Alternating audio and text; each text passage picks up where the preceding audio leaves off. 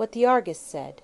The following report appeared in the Argus newspaper of Saturday, the 28th July, 18 Truth is said to be stranger than fiction, and certainly the extraordinary murder which took place in Melbourne on Thursday night, or rather Friday morning, goes a long way towards verifying this saying. A crime has been committed by an unknown assassin, within a short distance of the principal streets of this great city, and is surrounded by an impenetrable mystery. Indeed, from the nature of the crime itself, the place where it was committed, and the fact that the assassin has escaped without leaving a trace behind him, it would seem as though the case itself had been taken bodily from one of Gaboriau's novels, and that his famous detective Lecoq alone would be able to unravel it. The facts of the case are simply these.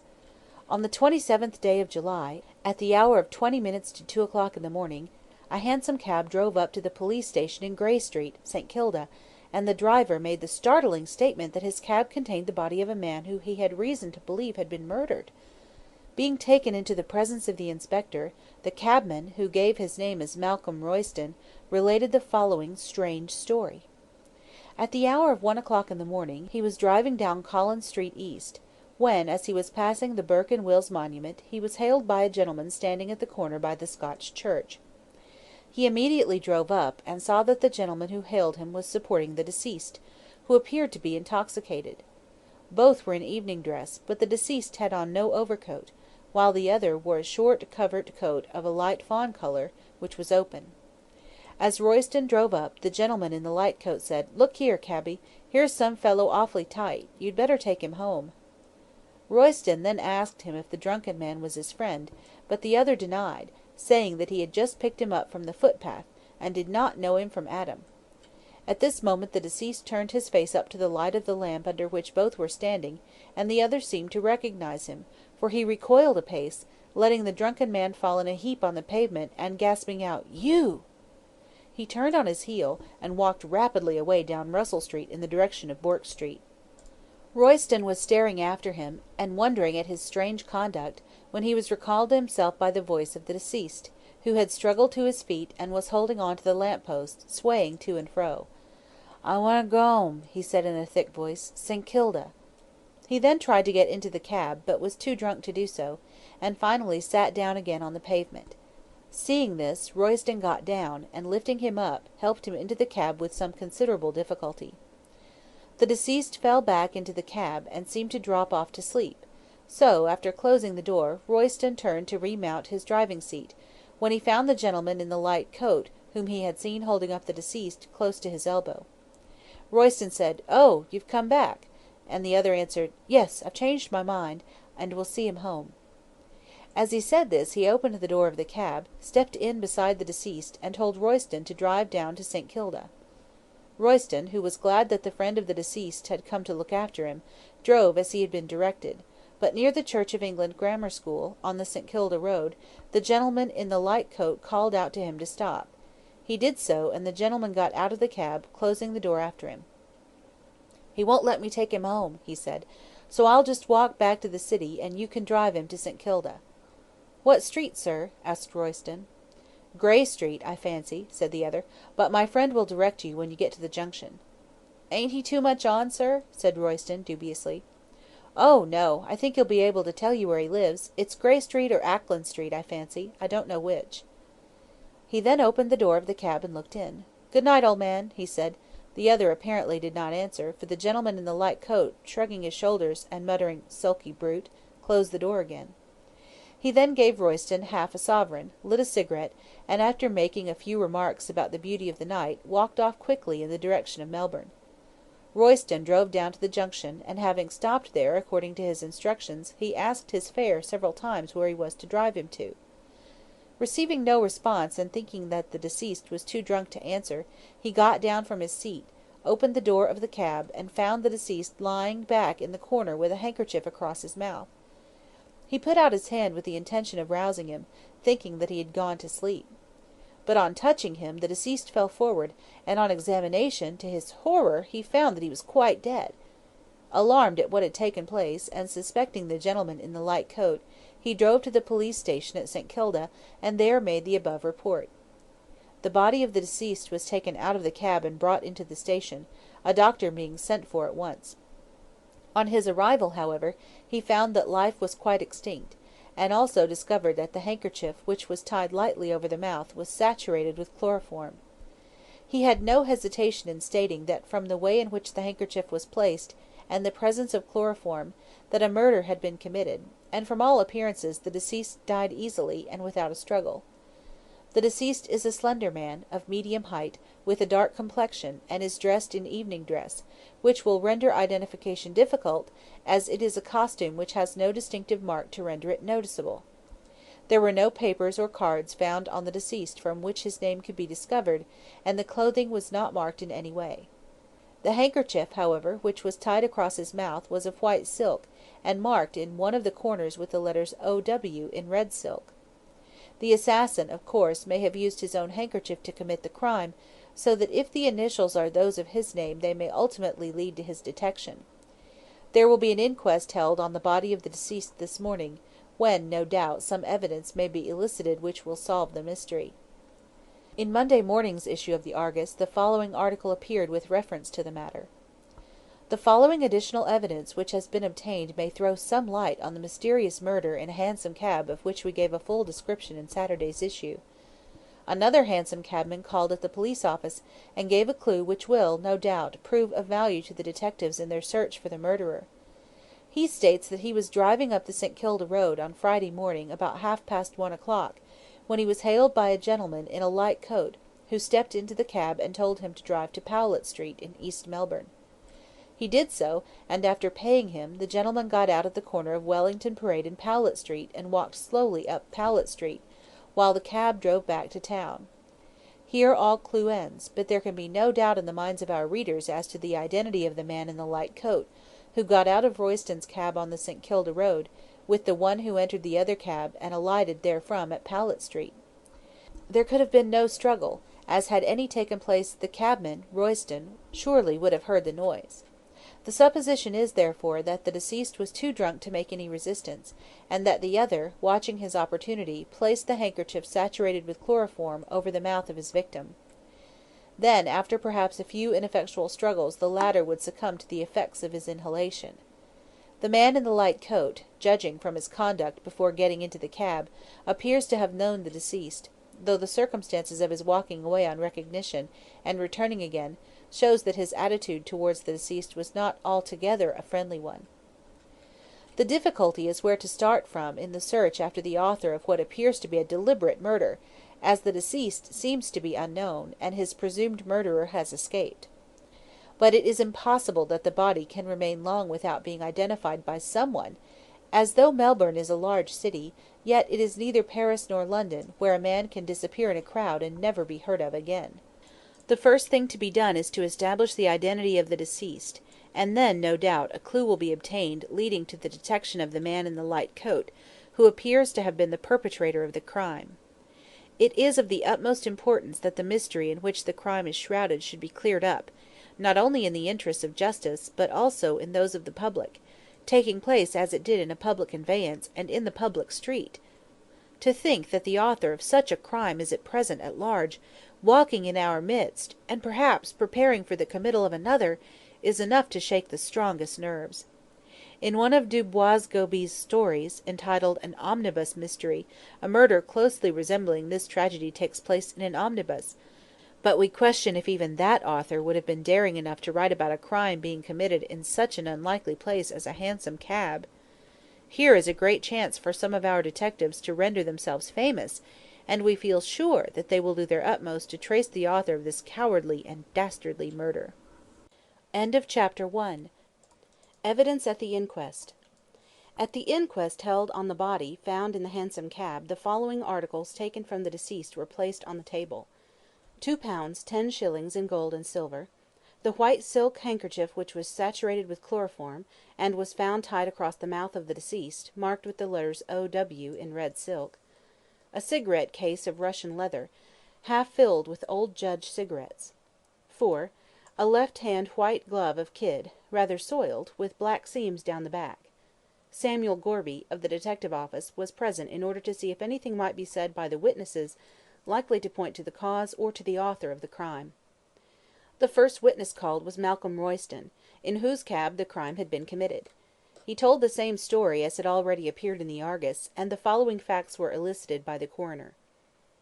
"Can you give a description of the gentleman in the light coat, who was holding the deceased when you drove up?"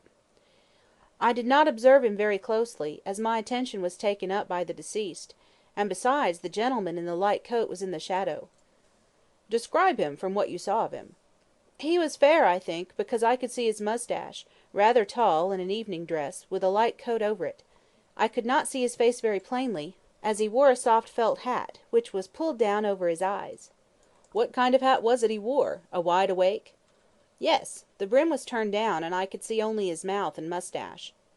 "What did he say when you asked him if he knew the deceased?" "He said he didn't, that he had just picked him up." "And afterwards he seemed to recognise him?" "Yes. When the deceased looked up he said, 'You!' and let him fall to the ground, then he walked away towards Bourke Street." "Did he look back?" "Not that I saw." "How long were you looking after him?" "About a minute." "And when did you see him again?" "After I put the deceased into the cab I turned round and found him at my elbow." "And what did he say?"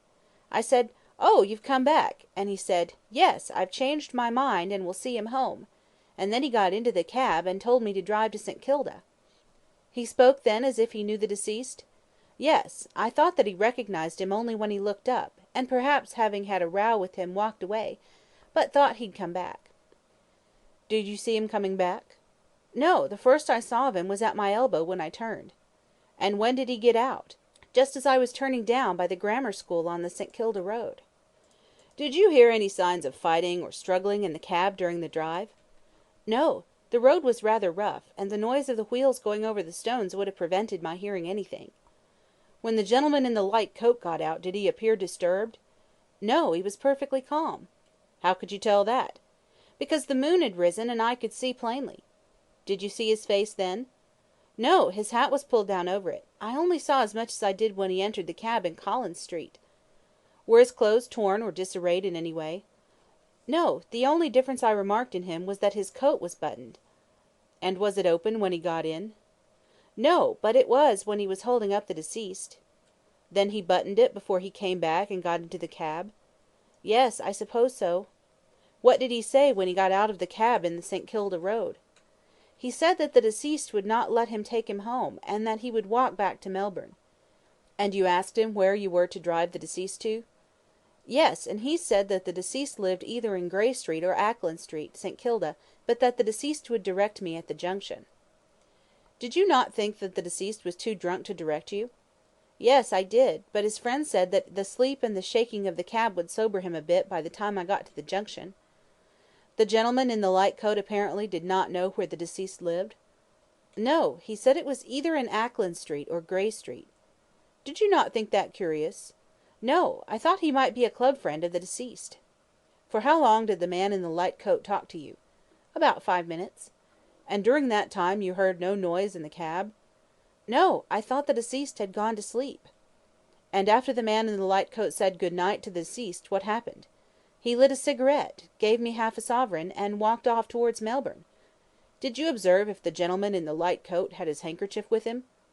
"Oh, yes, because he dusted his boots with it. The road was very dusty." "Did you notice any striking peculiarity about him?" "Well, no, except that he wore a diamond ring." "What was there peculiar about that?" "He wore it on the forefinger of the right hand, and I never saw it that way before." "When did you notice this?" "When he was lighting his cigarette." "How often did you call to the deceased when you got to the junction?" "3 or 4 times. I then got down, and found he was quite dead." "How was he lying?" "He was doubled up in the far corner of the cab, very much in the same position as I left him when I put him in. His head was hanging on one side, and there was a handkerchief across his mouth. When I touched him he fell into the other corner of the cab, and then I found that he was dead. I immediately drove to the St. Kilda police station and told the police." At the conclusion of Royston's evidence, during which Gorby had been continually taking notes, Robert Chinston was called. He deposed: "I am a duly qualified medical practitioner, residing in Collins Street East. I made a post-mortem examination of the body of the deceased on Friday." "That was within a few hours of his death?" "Yes, judging from the position of the handkerchief and the presence of chloroform, that the deceased had died from the effects of anaesthesia, and knowing how rapidly the poison evaporates, I made the examination at once. Go on, sir. Dr. Chinston. Externally, the body was healthy looking and well nourished. There were no marks of violence. The staining apparent at the back of the legs and trunk was due to post-mortem congestion. Internally, the brain was hyperanemic, and there was a considerable amount of congestion, especially apparent in the superficial vessels. There was no brain disease. The lungs were healthy, but slightly congested. On opening the thorax there was a faint, spirituous odour discernible. The stomach contained about a pint of completely digested food. The heart was flaccid. The right heart contained a considerable quantity of dark, fluid blood. There was a tendency to fatty degeneration of that organ. I am of the opinion that the deceased died from the inhalation of some such vapour as chloroform or methylene. You say there was a tendency to fatty degeneration of the heart? Would that have anything to do with the death of the deceased? Not of itself, but chloroform administered while the heart was in such a state would have a decided tendency to accelerate the fatal result. At the same time, I may mention that the post-mortem signs of poisoning by chloroform are most negative. Dr. Chinston was then permitted to retire, and Clement Rankin, another hansom cabman, was called. He deposed, "I am a cabman, living in Collingwood, and usually drive a hansom cab. I remember Thursday last, I had driven a party down to St. Kilda, and was returning about 1:30 o'clock. A short distance past the grammar school I was hailed by a gentleman in a light coat. He was smoking a cigarette, and told me to drive him to Powlett Street, East Melbourne. I did so, and he got out at the corner of Wellington Parade and Powlett Street. He paid me half a sovereign for my fare, and then walked up Powlett Street, while I drove back to town." "What time was it when you stopped at Powlett Street?" 2 o'clock exactly." "How do you know?" "Because it was still night, and I heard the post office clock strike 2 o'clock." "Did you notice anything peculiar about the man in the light coat?" "No. He looked just the same as anyone else. I thought he was some swell of the town out for a lark. His hat was pulled down over his eyes, and I could not see his face." "Did you notice if he wore a ring?" "Yes, I did. When he was handing me the half-sovereign I saw he had a diamond ring on the forefinger of his right hand." "He did not say why he was on the St. Kilda road at such an hour?" "No, he did not." Clement Rankin was then ordered to stand down, and the coroner then summed up in an address of half an hour's duration. There was, he pointed out, no doubt that the death of the deceased had resulted not from natural causes, but from the effects of poisoning. Only slight evidence had been obtained up to the present time regarding the circumstances of the case, but the only person who could be accused of committing the crime was the unknown man who entered the cab with the deceased on Friday morning at the corner of the Scotch Church, near the Burke and Wills monument. It had been proved that the deceased, when he entered the cab, was to all appearances in good health, though in a state of intoxication, and the fact that he was found by the cabman, Royston, after the man in the light coat had left the cab, with a handkerchief, saturated with chloroform, tied over his mouth, would seem to show that he had died through the inhalation of chloroform, which had been deliberately administered. All the obtainable evidence in the case was circumstantial, but nevertheless showed conclusively that a crime had been committed. Therefore, as the circumstances of the case pointed to one conclusion, the jury could not do otherwise than frame a verdict in accordance with that conclusion. The jury retired at 4 o'clock, and after an absence of a quarter of an hour returned with the following verdict: that the deceased, whose name there is no evidence to determine, died on the 27th of July from the effects of poison, namely, chloroform, feloniously administered by some person unknown, and the jury on their oaths say that the said unknown person feloniously, wilfully, and maliciously did murder the said deceased. End of Chapter 2. Read by Sibella Denton. £100 reward. V.R. Murder. £100 reward. Whereas, on Friday the 27th of July, the body of a man, name unknown, was found in a hansom cab, and whereas, at an inquest held at St. Kilda on the 30th day of July, a verdict of wilful murder against some person unknown was brought in by the jury. The deceased is of medium height, with a dark complexion, dark hair, clean shaved, has a mole on the left temple, and was dressed in evening dress. Notice is hereby given that a reward of £100 will be paid by the government for such information as will lead to the conviction of the murderer, who is presumed to be a man who entered the hansom cab with the deceased at the corner of Rawlins and Russell Streets on the morning of the 27th day of July. End of chapter 3. Read by Sibella Denton. Mr. Gorby makes a start.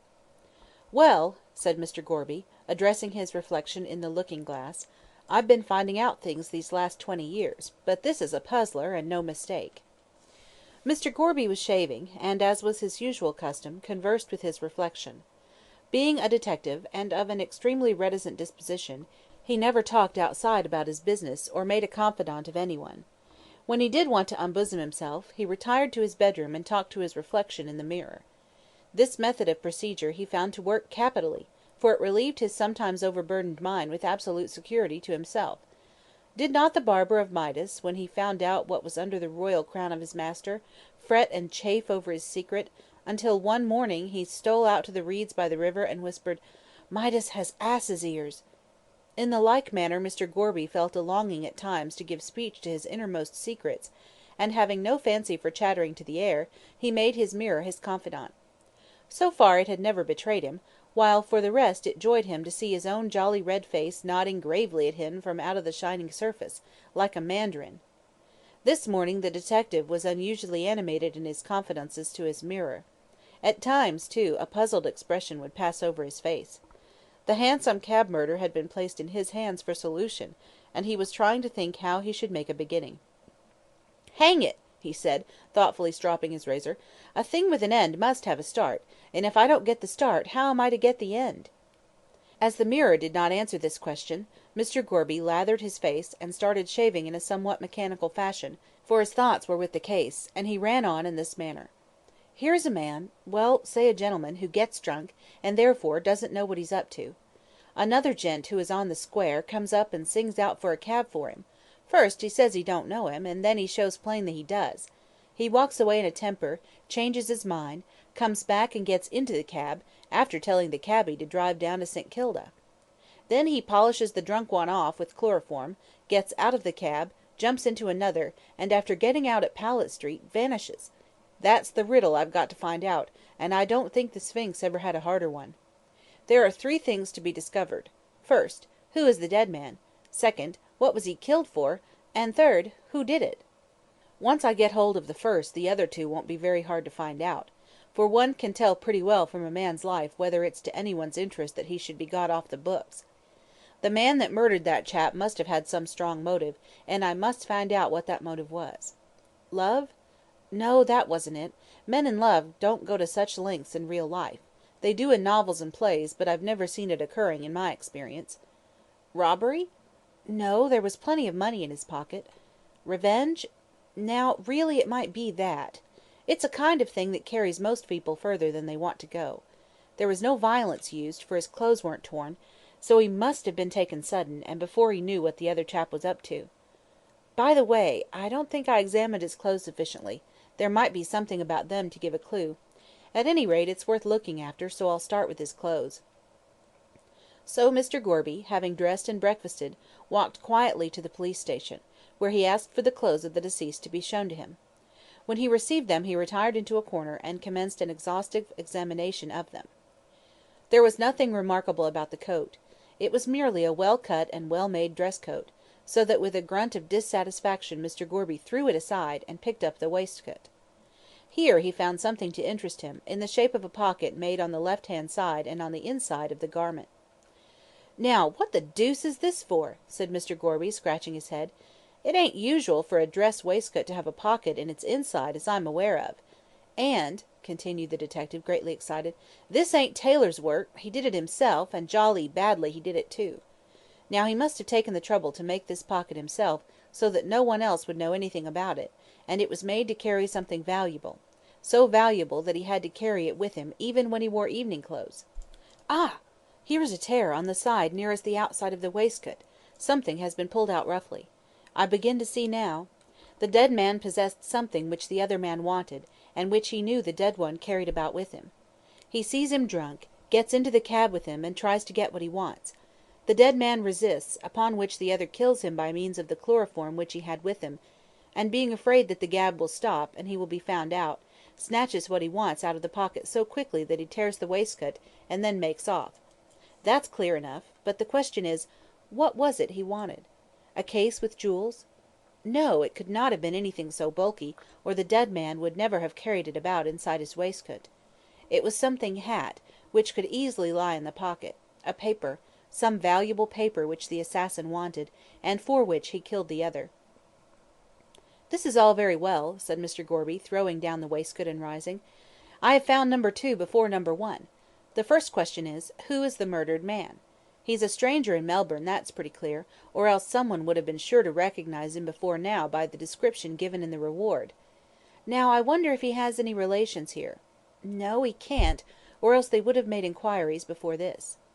Well, there's one thing certain, he must have had a landlady or landlord, unless he slept in the open air. He can't have lived in an hotel, as the landlord of any hotel in Melbourne would have recognised him from the description, especially when the whole place is ringing with the murder. Private lodgings more like, and a landlady who doesn't read the papers and doesn't gossip, or she'd have known all about it by this time. Now, if he did live, as I think, in private lodgings, and suddenly disappeared, his landlady wouldn't keep quiet. It's a whole week since the murder, and as the lodger has not been seen or heard of, the landlady will naturally make inquiries. If, however, as I surmise, the lodger is a stranger, she will not know where to inquire. Therefore, under these circumstances, the most natural thing for her to do would be to advertise for him, so I'll have a look at the newspapers." Mr. Gorby got a file of the different newspapers, and looked carefully through those columns in which missing friends and people who will hear something to their advantage are generally advertised for. "He was murdered," said Mr. Gorby to himself, "on a Friday morning, between 1 and 2 o'clock, so he might stay away till Monday without exciting any suspicion. On Monday, however, the landlady would begin to feel uneasy, and on Tuesday she would advertise for him. Therefore," said Mr. Gorby, running his fat finger down the column, "Wednesday it is." It did not appear in Wednesday's paper, neither did it in Thursday's, but in Friday's issue, exactly 1 week after the murder, Mr. Gorby suddenly came upon the following advertisement: "If Mr. Oliver Whyte does not return to Possum Villa, Grey Street, St. Kilda, before the end of the week, his rooms will be let again. Rubina Hableton." "Oliver Whyte," repeated Mr. Gorby slowly, "and the initials on the pocket handkerchief which was proved to have belonged to the deceased were O.W. So his name was Oliver Whyte, is it? Now I wonder if Rubina Hableton knows anything about this matter. At any rate," said Mr. Gorby, putting on his hat, "as I'm fond of sea breezes, I think I'll go down, and call at Possum Villa, Grey Street, St. Kilda." Chapter 4. Mrs. Hableton unbosoms herself. Mrs. Hableton was a lady with a grievance, as anybody who happened to become acquainted with her soon found out. It is Beaconsfield who says, in one of his novels, that no one is so interesting as when he is talking about himself, and judging Mrs. Hableton by this statement, she was an extremely fascinating individual, as she never by any chance talked upon any other subject. What was the threat of a Russian invasion to her, so long as she had her special grievance? Once let that be removed, and she would have time to attend to such minor details as affected the colony. Mrs. Hableton's particular grievance was want of money. Not by any means an uncommon one, you might remind her, but she snappishly would tell you that she knowed that, but some people weren't like other people. In time one came to learn what she meant by this. She had come to the colonies in the early days when the making of money in appreciable quantity was an easier matter than it is now. Owing to a bad husband, she had failed to save any. The late Mr. Hableton, for he had long since departed this life, had been addicted to alcohol, and at those times when he should have been earning, he was usually to be found in a drinking shanty spending his wife's earnings in shouting for himself and his friends. The constant drinking, and the hot Victorian climate, soon carried him off, and when Mrs. Hableton had seen him safely underground in the Melbourne cemetery, she returned home to survey her position, and see how it could be bettered. She gathered together a little money from the wreck of her fortune, and, land being cheap, purchased a small section at St. Kilda, and built a house on it. She supported herself by going out charing, taking in sewing, and acting as a sick nurse.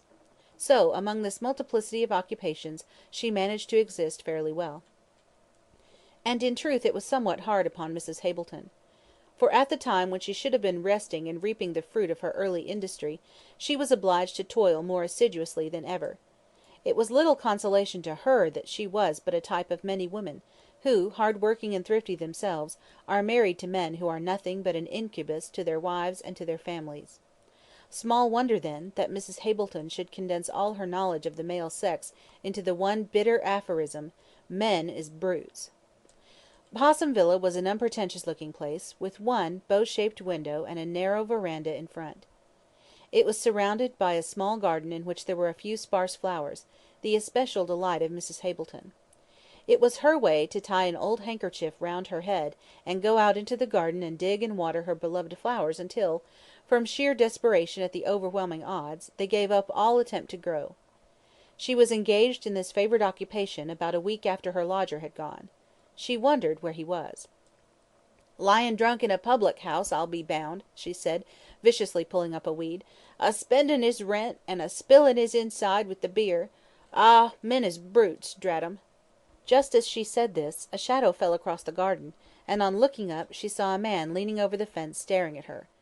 "Get out," she said, sharply, rising from her knees and shaking her trowel at the intruder. "I don't want no apples to-day, and I don't care how cheap you sells 'em." Mrs. Hableton evidently laboured under the delusion that the man was a hawker, but seeing no handcart with him, she changed her mind.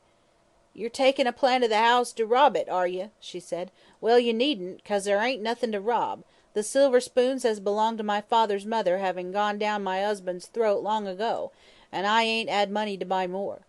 I'm a lone person as is put on by brutes like you, and I'll thank you to leave the fence I bought with my own 'ard-earned money alone, and get out." Mrs. Hableton stopped short for want of breath, and stood shaking her trowel, and gasping like a fish out of water. "My dear lady," said the man at the fence, mildly, "are you—" "No, I ain't," retorted Mrs. Hableton, fiercely. "I ain't neither a member of the 'Ouse nor a school teacher to answer your questions. I'm a woman as pays my rates and taxes, and don't gossip nor read your rubbishin' newspapers, nor care for the rushings, nohow, so get out." "Don't read the papers," repeated the man in a satisfied tone. "Ah, that accounts for it." Mrs. Hableton stared suspiciously at the intruder. He was a burly-looking man, with a jovial red face, clean-shaven, and his sharp, shrewd-looking grey eyes twinkled like two stars.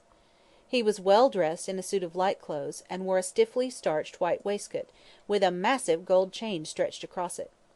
Altogether, he gave Mrs. Hableton, finally, the impression of being a well-to-do tradesman, and she mentally wondered what he wanted. "What do you want?" she asked, abruptly. "Does Mr. Oliver Whyte live here?" asked the stranger. "He do, and he don't," answered Mrs. Hableton, epigrammatically. "I ain't seen him for over a week, and I suppose he's gone on the drink, like the rest of 'em, but I've put something in the paper as 'll pull him up pretty sharp, and let him know I ain't a carpet to be trod on, and if you're a friend of him, you can tell him from me he's a brute, and it ain't no more but what I've expected of him, he bein' a male." The stranger waited placidly during the outburst, and Mrs. Hableton, having stopped for want of breath, he interposed quietly, "Can I speak to you for a few moments?" "And who's a stoppin' of you?" said Mrs. Hableton, defiantly. "Go on with you, not as I expects the truth from a male, but go on." "Well, really," said the other, looking up at the cloudless blue sky, and wiping his face with a gaudy red silk pocket handkerchief, "it is rather hot, you know, and—" Mrs. Hableton did not give him time to finish, but walking to the gate, opened it with a jerk. "Use your legs and walk in," she said, and the stranger having done so, she led the way into the house, and into a small neat sitting room, which seemed to overflow with antimacassars, wool mats, and wax flowers.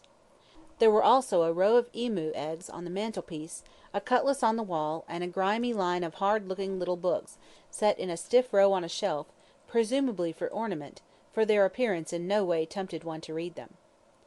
The furniture was of horsehair, and everything was hard and shiny, so when the stranger sat down on the slippery-looking armchair that Mrs. Hableton pushed toward him, he could not help thinking it had been stuffed with stones, it felt so cold and hard. The lady herself sat opposite to him in another hard chair, and having taken the handkerchief off her head, folded it carefully, laid it on her lap, and then looked straight at her unexpected visitor. "Now then," she said, letting her mouth fly open so rapidly that it gave one the impression that it was moved by strings like a marionette, "who are you? What are you? And what do you want?" The stranger put his red silk handkerchief into his hat, placed it on the table, and answered deliberately, "My name is Gorby. I am a detective. I want Mr. Oliver Whyte." "He ain't here," said Mrs. Hableton, thinking that Whyte had got into trouble, and was in danger of arrest. "I know that," answered Mr. Gorby. "Then where is he?" Mr. Gorby answered abruptly, and watched the effect of his words. "He is dead." Mrs. Hableton grew pale, and pushed back her chair.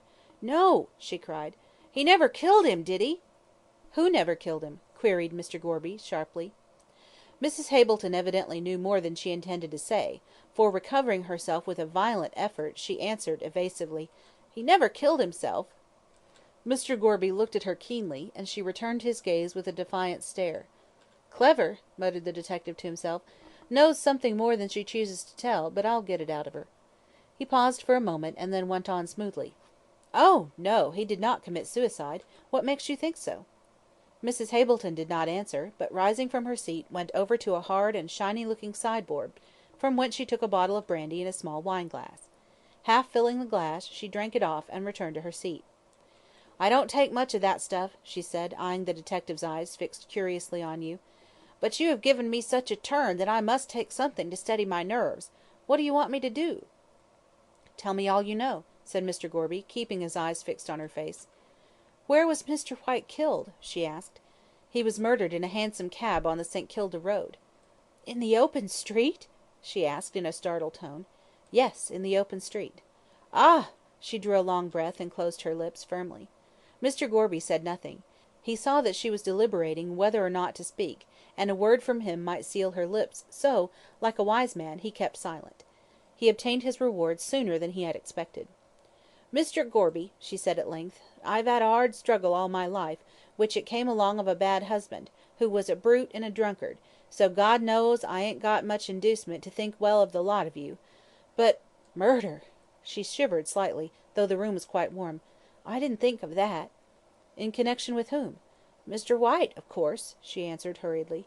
"And who else?" "I don't know." "Then there is nobody else?" "Well, I don't know. I'm not sure." The detective was puzzled. "What do you mean?" he asked. "I will tell you all I know," said Mrs. Hableton, "and if he's innocent, God will help him." "If who is innocent?"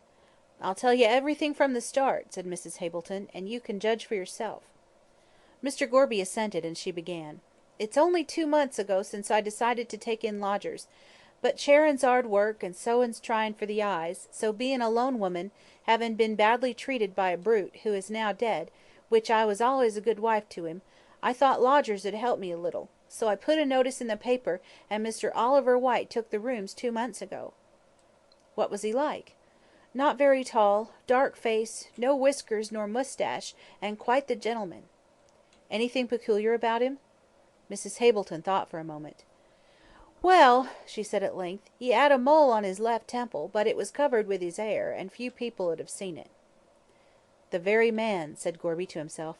"I'm on the right path." "Mr. White said he had just come from England," went on the woman. "Which," thought Gorby, "accounts for the corpse not being recognised by friends."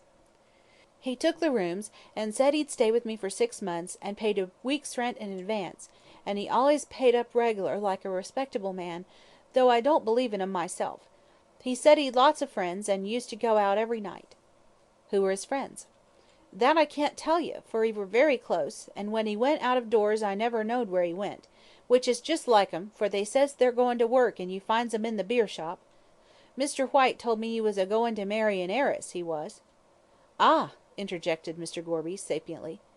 "He 'ad only one friend as I ever saw, a Mr. Moreland, who comed with him, and was allays with him, brother like." "What is this Mr. Moreland like?" "Good looking enough," said Mrs. Hableton sourly, "but his 'abits weren't as good as his face. 'Andsome is as 'andsome does, is what I says." "I wonder if he knows anything about this affair," thought Gorby to himself. "Where is Mr. Moreland to be found?" he asked. "Not knowin', can't tell," retorted the landlady. "He used to be 'ere reg'lar, but I ain't seen him for over a week." "Strange! Very," said Gorby, shaking his head. "I should like to see this Mr. Moreland. I suppose it's probable he'll call again?" "'Abit bein' second nature, I s'pose he will," answered the woman. "He might call at any time, mostly 'aving called at night." "Ah! then I'll come down this evening on chance of seeing him," replied the detective. "Coincidences happen in real life as well as novels, and the gentleman in question may turn up in the nick of time. Now, what else about Mr. White?" "About 2 weeks ago, or 3, I'm not certain which, a gentleman called to see Mr. White. He was very tall, and wore a light coat." "Ah! a morning coat?" "No, he was in evening dress, and wore a light coat over it, and a soft 'at." "The very man," said the detective below his breath. "Go on." He went into Mr. White's room and shut the door. I don't know how long they were talking together, but I was sitting in this very room and heard their voices get angry, and they were a-swearing at one another, which is the way with men, the brutes. I got up and went into the passage in order to ask 'em not to make such a noise, when Mr. White's door opens, and the gentleman in the light coat comes out, and bangs along to the door. Mr. White, 'e comes to the door of his room, and he 'ollers out, 'She is mine, you can't do anything,' and the other turns with his 'and on the door and says, 'I can kill you, and if you marry her I'll do it, even in the open street.'" "Ah!" said Mr. Gorby, drawing a long breath, "and then?" "Then he bangs the door to, which it's never shut easy since, and I ain't got no money to get it put right, and Mr. White walks back to his room, laughing." "Did he make any remark to you?" "No, except he'd been worried by a lunatic." "And what was the stranger's name?" "That I can't tell you, as Mr. White never told me. He was very tall, with a fair moustache, and dressed as I told you." Mr. Gorby was satisfied. "That is the man," he said to himself, "who got into the hansom cab and murdered White, there's no doubt of it. White and he were rivals for the heiress." "What do you think of it?" said Mrs. Hableton, curiously. "I think," said Mr. Gorby slowly, with his eyes fixed on her, "I think that there is a woman at the bottom of this crime." Chapter 6. Mr. Gorby makes further discoveries. When Mr. Gorby left Possum Villa, no doubt remained in his mind as to who had committed the murder. The gentleman in the light coat had threatened to murder White, even in the open street, these last words being especially significant, and there was no doubt that he had carried out his threat. The committal of the crime was merely the fulfilment of the words uttered in anger. What the detective had now to do was to find who the gentleman in the light coat was, where he lived, and that done, to ascertain his doings on the night of the murder.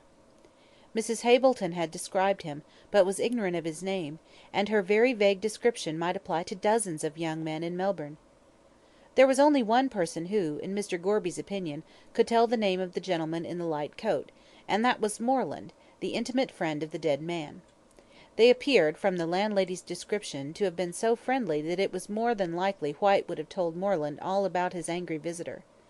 Besides, Moreland's knowledge of his dead friend's life and habits might be able to supply information on 2 points, namely, who was most likely to gain by White's death, and who the heiress was that the deceased boasted he would marry.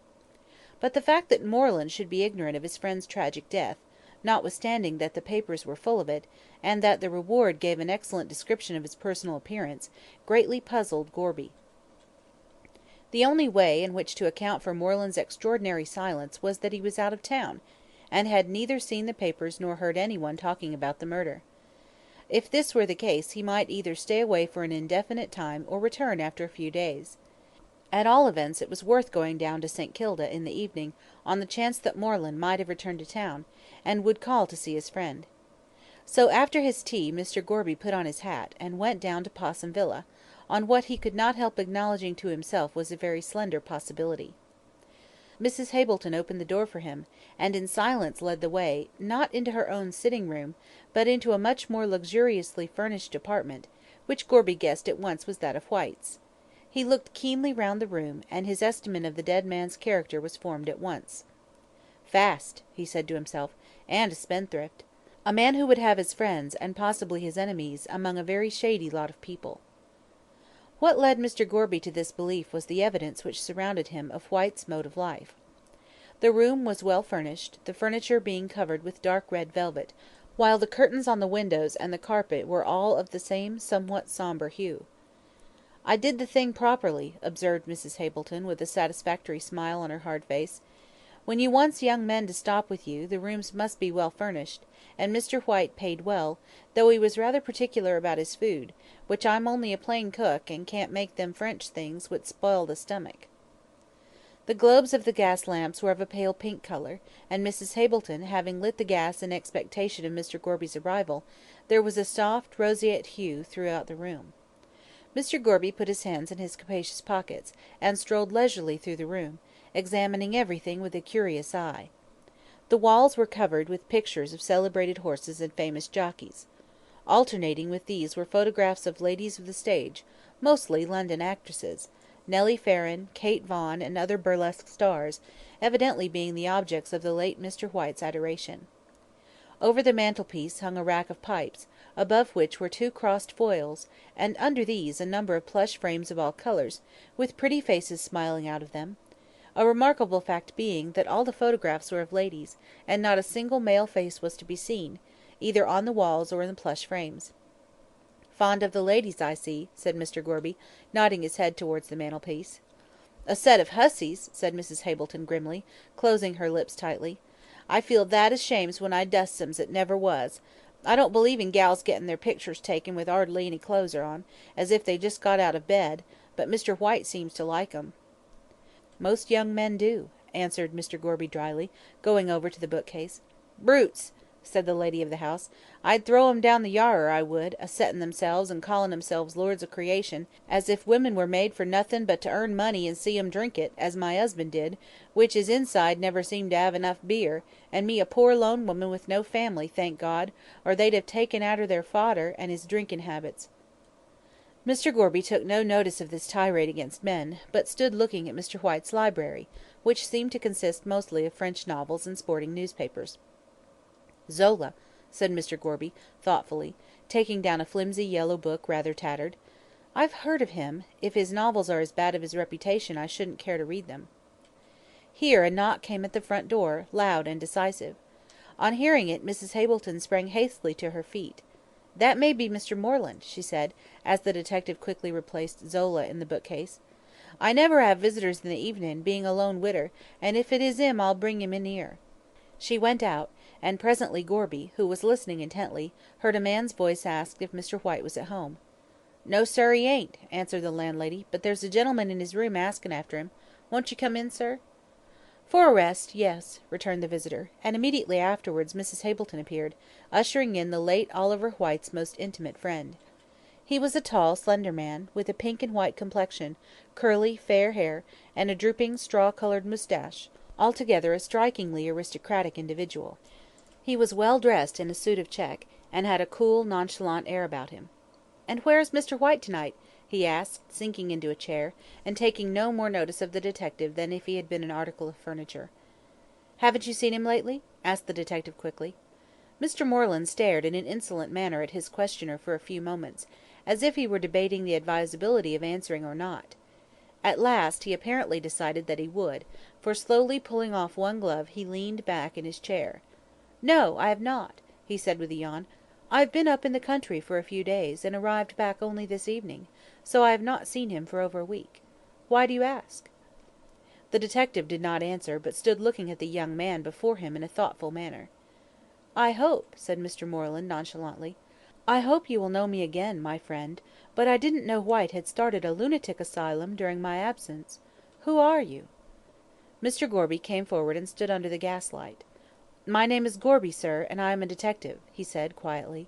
"Ah, indeed!" said Moreland, coolly looking him up and down. "What has White been doing, running away with some one's wife, eh? I know he has a little weakness of the sort." Gorby shook his head. "Do you know where Mr. White is to be found?" he asked, cautiously. Moreland laughed. "Not I, my friend," he said, lightly. "I presume he is somewhere about here, as these are his headquarters. What has he been doing? Nothing that can surprise me, I assure you. He was always an erratic individual, and—" "He paid regular," interrupted Mrs. Hableton, pursing up her lips. "A most enviable reputation to possess," answered the other, with a sneer, "and one I'm afraid I'll never enjoy. But why all this questioning about White? What's the matter with him?" "He's dead," said Gorby, abruptly. All Moreland's nonchalance vanished on hearing this, and he started up from his chair. "Dead!" he repeated, mechanically. "What do you mean?" "I mean that Mr. Oliver White was murdered in a hansom cab." Moreland stared at the detective in a puzzled sort of way, and passed his hand across his forehead.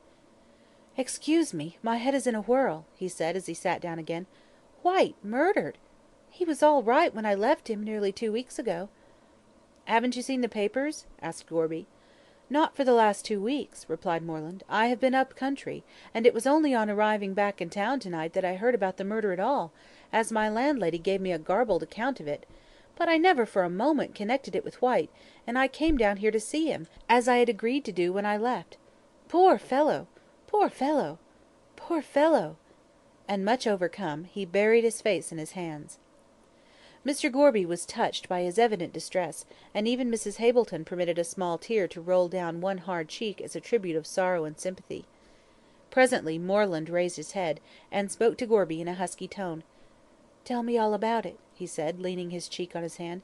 "Everything you know." He placed his elbows on the table, and buried his face in his hands again, while the detective sat down and related all that he knew about Whyte's murder. When it was done he lifted up his head, and looked sadly at the detective. "If I had been in town," he said, "this would not have happened, for I was always beside Whyte." "You knew him very well, sir?" said the detective in a sympathetic tone. "We were like brothers," replied Moreland, mournfully. "I came out from England in the same steamer with him, and used to visit him constantly here." Mrs. Hableton nodded her head to imply that such was the case. "In fact," said Moreland, after a moment's thought, "I believe I was with him on the night he was murdered." Mrs. Hableton gave a slight scream, and threw her apron over her face, but the detective sat unmoved, though Moreland's last remark had startled him considerably. "What's the matter?" said Moreland, turning to Mrs. Hableton. "Don't be afraid. I didn't kill him. No, but I met him last Thursday week, and I left for the country on Friday morning at 6:30. "And what time did you meet Whyte on Thursday night?" asked Gorby. "Let me see," said Moreland, crossing his legs and looking thoughtfully up to the ceiling. "It was about 9:30 o'clock. I was in the Orient Hotel in Burke Street. We had a drink together, and then went up the street to an hotel in Russell Street, where we had another. In fact," said Moreland, coolly, "we had several other drinks." "Brutes!" muttered Mrs. Hableton below her breath. "Yes," said Gorby, placidly. "Go on." "Well, it's hardly the thing to confess it," said Moreland, looking from one to the other with a pleasant smile, "but in a case like this I feel it my duty to throw all social scruples aside. We both became very drunk." "Ah! Whyte was, as we know, drunk when he got into the cab. And you?" "I was not quite so bad as Whyte," answered the other. "I had my senses about me. I fancy he left the hotel some minutes before 1 o'clock on Friday morning." "And what did you do?" "I remained in the hotel. He left his overcoat behind him, and I picked it up and followed him shortly afterwards, to return it. I was too drunk to see in which direction he had gone, and stood leaning against the hotel door in Bourke Street, with the coat in my hand. Then someone came up, and snatching the coat from me, made off with it, and the last thing I remember was shouting, 'Stop, thief!' Then I must have fallen down, for the next morning I was in bed with all my clothes on, and they were very muddy. I got up and left town for the country by the 6:30 train, so I knew nothing about the matter until I came back to Melbourne tonight. That's all I know." "And you had no impression that Whyte was watched that night?" "No, I had not," answered Moreland, frankly. "He was in pretty good spirits, though he was put out at first." "What was the cause of his being put out?" Moreland arose, and going to a side table, brought Whyte's album, which he laid on the table and opened in silence. The contents were very much the same as the photographs in the room, burlesque actresses and ladies of the ballet predominating; but Mr. Moreland turned over the pages till nearly the end, when he stopped at a large cabinet photograph, and pushed the album towards Mr. Gorby. "That was the cause," he said. It was the portrait of a charmingly pretty girl, dressed in white, with a sailor hat on her fair hair, and holding a lawn tennis racket. She was bending half forward with a winning smile, and in the background bloomed a mass of tropical plants. Mrs. Hableton uttered a cry of surprise at seeing this. "Why, it's Miss Frettleby," she said. "How did he know her?" "Knew her father, letter of introduction, and all that sort of thing," said Mr. Moreland, glibly. "Ah, indeed," said Mr. Gorby, slowly. "So Mr. Whyte knew Mark Frettleby, the millionaire; but how did he obtain a photograph of the daughter?" "She gave it to him," said Moreland. "The fact is, Whyte was very much in love with Miss Frettleby." "And she—" "Was in love with someone else," finished Moreland. "Exactly. She loved a Mr. Brian Fitzgerald, to whom she is now engaged. He was mad on her, and Whyte and he used to quarrel desperately over the young lady." "Indeed," said Mr. Gorby. "And do you know this Mr. Fitzgerald?" "Oh dear, no," answered the other, coolly. "Whyte's friends were not mine. He was a rich young man who had good introductions. I am only a poor devil on the outskirts of society, trying to push my way in the world." "You are acquainted with his personal appearance, of course," observed Mr. Gorby. "Oh yes, I can describe that," said Moreland. "In fact, he's not at all unlike me, which I take to be rather a compliment, as he is said to be good looking. He is tall, rather fair, talks in a bored sort of manner, and is altogether what one would call a heavy swell. But you must have seen him," he went on, turning to Mrs. Hableton. "He was here 3 or 4 weeks ago, White told me."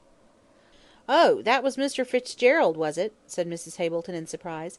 "Yes, he is rather like you. The lady they quarrelled over must have been Miss Frettleby."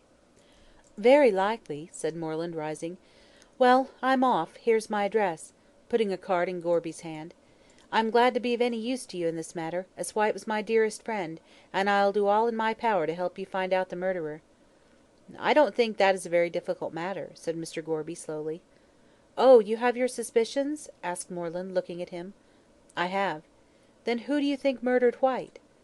Mr. Gorby paused a moment, and then said deliberately, "I have an idea, but I'm not certain. When I'm certain I'll speak." "You think Fitzgerald killed my friend," said Moreland. "I see it in your face." Mr. Gorby smiled. "Perhaps," he said, ambiguously. "Wait till I am certain." Chapter 7 The Wool King. The old Greek legend of Midas turning everything he touched into gold is truer than most people imagine. Medieval superstition changed the human being who possessed such a power into the philosopher's stone, the stone which so many alchemists sought in the Dark Ages. But we of the 19th century have given back into human hands this power of transformation. But we do not ascribe it either to a Greek deity or to superstition; we call it luck. And he who possesses luck should be happy notwithstanding the proverb which hints to the contrary. Luck means more than riches; it means happiness in most of those things which the fortunate possessor of it may choose to touch. Should he speculate, he is successful; if he marry, his wife will surely prove everything to be desired; should he aspire to a position, social or political, he not only attains it, but does so with comparative ease. Worldly wealth, domestic happiness, high position, and complete success, all these things belong to the man who has luck. Mark Frettleby was one of those fortunate individuals, and his luck was proverbial throughout Australia. If there was any speculation for which Mark Frettleby went in, other men would surely follow, and in every case the result turned out as well, and in many cases even better than they expected. He had come out in the early days of the colony with comparatively little money, but his great perseverance and never failing luck had soon changed his hundreds into thousands, and now at the age of 55 he did not himself know the extent of his income. He had large stations scattered all over the colony of Victoria, which brought him in a splendid income, a charming country house, where at certain seasons of the year he dispensed hospitality to his friends, and a magnificent town house down in St. Kilda, which would not have been unworthy of Park Lane. Nor were his domestic relations less happy. He had a charming wife, who was one of the best known and most popular ladies of Melbourne, and an equally charming daughter, who, being both pretty and an heiress, naturally attracted crowds of suitors. But Madge Frettleby was capricious, and refused innumerable offers. Being an extremely independent young person, with a mind of her own, she decided to remain single, as she had not yet seen anyone she could love, and with her mother continued to dispense the hospitality of the mansion at St. Kilda. But the fairy prince comes at length to every woman, and in this instance he came at his appointed time, in the person of one Brian Fitzgerald, a tall, handsome, fair-haired young man hailing from Ireland. He had left behind him in the old country a ruined castle and a few acres of barren land, inhabited by discontented tenants, who refused to pay the rent, and talked darkly about the land league and other agreeable things. Under these circumstances, with no rent coming in, and no prospect of doing anything in the future, Brian had left the castle of his forefathers to the rats and the family at Banshee, and had come out to Australia to make his fortune. He brought letters of introduction to Mark Frettleby, and that gentleman, taking a fancy to him, assisted him by every means in his power. Under Frettleby's advice Brian bought a station, and to his astonishment in a few years he found himself growing rich. The Fitzgeralds had always been more famous for spending than for saving, and it was an agreeable surprise to their latest representative to find the money rolling in, instead of out. He began to indulge in castles in the air concerning that other castle in Ireland, with the barren acres and discontented tenants. In his mind's eye he saw the old place rise up in all its pristine splendour from out its ruins. He saw the barren acres well cultivated, and the tenants happy and content. He was rather doubtful on this latter point, but with the rash confidence of 8 and 20, determined to do his best to perform even the impossible. Having built and furnished his castle in the air, Brian naturally thought of giving it a mistress, and this time actual appearance took the place of vision. He fell in love with Madge Frettleby, and having decided in his own mind that she and none other was fitted to grace the visionary halls of his renovated castle, he watched his opportunity, and declared himself. She, womanlike, coquetted with him for some time, but at last, unable to withstand the impetuosity of her Irish lover, confessed in a low voice, with a pretty smile on her face, that she could not live without him. Whereupon, well, lovers being of a conservative turn of mind, and accustomed to observe the traditional forms of wooing, the result can easily be guessed. Brian hunted all over the jewellers' shops in Melbourne with lover-like assiduity, and having obtained a ring wherein were set turquoise stones as blue as his own eyes, he placed it on her slender finger, and at last felt that his engagement was an accomplished fact. He next proceeded to interview the father, and had just screwed up his courage to the awful ordeal, when something occurred which postponed the interview indefinitely. Mrs. Frettleby was out driving, and the horses took fright and bolted. The coach and groom both escaped unhurt, but Mrs. Frettleby was thrown out and killed instantly. This was the first really great trouble which had fallen on Mark Frettleby, and he seemed stunned by it. Shutting himself up in his room, he refused to see anyone, even his daughter, and appeared at the funeral with a white and haggard face, which shocked everyone. When everything was over, and the body of the late Mrs. Frettleby was consigned to the earth, with all the pomp and ceremony which money could give, the bereaved husband rode home, and resumed his old life. But he was never the same again. His face, which had always been so genial and so bright, became stern and sad. He seldom smiled, and when he did, it was a faint, wintry smile, which seemed mechanical. His whole interest in life was centred in his daughter. She became the sole mistress of the St. Kilda mansion, and her father idolised her. She was apparently the one thing left to him which gave him a pleasure in existence. In truth, had it not been for her bright presence, Mark Frettleby would have been lying beside his dead wife in the quiet graveyard. After a time, Brian again resolved to ask Mr. Frettleby for the hand of his daughter. But for the second time fate interposed. A rival suitor made his appearance, and Brian's hot Irish temper rose in anger at him. Mr. Oliver White had come out from England a few months previously, bringing with him a letter of introduction to Mr. Frettleby, who received him hospitably, as was his custom. Taking advantage of this, White lost no time in making himself perfectly at home in the St. Kilda mansion. From the outset, Brian took a dislike to the newcomer. He was a student of Latimer, and prided himself on his perspicuity in reading character. His opinion of White was anything but flattering to that gentleman, while Madge shared his repulsion towards the newcomer. On his part, Mr. White was nothing if not diplomatic. He affected not to notice the coldness of Madge's reception of him. On the contrary, he began to pay her the most marked attentions, much to Brian's disgust. At length he asked her to be his wife, and notwithstanding her prompt refusal, spoke to her father on the subject. Much to the astonishment of his daughter, Mr. Frettleby not only consented to White paying his addresses to Madge, but gave that young lady to understand that he wished her to consider his proposals favourably. In spite of all Madge could say, he refused to alter his decision, and White, feeling himself safe, began to treat Brian with an insolence which was highly galling to Fitzgerald's proud nature. He had called on White at his lodgings, and after a violent quarrel he had left the house vowing to kill him, should he marry Madge Frettleby. The same night Fitzgerald had an interview with Mr. Frettleby. He confessed that he loved Madge, and that his love was returned. So, when Madge added her entreaties to Brian's, Mr. Frettleby found himself unable to withstand the combined forces, and gave his consent to their engagement. White was absent in the country for the next few days after his stormy interview with Brian, and it was only on his return that he learnt that Madge was engaged to his rival. He saw Mr. Frettleby, and having learnt from his own lips that such was the case, he left the house at once, and swore that he would never enter it again. He little knew how prophetic were his words, for on that same night he met his death in the Hansom Cab. He had passed out of the life of both of the lovers, and they, glad that he troubled them no more, never suspected for a moment that the body of the unknown man found in Royston's cab was that of Oliver White.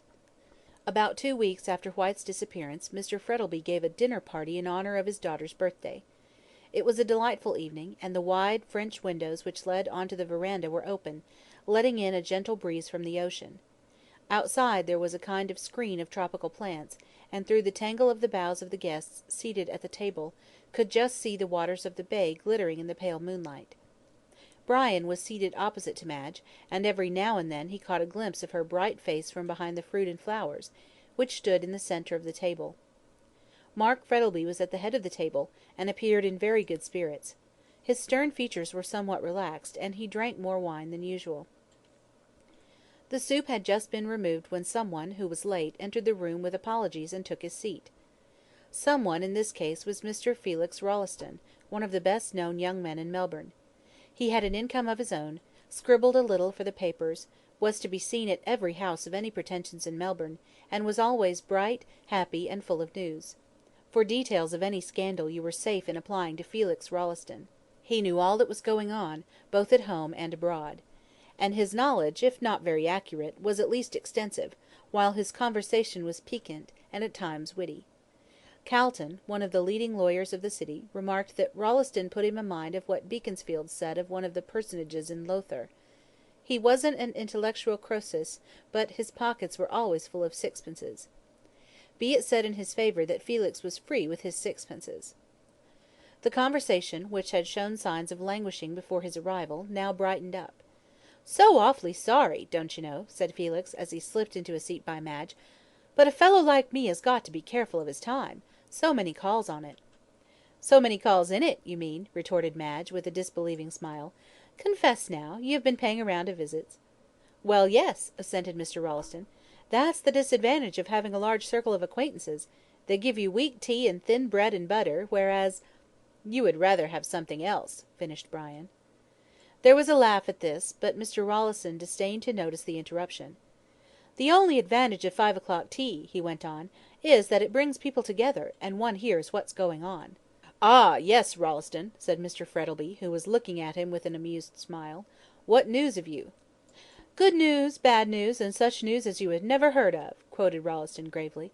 "Yes, I have a bit of news. Haven't you heard it?" Rolleston felt he held sensation in his hands. There was nothing he liked better. "Well, do you know," he said, gravely fixing in his eyeglass, "they have found out the name of the fellow who was murdered in the Hansom Cab."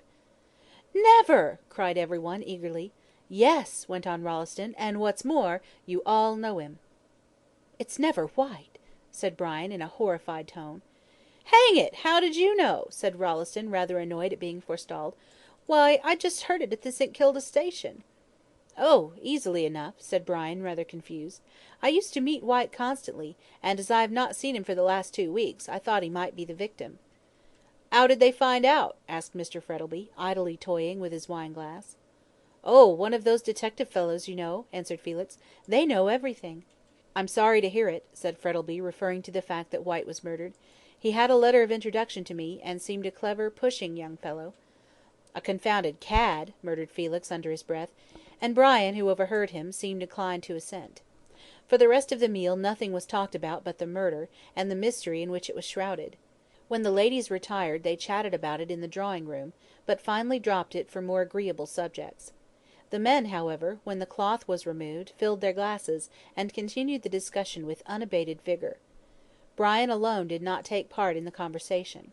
He sat moodily staring at his untasted wine, wrapped in a brown study.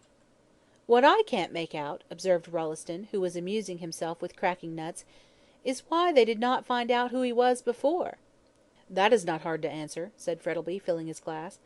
"He was comparatively little known here, as he had been out from England such a short time, and I fancy that this was the only house at which he visited."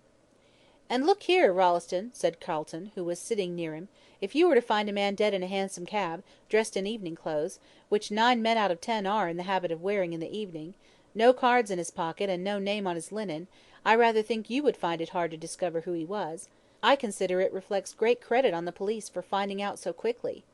"Puts one in mind of the Leavenworth case, and all that sort of thing," said Felix, whose reading was of the lightest description. "Awfully exciting, like putting a Chinese puzzle together. Gad, I wouldn't mind being a detective myself."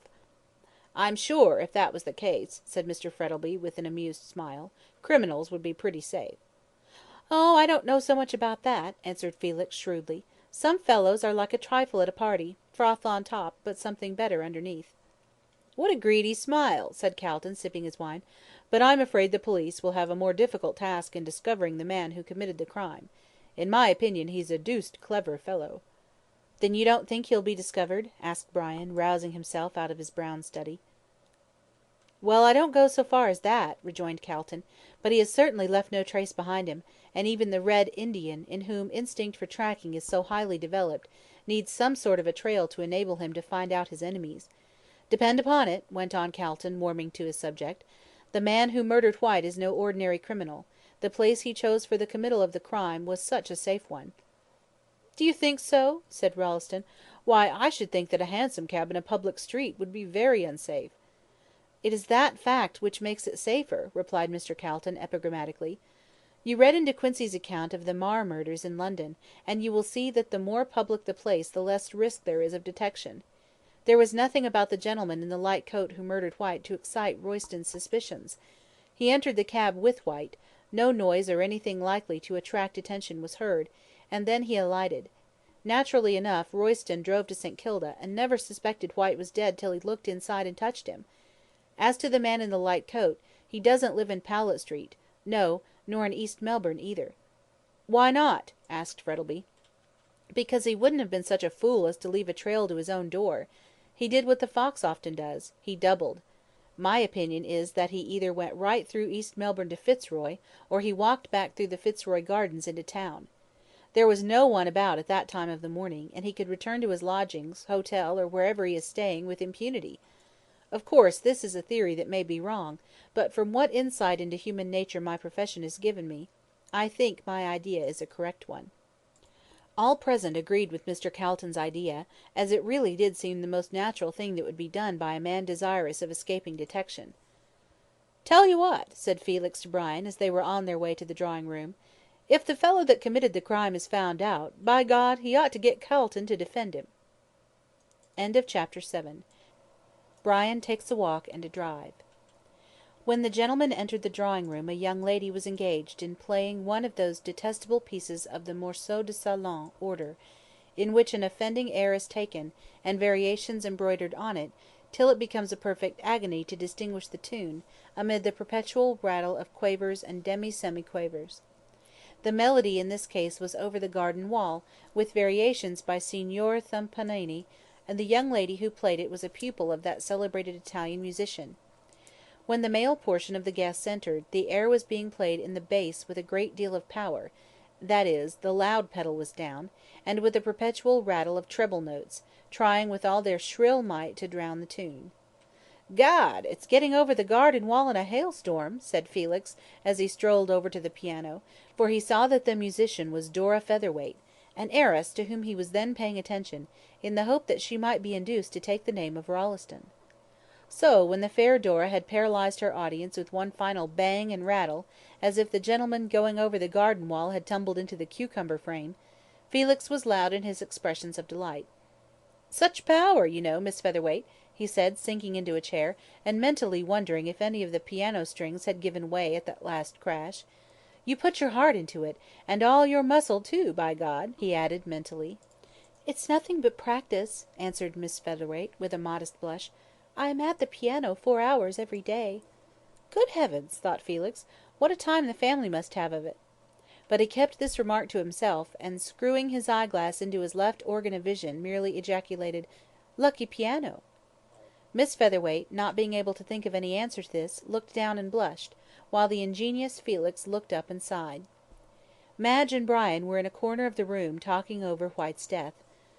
"I never liked him," she said, "but it is horrible to think of him dying like that." "I don't know," answered Brian, gloomily. "From all I can hear, dying by chloroform is a very easy death." "Death can never be easy," replied Madge, "especially to a young man so full of health and spirits as Mr. Whyte was." "I believe you are sorry he's dead," said Brian, jealously. "Aren't you?" she asked in some surprise. "De mortuis nil nisi bonum," quoted Fitzgerald. "But as I detested him when he is alive, you can't expect me to regret his end." Madge did not answer him, but looked quickly at his face, and for the first time it struck her that he looked ill. "What is the matter with you, dear?" she asked, placing her hand on his arm. "You are not looking well." "Nothing, nothing," he answered hurriedly. "I've been a little worried about business lately. But come," he said, rising, "let us go outside, for I see your father has got that girl with the steam whistle voice to sing." The girl with the steam whistle voice was Julia Featherweight, the sister of Rawlinson's inamorata, and Madge stifled a laugh as she went on to the verandah with Fitzgerald. "What a shame of you," she said, bursting into a laugh when they were safely outside. "She's been taught by the best masters." "How I pity them," retorted Brian, grimly, as Julia wailed out, "Meet me once again," with an ear-piercing shrillness. "I'd much rather listen to our ancestral banshee, and as to meeting her again, one interview would be more than enough." Madge did not answer, but leaning lightly over the high rail of the verandah looked out into the beautiful moonlit night. There were a number of people passing along the esplanade, some of whom stopped and listened to Julia's shrill notes. One man in particular seemed to have a taste for music, for he persistently stared over the fence at the house. Brian and Madge talked of divers subjects, but every time Madge looked up she saw the man watching the house. "What does that man want, Brian?" she asked. "What man?" asked Brian, starting. "Oh," he went on, indifferently, as the watcher moved away from the gate and crossed the road on to the footpath. "He's taken up with the music, I suppose, that's all." Madge said nothing, but she could not help thinking there was more in it than the music. Presently Julia ceased, and she proposed to go in. "Why?" asked Brian, who was lying back in a comfortable seat, smoking a cigarette. "It's nice enough here." "I must attend to my guests," she answered, rising. "You stop here and finish your cigarette." And with a gay laugh she flitted into the house. Brian sat and smoked, staring out into the moonlight the while. Yes, the man was certainly watching the house, for he sat on one of the seats, and kept his eyes fixedly on the brilliantly lighted windows. Brian threw away his cigarette and shivered slightly. "Could any one have seen me?" he muttered, rising uneasily. "Pshaw! Of course not, and the cabman would never recognise me again. Curse White! I wish I'd never set eyes upon him." He gave one glance at the dark figure on the seat, and then, with a shiver, passed into the warm, well-lighted room. He did not feel easy in his mind, and he would have felt still less so had he known that the man on the seat was one of the cleverest of the Melbourne detectives. Mr. Gorby had been watching the Frettleby mansion the whole evening, and was getting rather annoyed. Moreland did not know where Fitzgerald lived, and as that was one of the primary facts the detective wished to ascertain, he determined to watch Brian's movements, and to trace him home. "If he's the lover of that pretty girl, I'll wait till he leaves the house," argued Mr. Gorby to himself, as he took his seat on the esplanade. "He won't long remain away from her, and once he leaves the house it will be no difficult matter to find out where he lives." When Brian made his appearance early in the evening, on his way to Mark Frettleby's mansion, he wore evening dress, a light overcoat, and a soft hat. "Well, I'm dashed!" ejaculated Mr. Gorby, when he saw Fitzgerald disappear. "If he isn't a fool, I don't know who is, to go about in the very clothes he wore when he polished White off, and think he won't be recognised. Melbourne ain't Paris or London, that he can afford to be so careless, and when I put the darbies on him he will be astonished. Ah, well," he went on, lighting his pipe and taking a seat on the esplanade, "I suppose I'll have to wait here till he comes out." Mr. Gorby's patience was pretty severely tried, for hour after hour passed, and no one appeared. He smoked several pipes, and watched the people strolling along in the soft silver moonlight. A bevy of girls passed by with their arms round one another's waists. Then a young man and woman, evidently lovers, came walking along. They sat down by Mr. Gorby and looked hard at him, to hint that he need not stay. But the detective took no heed of them, and kept his eyes steadily upon the great house opposite. Finally, the lovers took themselves off with very bad grace. Then Mr. Gorby saw Madge and Brian come out on to the verandah, and he heard, in the stillness of the night, a sound weird and unearthly. It was Miss Featherweight singing. He saw Madge go in, shortly followed by Brian. The latter turned and stared at him for a moment. "Ah," said Gorby to himself as he relit his pipe, "your conscience is a-smiting you, is it? Wait a bit, my boy, till I have you in jail." Then the guests came out of the house, and their black figures disappeared one by one from the moonlight as they shook hands and said good night. Shortly after Brian came down the path with Frettleby at his gate, and Madge hanging on her father's arm. Frettleby opened the gate and held out his hand. "Good night, Fitzgerald," he said in a hearty voice. "Come soon again." "Good night, Brian, dearest," said Madge, kissing him, "and don't forget to-morrow." Then father and daughter closed the gate, leaving Brian outside, and walked back to the house. "Ah," said Mr. Gorby to himself, "if you only knew what I know, you wouldn't be so precious kind to him." Brian strolled along the esplanade, and crossing over, passed by Gorby and walked on till he was opposite the Esplanade Hotel. Then he leaned his arms on the fence, and taking off his hat, enjoyed the calm beauty of the hour. "What a good-looking fellow," murmured Mr. Gorby in a regretful tone. "I can hardly believe it of him, but the proofs are too clear." The night was perfectly still. Not a breath of wind stirred, for what breeze there had been had long since died away. But Brian could see the white wavelets breaking lightly on the sands. The long narrow pier ran out like a bleak thread into the sheet of gleaming silver, and away in the distance the line of the Williamstown lights sparkled like some fairy illumination. Over all this placid scene of land and water was a sky such as Dore loved, a great heavy mass of rain clouds heaped one on top of the other, as the rocks the Titans piled to reach Olympus. Then a break in the roof, and a bit of dark blue sky could be seen glittering with stars, in the midst of which sailed the serene moon, shedding down her light on the cloudland beneath, giving to it all one silver lining. Somewhat to the annoyance of Mr. Gorby, who had no eye for the picturesque, Brian gazed at the sky for several minutes, admiring the wonderful beauty of its broken masses of light and shade.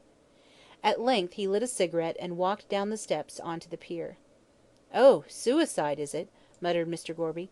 "Not if I can help it." And he lit his pipe and followed him. He found Brian leaning over the parapet at the end of the pier, looking at the glittering waves beneath, which kept rising and falling in a dreaming rhythm, that soothed and charmed the ear. "Poor girl, poor girl," the detective heard him mutter as he came up. "If she only knew all, if she—" At this moment he heard the approaching step, and turned round sharply. The detective saw that his face was ghastly pale in the moonlight, and his brows wrinkled in anger. "What the devil do you want?" he burst out, as Gorby paused. "What do you mean by following me all over the place?" "Saw me watching the house," said Gorby to himself. "I'm not following you, sir," he said aloud. "I suppose the pier ain't private property. I only came down here for a breath of fresh air." Fitzgerald did not answer, but turned sharply on his heel, and walked quickly up the pier, leaving Gorby staring after him. "He's getting frightened," soliloquised the detective to himself, as he strolled easily along, keeping the black figure in front well in view. "I'll have to keep a sharp eye on him, or he'll be clearing out of Victoria." Brian walked rapidly up to the St. Kilda station, for on looking at his watch, he found that he would just have time to catch the last train. He arrived a few minutes before it started, so, getting into the smoking carriage at the near end of the platform, he lit a cigarette, and, leaning back in his seat, watched the late-comers hurrying into the station. Just as the last bell rang he saw a man rush along, to catch the train. It was the same man who had been watching him the whole evening, and Brian felt confident that he was being followed. He comforted himself, however, with the thought that this pertinacious follower might lose the train, and, being in the last carriage himself, he kept a look out along the platform, expecting to see his friend of the Esplanade standing disappointed on it. There was no appearance of him, so Brian, sinking back into his seat, lamented his ill luck in not shaking off this man who kept him under such strict surveillance. "Confound him," he muttered softly. "I expect he will follow me to East Melbourne, and find out where I live, but he shan't if I can help it." There was no one but himself in the carriage, and he felt relieved at this because he was in no humour to hear chatter. "Murdered in a cab," he said, lighting a fresh cigarette, and blowing a cloud of smoke. "A romance in real life, which beats Miss Braddon hollow. There is one thing certain, he won't come between Madge and me again. Poor Madge," with an impatient sigh. "If she only knew all, there would not be much chance of our marriage, but she can never find out, and I don't suppose anyone else will." Here a thought suddenly struck him, and, rising out of his seat, he walked to the other end of the carriage, and threw himself on the cushions, as if desirous to escape from himself. "What grounds can that man have for suspecting me?" he said aloud. "No one knows I was with Whyte on that night, and the police can't possibly bring forward any evidence to show that I was. Pshaw!" he went on, impatiently buttoning up his coat. "I am like a child, afraid of my own shadow. The fellow on the pier is only someone out for a breath of fresh air, as he said himself. I am quite safe." At the same time he felt by no means easy in his mind, and as he stepped out on the platform in the Melbourne station he looked round apprehensively, as if he half expected to feel the detective's hand upon his shoulder. But he saw no one at all like the man he had met on the St. Kilda pier, and with a sigh of relief he left the station. Mr. Gorby, however, was not far away. He was following at a safe distance. Brian walked slowly along Flinders Street, apparently deep in thought. He turned up Russell Street, and did not stop until he found himself close to the Burke and Wills monument, the exact spot where the cab had stopped on the night of Whyte's murder. "Ah," said the detective to himself, as he stood in the shadow on the opposite side of the street. "You're going to have a look at it, are you? I wouldn't if I were you. It's dangerous." Fitzgerald stood for a few minutes at the corner, and then he walked up Collins Street. When he got to the cab stand, opposite the Melbourne Club, still suspecting he was followed, he hailed a hansom, and drove away in the direction of Spring Street. Gorby was rather perplexed at this sudden move, but without delay he hailed another cab, and told the driver to follow the first till it stopped. "Two can play at that game," he said, settling himself back in the cab, "and I'll get the better of you, clever as you are. And you are clever," he went on in a tone of admiration, as he looked round the luxurious hansom, "to choose such a convenient place for a murder. No disturbance, and plenty of time for escape after you had finished. It's a pleasure going after a chap like you, instead of after men who tumble down like ripe fruit, and ain't got any brains to keep their crime quiet." While the detective thus soliloquised, his cab, following on the trail of the other, had turned down Spring Street, and was being driven rapidly along the Wellington Parade, in the direction of East Melbourne. It then turned up Powlett Street, at which Mr. Gorby was glad. "Ain't so clever as I thought," he said to himself. "Shows his nest right off, without any attempt to hide it."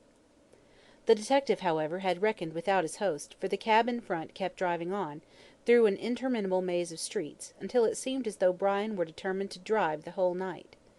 "Look 'ere, sir," cried Gorby's cabman, looking through his trap door on the roof of the hansom. "'Ow long's this 'ere game a goin' to larst?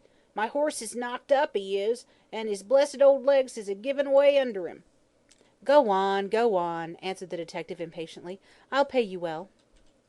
The cabman's spirits were raised by this, and by dint of coaxing and a liberal use of the whip, he managed to get his jaded horse up to a pretty good pace. They were in Fitzroy by this time, and both cabs turned out of Gertrude Street into Nicholson Street, thence passed to Evelyn Street, and along Spring Street, until Brian's cab stopped at the corner of Collins Street, and Gorby saw him alight and dismiss his cabman. He then walked down the street and disappeared into the Treasury Gardens. "Confound it," said the detective, as he got out and paid his fare, which was by no means a light one, but over which he had no time to argue, "we've come in a circle, and I do believe he lives in Powlett Street after all."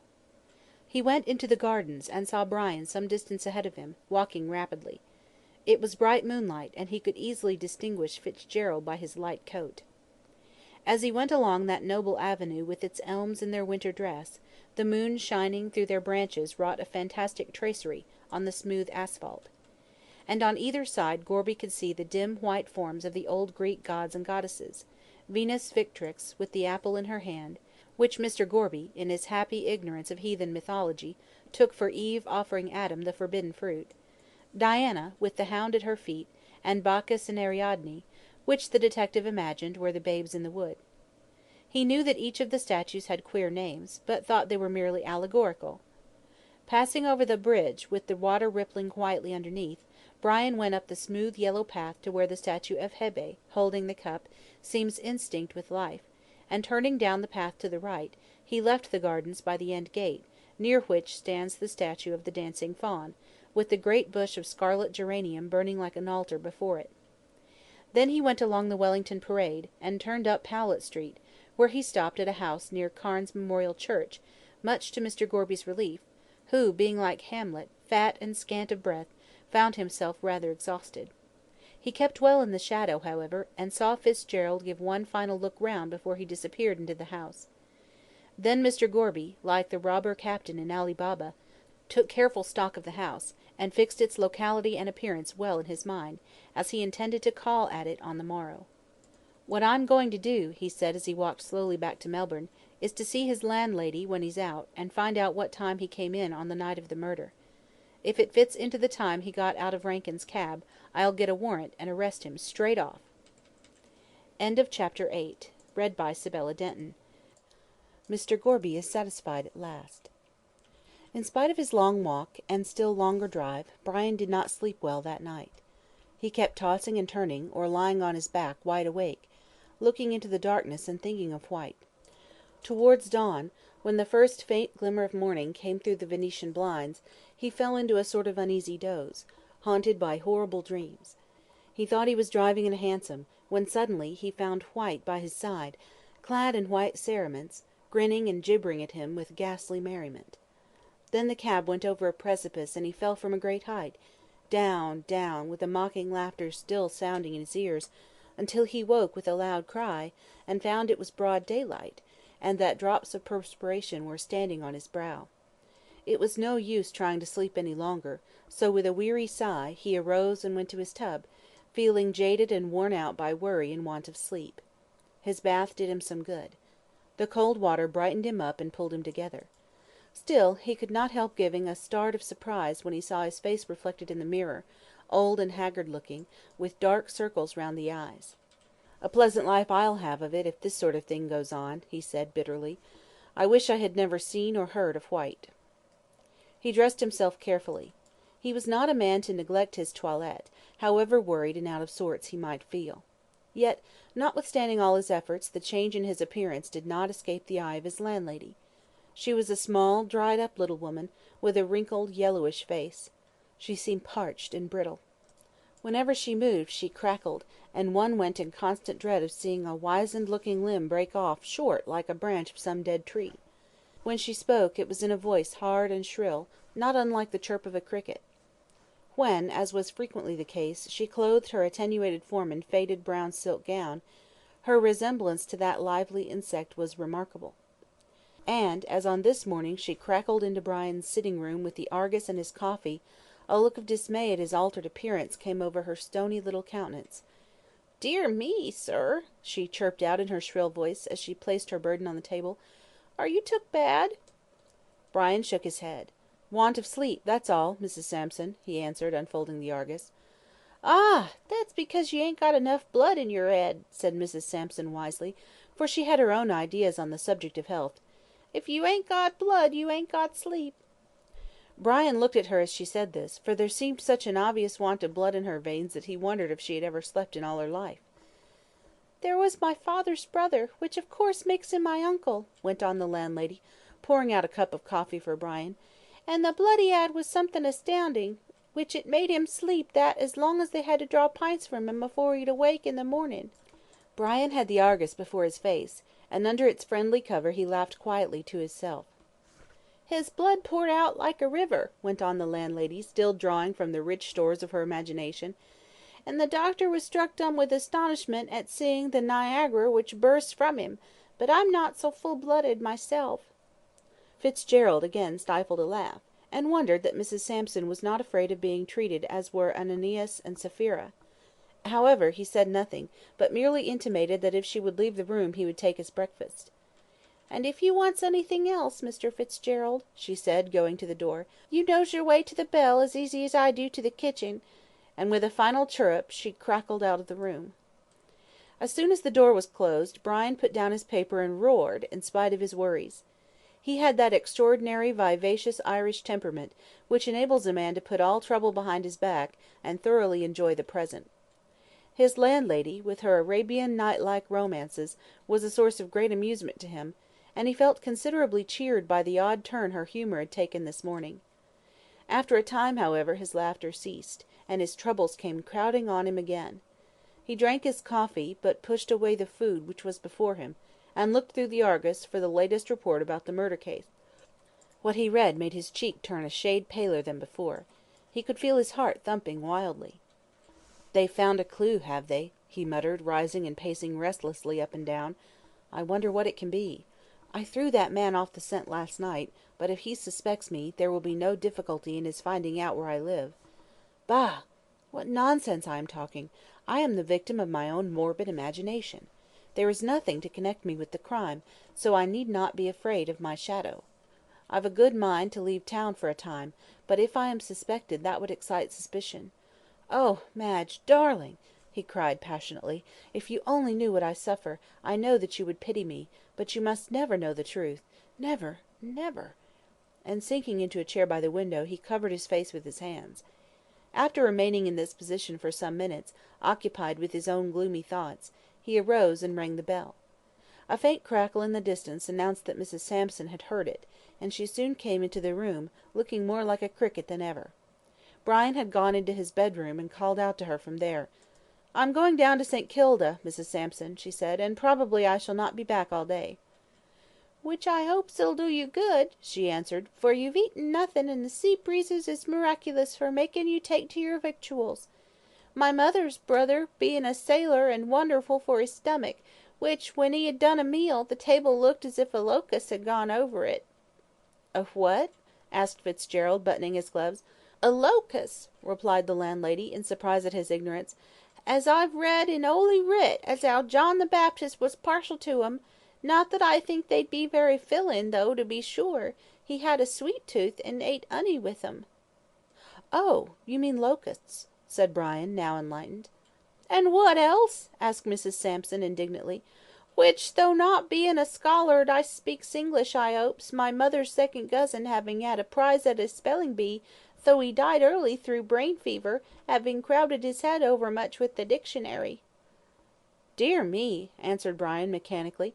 "How unfortunate!" He was not listening to Mrs. Sampson's remarks. He suddenly remembered an arrangement which Madge had made, and which up till now had slipped his memory. "Mrs. Sampson," he said, turning round at the door, "I am going to bring Mr. Frettleby and his daughter to have a cup of tea here, so you might have some ready." "You have only to ask and to have," answered Mrs. Sampson, hospitably, with a gratified crackle of all her joints. "I'll make the tea, sir, and also some of my own partickler cakes, being a special kind I have, which my mother showed me 'ow to make, 'aving been taught by a lady as she nussed through the scarlet fever, though being of a weak constitution, she died soon after, being in the 'abit of contracting any disease she might chance on." Brian hurried off, lest in her Poe-like appreciation of them, Mrs. Sampson should give vent to more charnel house horrors. At one point of her life the little woman had been a nurse, and it was told of her that she had frightened one of her patients into convulsions during the night by narrating to her the history of all the corpses she had laid out. This ghoul-like tendency in the end proved fatal to her professional advancement.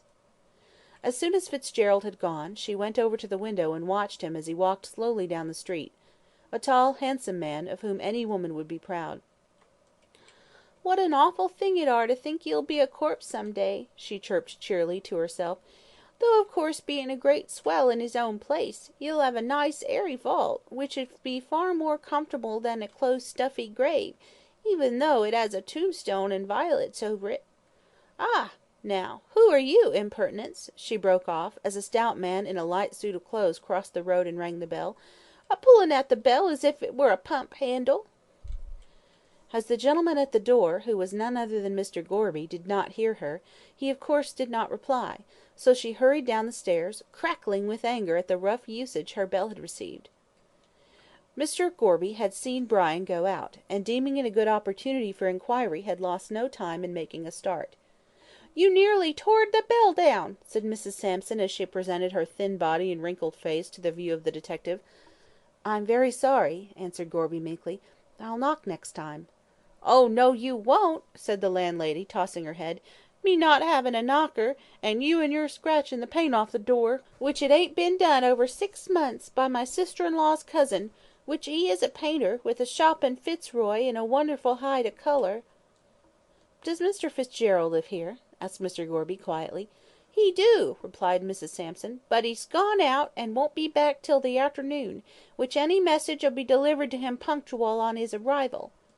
"I'm glad he's not in," said Mr. Gorby. "Would you allow me to have a few moments' conversation?"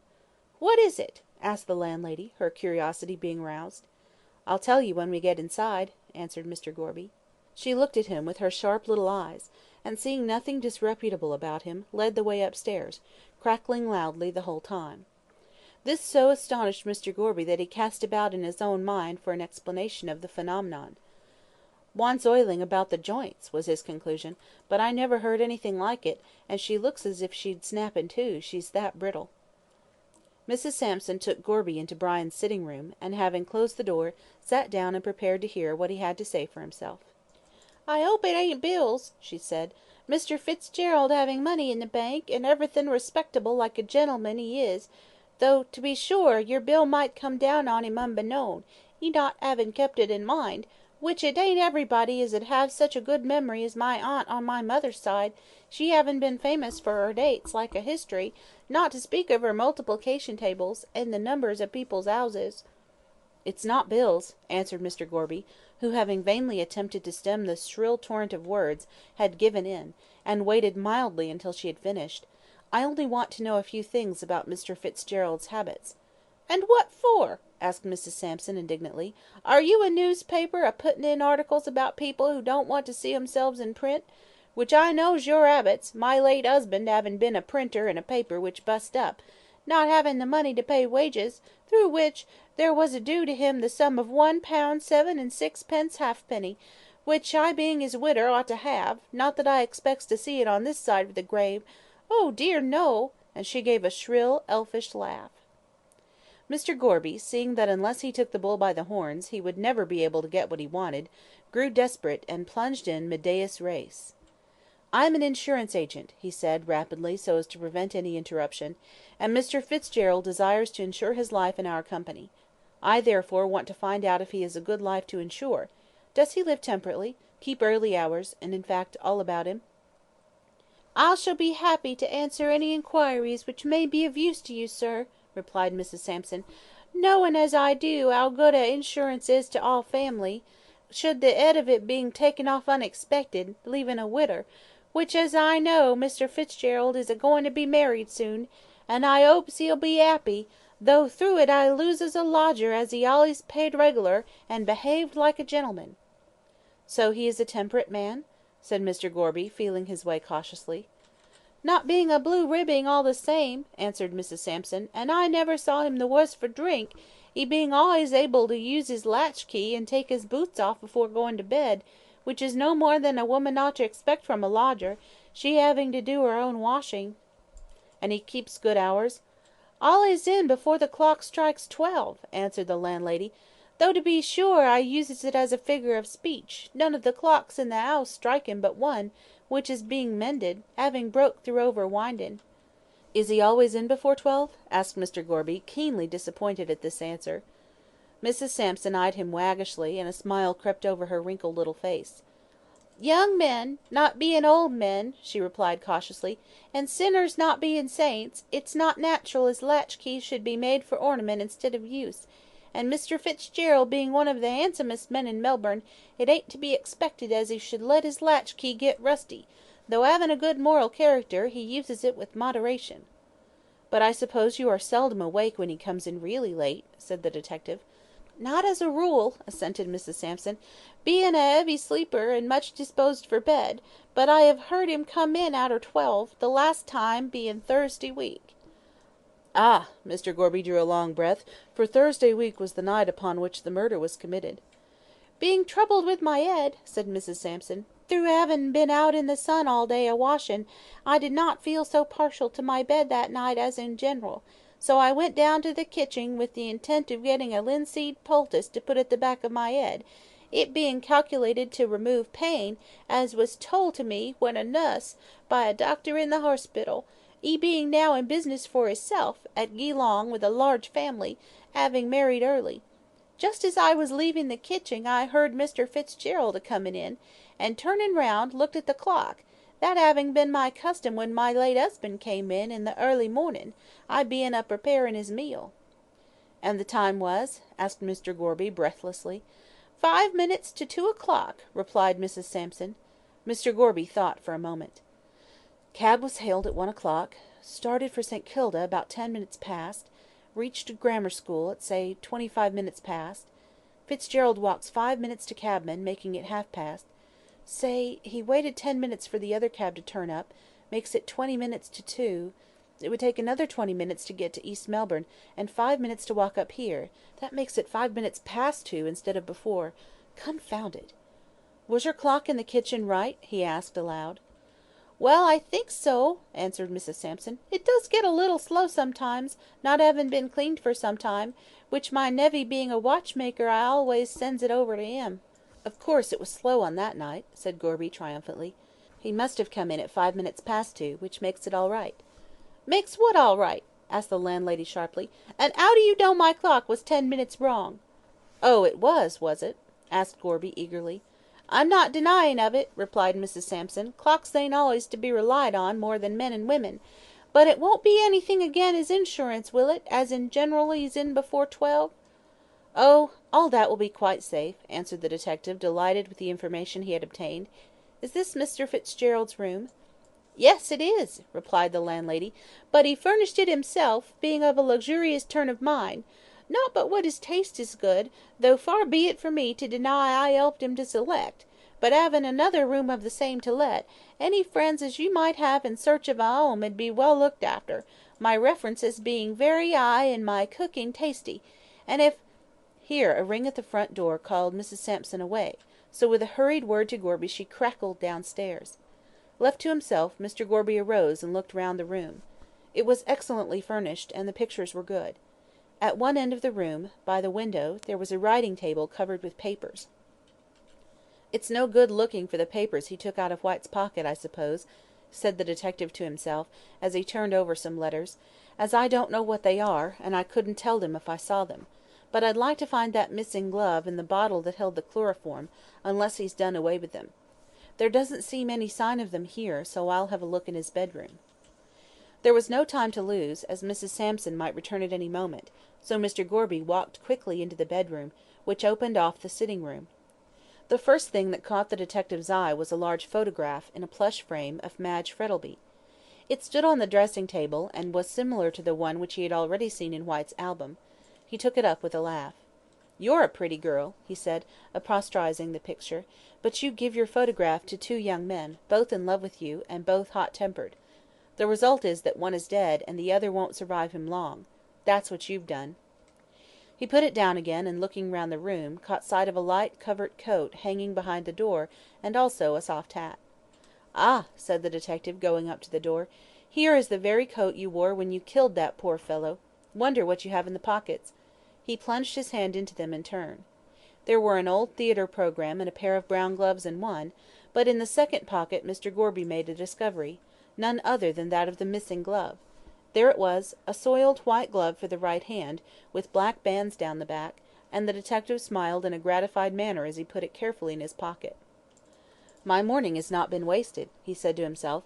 "I found out that he came in at a time which corresponds to all his movements after 1 o'clock on Thursday night, and this is the missing glove, which clearly belonged to Whyte. If I could only get hold of the chloroform bottle, I'd be satisfied." But the chloroform bottle was not to be found, though he searched most carefully for it. At last, hearing Mrs. Sampson coming upstairs again, he gave up the search, and came back to the sitting room. "Threw it away, I suspect," he said, as he sat down in his old place, "but it doesn't matter. I think I can form a chain of evidence, from what I have discovered, which will be sufficient to convict him. Besides, I expect when he is arrested he will confess everything. He seems to feel remorse for what he has done." The door opened, and Mrs. Sampson entered the room in a state of indignation. "One of them Chinese 'awkers," she explained. "He's been a-trying to get the better of me over carrots, as if I didn't know what carrots was, and him a-talking about a shilling in his gibberish, as if he 'adn't been brought up in a place where they don't know what a shillin' is. But I never could abide foreigners ever since a Frenchman, as taught me his language, made off with my mother's silver teapot, unbeknown to her, it being set out on the sideboard for company." Mr. Gorby interrupted these domestic reminiscences of Mrs. Sampson's by stating that, now she had given him all necessary information, he would take his departure. "And I hopes," said Mrs. Sampson, as she opened the door for him, "as I'll have the pleasure of seeing you again should any business on behalf of Mr. Fitzgerald require it." "Oh, I'll see you again," said Mr. Gorby, with heavy jocularity, "and in a way you won't like, as you'll be called as a witness," he added, mentally. "Did I understand you to say, Mrs. Sampson," he went on, "that Mr. Fitzgerald will be at home this afternoon?" "Oh, yes, sir, he will," answered Mrs. Sampson, "a drinking tea with his young lady, who is Miss Frettleby, and has got no end of money, not but what I mightn't have had the same had I been born in a Geiger spear." "You need not tell Mr. Fitzgerald I have been here," said Gorby, closing the gate. "I'll probably call and see him myself this afternoon."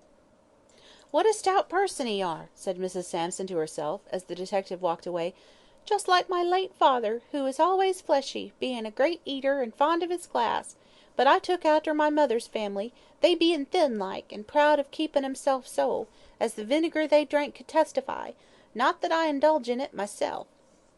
She shut the door, and went upstairs to take away the breakfast things, while Gorby was being driven along at a good pace to the police office, to obtain a warrant for Brian's arrest on a charge of wilful murder. End of chapter 9. Read by Sibella Denton. In the Queen's name. It was a broiling hot day, one of those cloudless days, with the blazing sun beating down on the arid streets, and casting deep black shadows, a real Australian December day dropped by mistake of the clerk of the weather into the middle of August. The previous week having been really chilly, it was all the more welcome. It was Saturday morning, and fashionable Melbourne was doing the block. Collins Street is to the southern city what Bond Street and the Row are to London, and the boulevards to Paris. It is on the block that people show off their new dresses, bow to their friends, cut their enemies, and chatter small talk. The same thing no doubt occurred in the Appian Way, the fashionable street of imperial Rome, when Catullus talked gay nonsense to Lesbia, and Horace received the congratulations of his friends over his new volume of society verses. History repeats itself, and every city is bound by all the laws of civilization to have one special street, wherein the votaries of fashion can congregate. Collins Street is not, of course, such a grand thoroughfare as those above mentioned, but the people who stroll up and down the broad pavement are quite as charmingly dressed, and as pleasant as any of the peripatetics of those famous cities. As the sun brings out bright flowers, so the seductive influence of the hot weather had brought out all the ladies in gay dresses of innumerable colours, which made the long street look like a restless rainbow. Carriages were bowling smoothly along, their occupants smiling and bowing as they recognised their friends on the sidewalk. Lawyers, their legal quibbles finished for the week, were strolling leisurely with their black bags in their hands. Portly merchants, forgetting Flinders Lane and the incoming ships, walked beside their pretty daughters, and the representatives of swelldom were stalking along in their customary apparel of curly-brimmed hats, high collars, and immaculate suits. Altogether it was a pleasant and animated scene, which would have delighted the heart of any one who was not dyspeptic, or in love, dyspeptic people and lovers, disappointed ones of course, being wont to survey the world in a cynical vein. Madge Frettleby was engaged in that occupation so dear to every female heart, shopping. She was in Mowbray, Rowan and Hicks, turning over ribbons and laces, while the faithful Brian waited for her outside, and amused himself by looking at the human stream which flowed along the pavement. He disliked shopping quite as much as the majority of his sex, and though as a lover he felt a certain amount of self-abnegation to be coming into him, it was difficult to drive away the thoughts of his pleasant club, where he could be reading and smoking, with, perchance, something cooling in a glass beside him. However, after she had purchased a dozen or more articles she did not want, Madge remembered that Brian was waiting for her, and hurried to the door. "I haven't been many minutes, have I, dear?" she said, touching him lightly on the arm. "Oh, dear, no," answered Brian, looking at his watch. "Only 30, a mere nothing, considering a new dress was being discussed." "I thought I had been longer," said Madge, her brow clearing. "But still, I am sure, you feel a martyr." "Not at all," replied Fitzgerald, handing her into the carriage. "I enjoyed myself very much." "Nonsense," she laughed, opening her sunshade, while Brian took his seat beside her. "That's one of those social stories, which every one considers themselves bound to tell from a sense of duty. I'm afraid I did keep you waiting, though after all," she went on, with a true feminine idea as to the flight of time, "I was only a few minutes." "And the rest," said Brian, quizzically looking at her pretty face, so charmingly flushed under her great white hat. Madge disdained to notice his interruption. "James," she cried to the coachman, "drive to the Melbourne Club. Papa will be there, you know," she said to Brian, "and we'll take him off to have tea with us." "But it's only 1 o'clock," said Brian, as the town hall clock came in sight. "Mrs. Sampson won't be ready." "Oh, anything will do," replied Madge. "A cup of tea and some thin bread and butter isn't hard to prepare. I don't feel like lunch, and papa eats so little in the middle of the day, and you—" "Eat a great deal at all times," finished Brian with a laugh. Madge went on chattering in her usual lively manner, and Brian listened to her with delight. Her pleasant talk drove away the evil spirit which had been with him for the last 3 weeks. Suddenly Madge made an observation as they were passing the Burke and Wills monument, which startled him. "Isn't that the place where Mr. White got into the cab?" she asked, looking at the corner near the Scotch church, where a vagrant of musical tendencies was playing. "Just before the battle, mother, on a battered old concertina." "So the papers say," answered Brian, listlessly, without turning his head. "I wonder who the gentleman in the light coat could have been," said Madge, as she settled herself again. "No one seems to know," he replied evasively.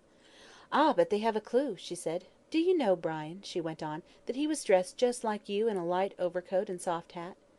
"How remarkable," said Fitzgerald, speaking in a slightly sarcastic tone, and as calmly as he was able.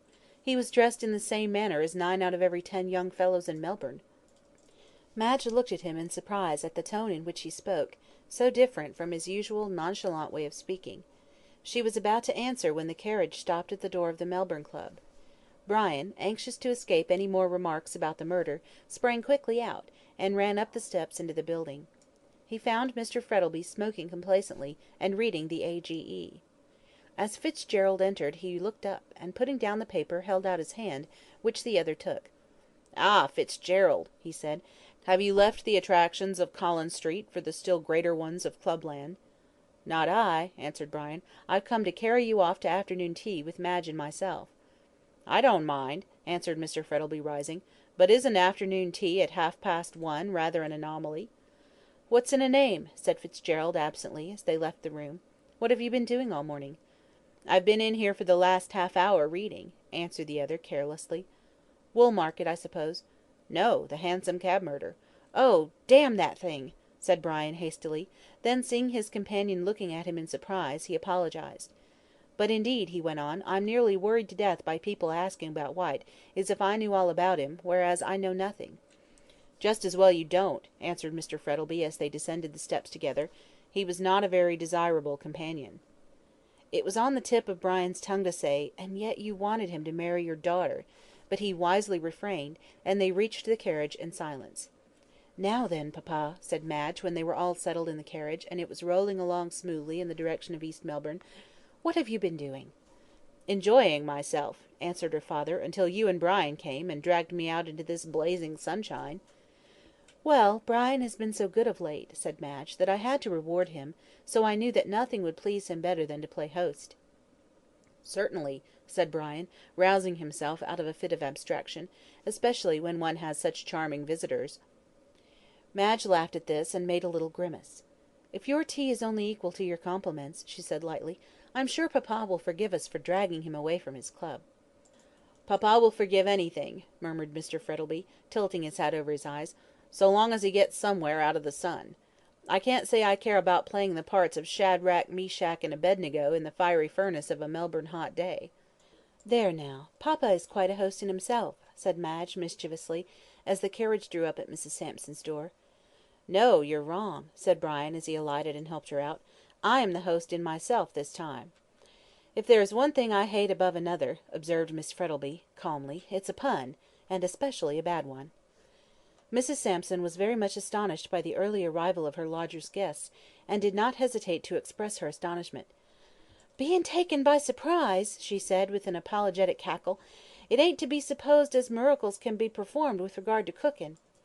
The fire having gone out, and not being kept alight on account of the 'eat of the day, which was that 'ot as never was, though to be sure, being a child in the early days, I remember it were that 'ot as my sister's aunt was in the 'abit of roasting her joints in the sun."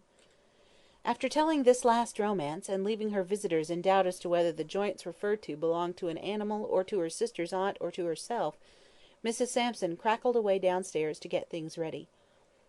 "What a curious thing that landlady of yours is, Brian," said Madge, from the depths of a huge arm-chair. "I believe she's a grasshopper from Fitzroy Gardens."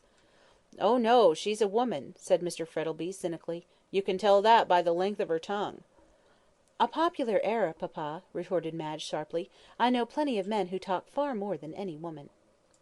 "I hope I'll never meet them, then," said Mr. Frettleby, "for if I did I should be inclined to agree with De Quincey on murder as a fine art." Brian winced at this, and looked apprehensively at Madge, and saw with relief that she was not paying attention to her father, but was listening intently. "There she is," as a faint rustle at the door announced the arrival of Mrs. Sampson and the tea tray.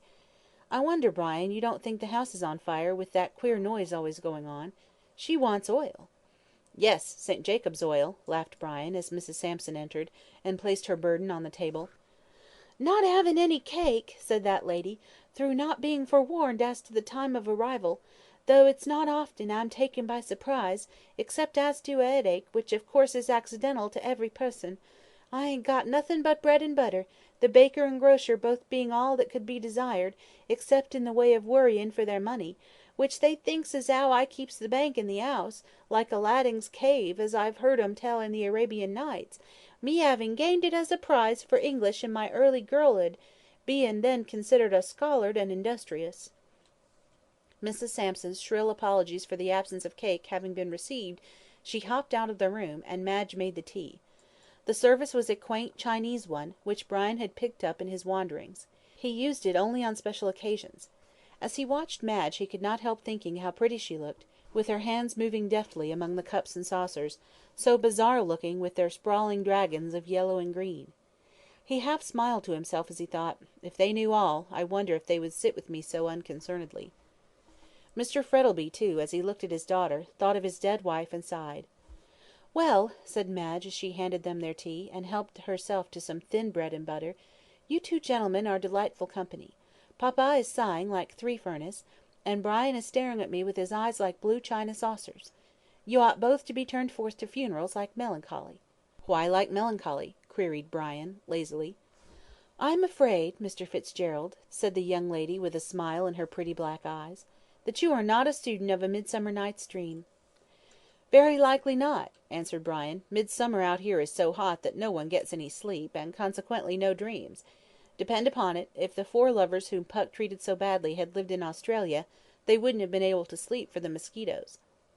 "What nonsense you two young people do talk," said Mr. Frettleby, with an amused smile, as he stirred his tea. "Dulce despere in loco," observed Brian gravely. "A man who can't carry out that observation is sure not to be up to much." "I don't like Latin," said Miss Frettleby, shaking her pretty head. "I agree with Heine's remark, that if the Romans had been forced to learn it they would not have found time to conquer the world." "Which was a more agreeable task," said Brian. "And more profitable," finished Mr. Frettleby. They chattered in this desultory fashion for a considerable time, till at last Madge rose and said they must go. Brian proposed to dine with them at St. Kilda, and they would all go to Brock's fireworks. Madge consented to this, and she was just pulling on her gloves when suddenly they heard a ring at the front door, and presently Mrs. Sampson talking in an excited manner at the pitch of her voice. "You shan't come in, I tell you," they heard her say shrilly, "so it's no good tryin', which I've always 'eard as an Englishman's 'ouse is his castle, and you're a breaking the law, as well as a spoiling the carpets, which has been newly put down." Some one made a reply, then the door of Brian's room was thrown open, and Gorby walked in, followed by another man. Fitzgerald turned as white as a sheet, for he instinctively felt that they had come for him. However, pulling himself together, he demanded, in a haughty tone, the reason of the intrusion.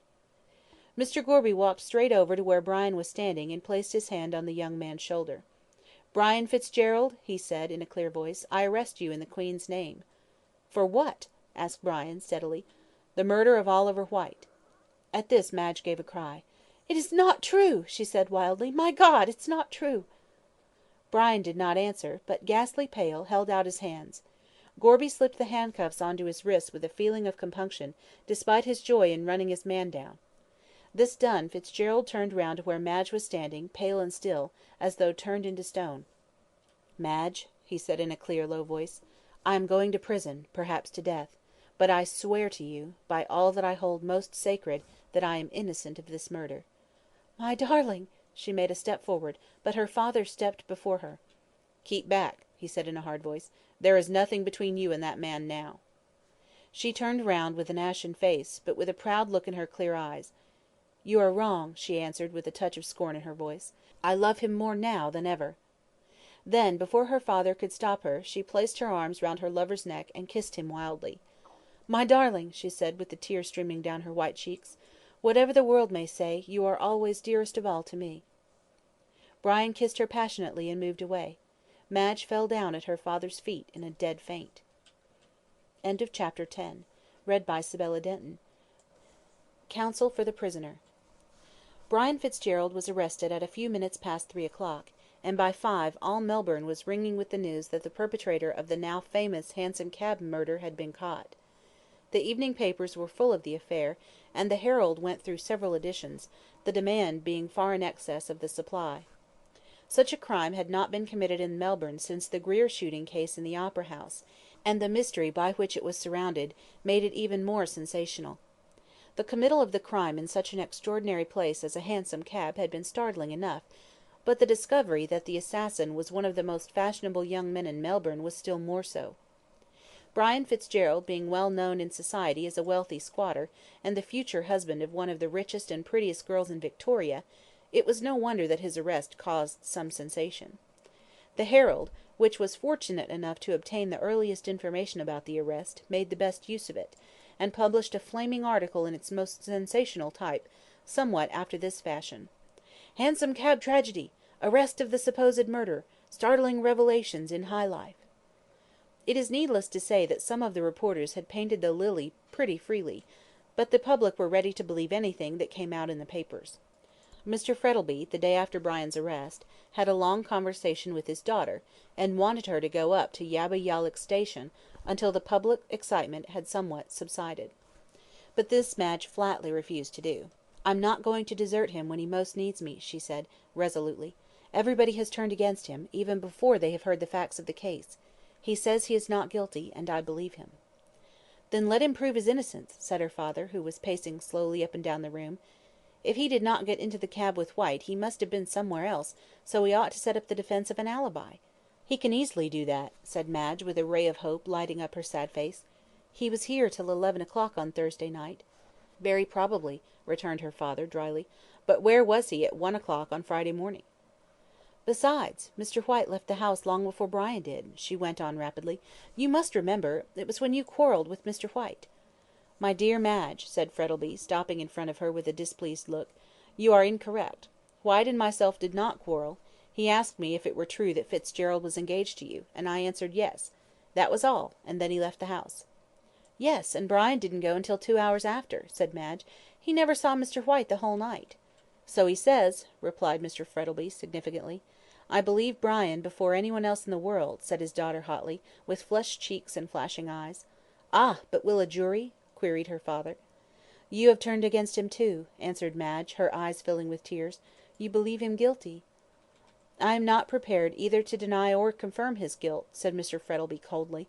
"I have done what I could to help him. I have engaged Calton to defend him, and if eloquence and skill can save him, you may set your mind at rest."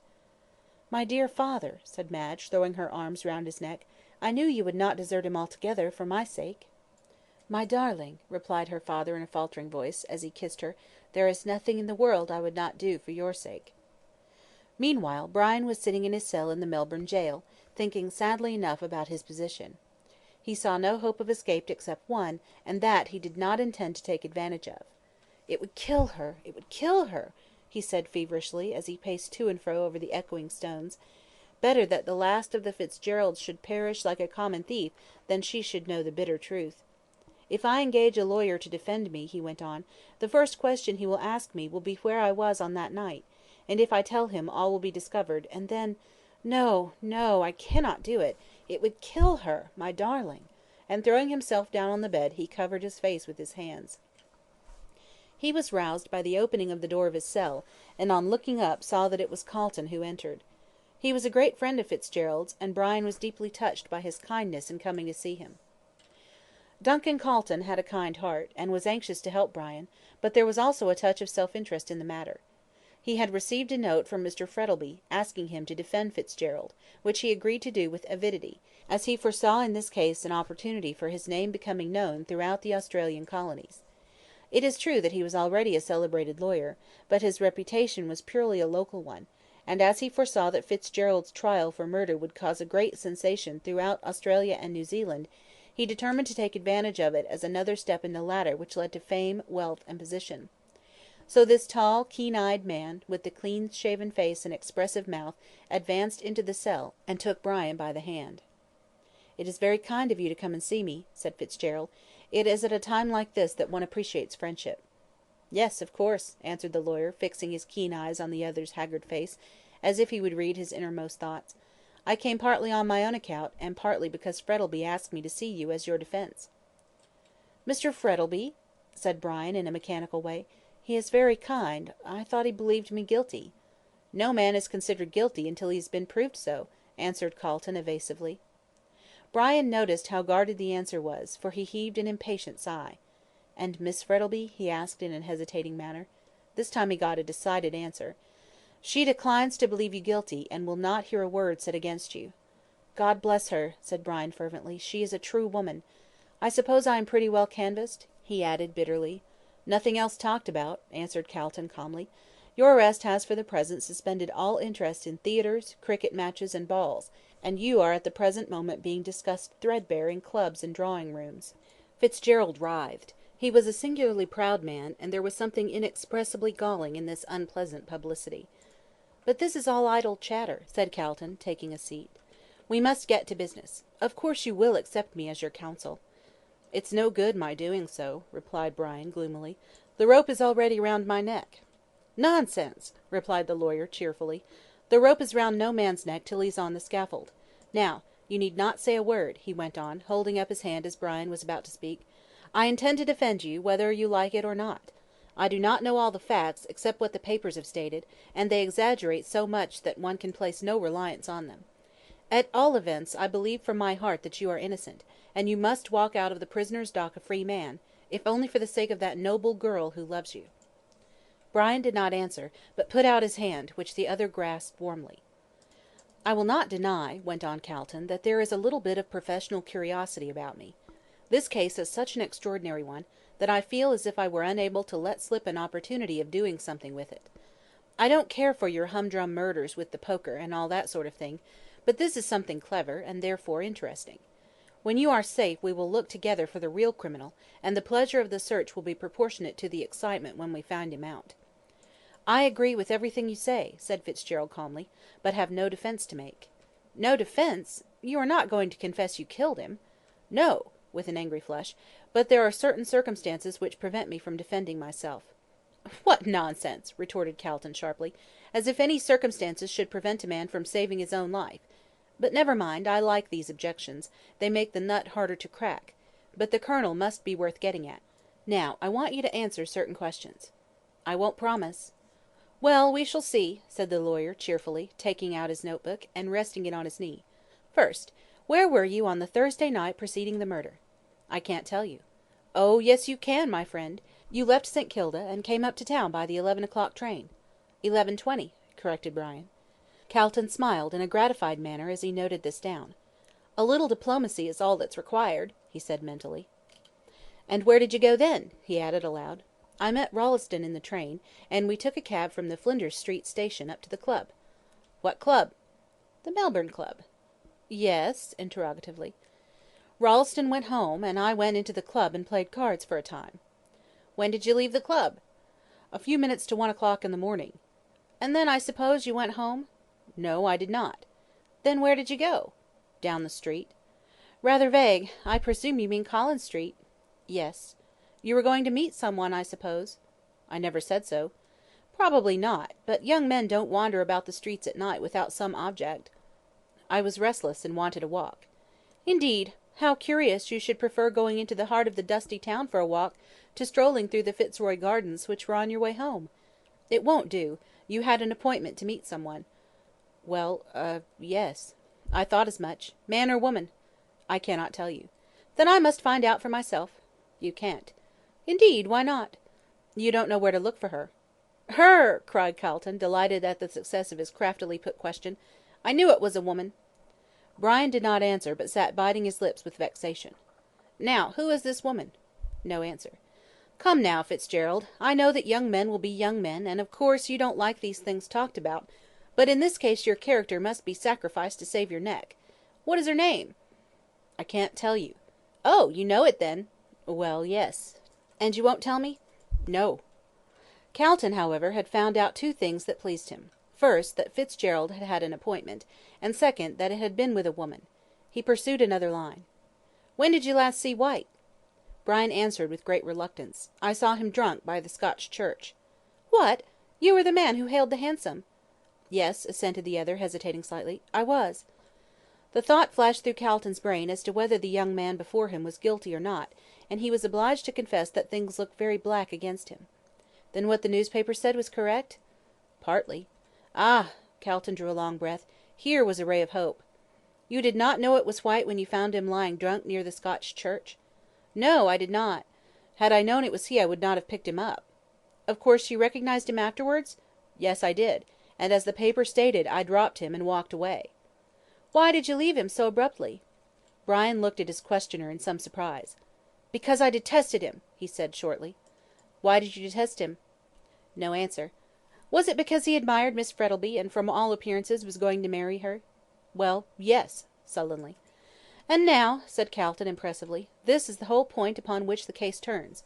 Why did you get into the cab with him?" "I did not get into the cab." "The cabman declares that you did." "He is wrong. I never came back after I recognised White." "Then who was the man who got into the cab with White?" "I don't know." "You have no idea?" "Not the least." "You are certain?" "Yes, perfectly certain." "He seems to have been dressed exactly like you." "Very probably. I could name at least a dozen of my acquaintances who wear light coats over their evening dress, and soft hats." "Do you know if White had any enemies?" "No, I don't. I know nothing about him, beyond that he came from England a short time ago with a letter of introduction to Mr. Frettleby, and had the impertinence to ask Madge to marry him." "Where did White live?" "Down in St. Kilda, at the end of Grey Street." "How do you know?"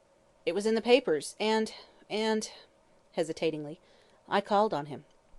"Why?" "To see if he would cease his attentions to Madge, and to tell him that she was engaged to me." "And what did he say?" "Laughed at me, curse him." "You had high words, evidently?" Brian laughed bitterly. "Yes, we had." "Did anyone hear you?" "The landlady did, I think. I saw her in the passage as I left the house." "The prosecution will bring her forward as a witness." "Very likely," indifferently. "Did you say anything likely to incriminate yourself?" Fitzgerald turned away his head. "Yes," he answered in a low voice.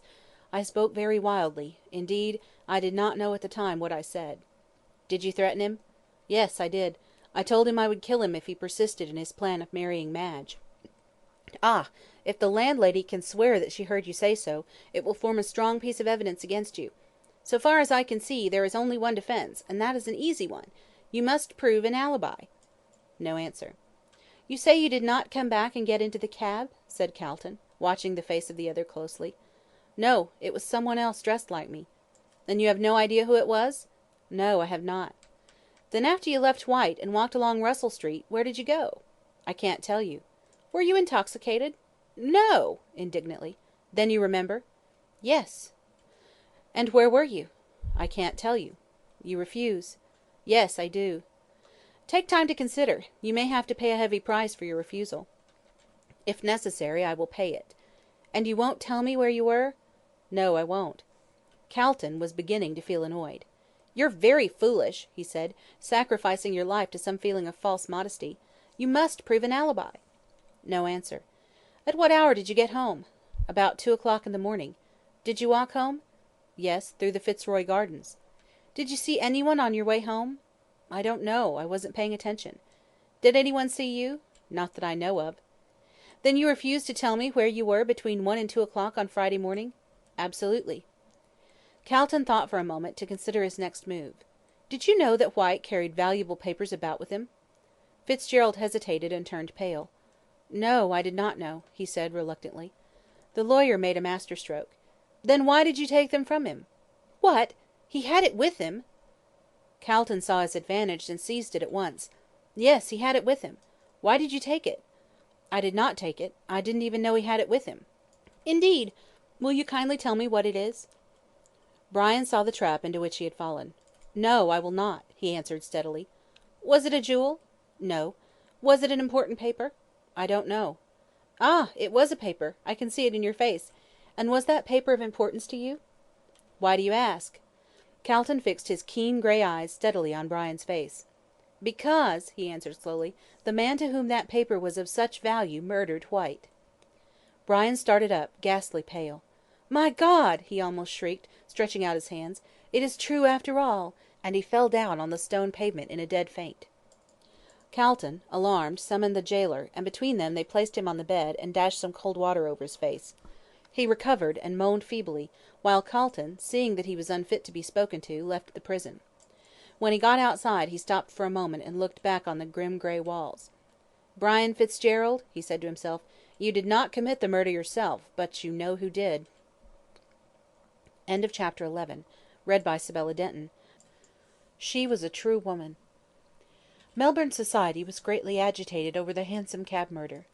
Before the assassin had been discovered, it had been looked upon merely as a common murder, and one of which society need take no cognizance beyond the bare fact of its committal.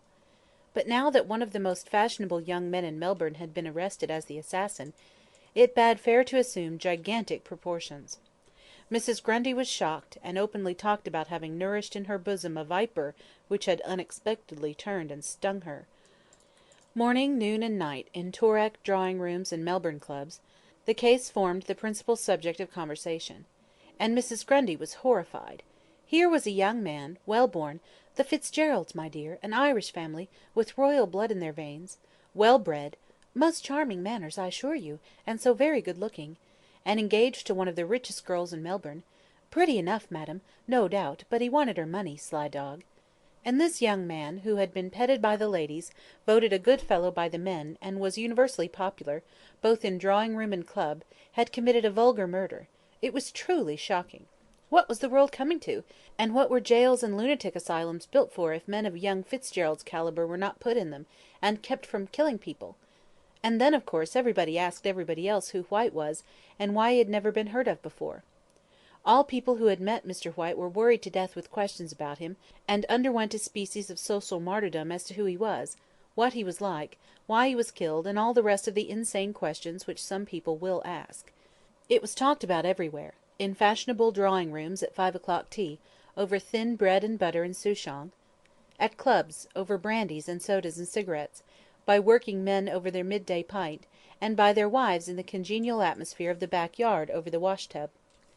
The papers were full of paragraphs about the famous murder, and the society papers gave an interview with the prisoner by their special reporters, which had been composed by those gentlemen out of the floating rumours which they heard around, and their own fertile imaginations.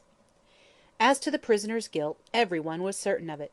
The cabman Royston had sworn that Fitzgerald had got into the cab with White, and when he got out White was dead. There could be no stronger proof than that, and the general opinion was that the prisoner would put in no defence, but would throw himself on the mercy of the court. Even the Church caught the contagion, and ministers, Anglican, Roman Catholic, and Presbyterian, together with the lesser lights of minor denominations, took the Hansom Cab murder as a text whereon to preach sermons on the profligacy of the age, and to point out that the only ark which could save men from the rising flood of infidelity and immortality was their own particular church. "Gad!" as Calton remarked, after hearing 5 or 6 ministers each claim their own church as the one special vessel of safety, "there seems to be a whole fleet of arks." For Mr. Felix Rolleston, acquainted as he was with all concerned, the time was one of great and exceeding joy. He was ever to the fore in retelling to his friends, plus certain garnishments of his own, any fresh evidence that chanced to come to light. His endeavour was to render it the more piquant, if not dramatic. If you asked him for his definite opinion as to the innocence or guilt of the accused, Mr. Felix shook his head sagaciously, and gave you to understand that neither he, nor his dear friend Calton (he knew Calton to nod to), had yet been able to make up their minds about the matter. "Fact is, you don't know," observed Mr. Rolleston wisely. "There's more in this than meets the eye, and all that sort of thing. Think 'tective fellers wrong myself. Don't think Fitz killed White. Jolly well sure he didn't." Then this would be followed invariably by a query in chorus of "Who killed him, then?" "Aha!" Felix would retort, putting his head on one side, like a meditative sparrow. "'Tective fellers can't find out, that's the difficulty. Good mind to go on the prowl myself, by Jove." "But you don't know anything of the detective business?" some one would ask. "Oh dear, yes," with an airy wave of his hand. "I've read Gaboriau, you know. Awfully jolly life, 'tectives." Despite this evasion, Rolleston, in his heart of hearts, believed Fitzgerald guilty. But he was one of those persons, who having either tender hearts or obstinate natures, the latter is perhaps the more general, deem it incumbent upon them to come forward in championship of those in trouble. There are, doubtless, those who think that Nero was a pleasant young man, whose cruelties were but the resultant of an overflow of high spirits, and who regard Henry VIII in the light of a henpecked husband unfortunate in the possession of 6 wives. These people delight in expressing their sympathy with great scoundrels of the Ned Kelly order. They view them as the embodiment of heroism, unsympathetically and disgracefully treated by the narrow understanding of the law. If one half of the world does kick a man when he is down, the other half invariably consoles the prostrate individual with halfpence. And therefore, even while the weight of public opinion was dead against Fitzgerald, he had his share of avowed sympathy. There was a comfort in this for Madge. Not that if the whole countryside had unanimously condemned her lover, she would have believed him guilty. The element of logic does not enter into the championship of women. Her love for a man is sufficient to exalt him to the rank of a demigod. She absolutely refuses to see the clay feet of her idol. When all others forsake, she clings to him. When all others frown, she smiles on him, and when he dies she reveres his memory as that of a saint and a martyr. Young men of the present day are prone to disparage their womenkind, but a poor thing is the man, who, in time of trouble, has no woman to stand by him with cheering words and loving comfort. And so, Madge Frettleby, true woman that she was, had nailed her colours to the mast.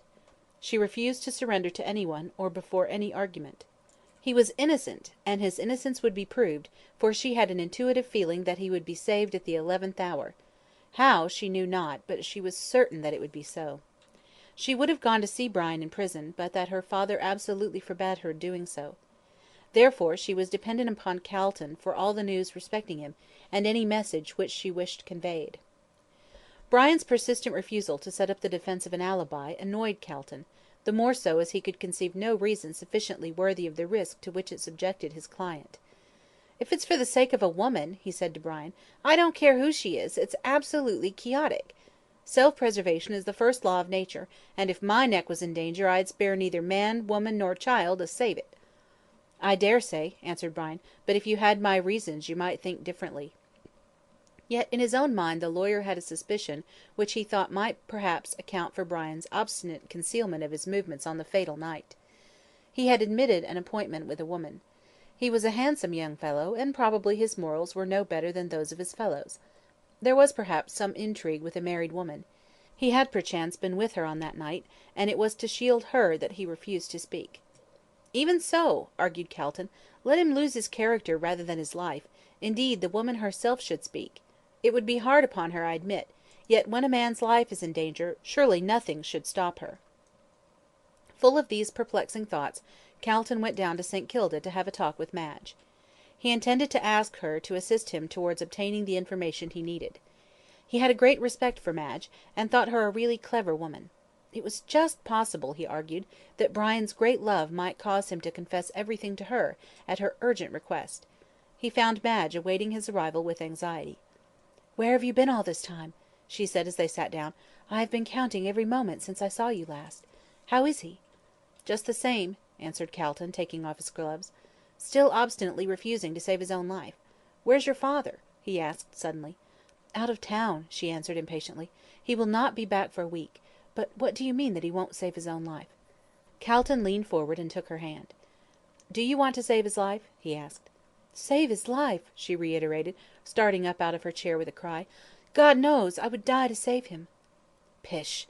murmured Calton to himself, as he looked at her glowing face and outstretched hands. "These women are always in extremes. The fact is," he said aloud, "Fitzgerald is able to prove an alibi, and he refuses to do so." "But why?" Calton shrugged his shoulders. "That is best known to himself. Some quixotic idea of honour, I fancy. Now he refuses to tell me where he was on that night. Perhaps he won't refuse to tell you. So you must come up and see him with me, and perhaps he will recover his senses and confess." "But my father," she faltered. "Did you not say he was out of town?" asked Calton. "Yes," hesitated Madge, "but he told me not to go." "In that case," said Calton, rising up and taking his hat and gloves, "I won't ask you." She laid her hand on his arm. "Stop! Will it do any good?" Calton hesitated a moment, for he thought that if the reason of Brian's silence was, as he surmised, an intrigue with a married woman, he might not tell the girl he was engaged to about it; but, on the other hand, there might be some other reason, and Calton trusted to Madge to find it out. With these thoughts in his mind he turned round. "Yes," he answered boldly, "it may save his life." "Then I shall go," she answered recklessly. "He is more to me than my father, and if I can save him I will. Wait," and she ran out of the room. "An uncommonly plucky girl," murmured the lawyer, as he looked out of the window. "If Fitzgerald is not a fool he will certainly tell her all; that is, of course, if he is able to. Queer things these women are. I quite agree with Balzac's saying that no wonder man couldn't understand woman, seeing that God who created her failed to do so." Madge came back dressed to go out, with a heavy veil over her face. "Shall I order the carriage?" she asked, pulling on her gloves with trembling fingers. "Hardly," answered Calton dryly. Unless you want to see a paragraph in the society papers to the effect that Miss Madge Frettleby visited Mr. Fitzgerald in jail. No, no, we'll get a cab. Come, my dear," and taking her arm, he led her away. They reached the station, and caught a train just as it started, yet, notwithstanding this, Madge was in a fever of impatience. "How slowly it goes," she said fretfully. "Hush, my dear," said Calton, laying his hand on her arm. "You will betray yourself. We'll arrive soon, and save him." "Oh, God grant we may," she said with a low cry, clasping her hands tightly together, while Calton could see the tears falling from under her thick veil. "This is not the way to do so," he said almost roughly. "You'll be in hysterics soon. Control yourself, for his sake." "For his sake," she muttered, and with a powerful sort of will, calmed herself. They soon arrived in Melbourne, and, getting a hansom, drove quickly to the jail. After going through the usual formula, they entered the cell where Brian was, and when the warder who accompanied them opened the door, they found the young man seated on his bed. He looked up, and on seeing Madge, rose and held out his hands with a cry of delight. She ran forward, and threw herself on his breast with a stifled sob. For a short time no one spoke, Calton being at the other end of the cell, busy with some notes which he had taken from his pocket, and the warder having retired. "My poor darling," said Madge, stroking back the soft fair hair from his flushed forehead, "how ill you look!" "Yes," answered Fitzgerald, with a hard laugh. "Prison does not improve a man, does it?" "Don't speak in that tone, Brian," she said. "It is not like you. Let us sit down and talk calmly over the matter." "I don't see what good that will do," he answered wearily, as they sat down hand in hand. "I have talked about it to Calton till my head aches, and it is no good." "Of course not," retorted the lawyer, sharply, as he also sat down. "Nor will it be any good until you come to your senses, and tell us where you were on that night." "I tell you I cannot." "Brian, my dear," said Madge, softly, taking his hand, "you must tell all, for my sake." Fitzgerald sighed. This was the hardest temptation he had yet been subjected to. He felt half inclined to yield, and chance the result, but one look at Madge's pure face steeled him against doing so. What could his confession bring but sorrow and regret to one whom he loved better than his life? "Madge," he answered gravely, taking her hand again, "you do not know what you ask." "Yes, I do," she replied quickly. "I ask you to save yourself, to prove that you are not guilty of this terrible crime, and not to sacrifice your life for the sake of " She stopped, and looked helplessly at Calton, for she had no idea of the reason of Fitzgerald's refusal to speak. "For the sake of a woman," finished Calton, bluntly. "A woman," she faltered, still holding her lover's hand. Is that the reason?" Brian averted his face. "Yes," he said in a low, rough voice. A sharp expression of anguish crossed her pale face, and sinking her head on her hands, she wept bitterly. Brian looked at her in a dogged kind of way, and Calton stared grimly at them both. "Look here," he said at length to Brian, in an angry voice, "if you want my opinion of your conduct, I think it's infamous. Begging your pardon, Miss Frettleby, for the expression. Here is this noble girl, who loves you with her whole heart, and is ready to sacrifice everything for your sake, comes to implore you to save your life, and you coolly turn round and acknowledge another woman." Brian lifted his head haughtily, and his face flushed. "You are wrong," he said, turning round sharply. "There is the woman for whose sake I keep silence." And rising up from the bed, he pointed to Madge, as she sobbed bitterly on it. She lifted up her haggard face with an air of surprise. "For my sake?" she cried, in a startled voice. "Oh, he's mad," said Calton, shrugging his shoulders. "I shall put in a defence of insanity." "No, I'm not mad," cried Fitzgerald wildly, as he caught Madge in his arms. My darling, it is for your sake that I keep silence, and I shall do so though my life pays the penalty. I could tell you where I was on that night and save myself, but if I did, you would learn a secret which would curse your life, and I dare not speak, I dare not." Madge looked up into his face with a pitiful smile as her tears fell fast. "Dearest," she said softly, "do not think of me, but only of yourself. Better that I should endure misery than that you should die. I do not know what the secret can be, but if the telling of it will save your life, do not hesitate. See," she cried, falling on her knees, "I am at your feet. I implore you, by all the love you ever had for me, to save yourself, whatever the consequence may be to me." "Madge," said Fitzgerald, as he raised her in his arms, "at one time I might have done so, but now it is too late. There is another and stronger reason for my silence, which I have only found out since my arrest. I know that I am closing up the one way of escape from this charge of murder, of which I am innocent, but as there is a God in heaven, I swear that I will not speak."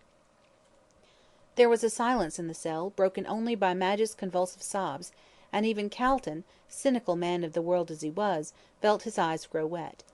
Brian led Madge over to him, and placed her in his arms. "Take her away," he said in a broken voice, "or I shall forget that I am a man," and turning away he threw himself on his bed, and covered his face with his hands. Calton did not answer him, but summoned the warder, and tried to lead Madge away.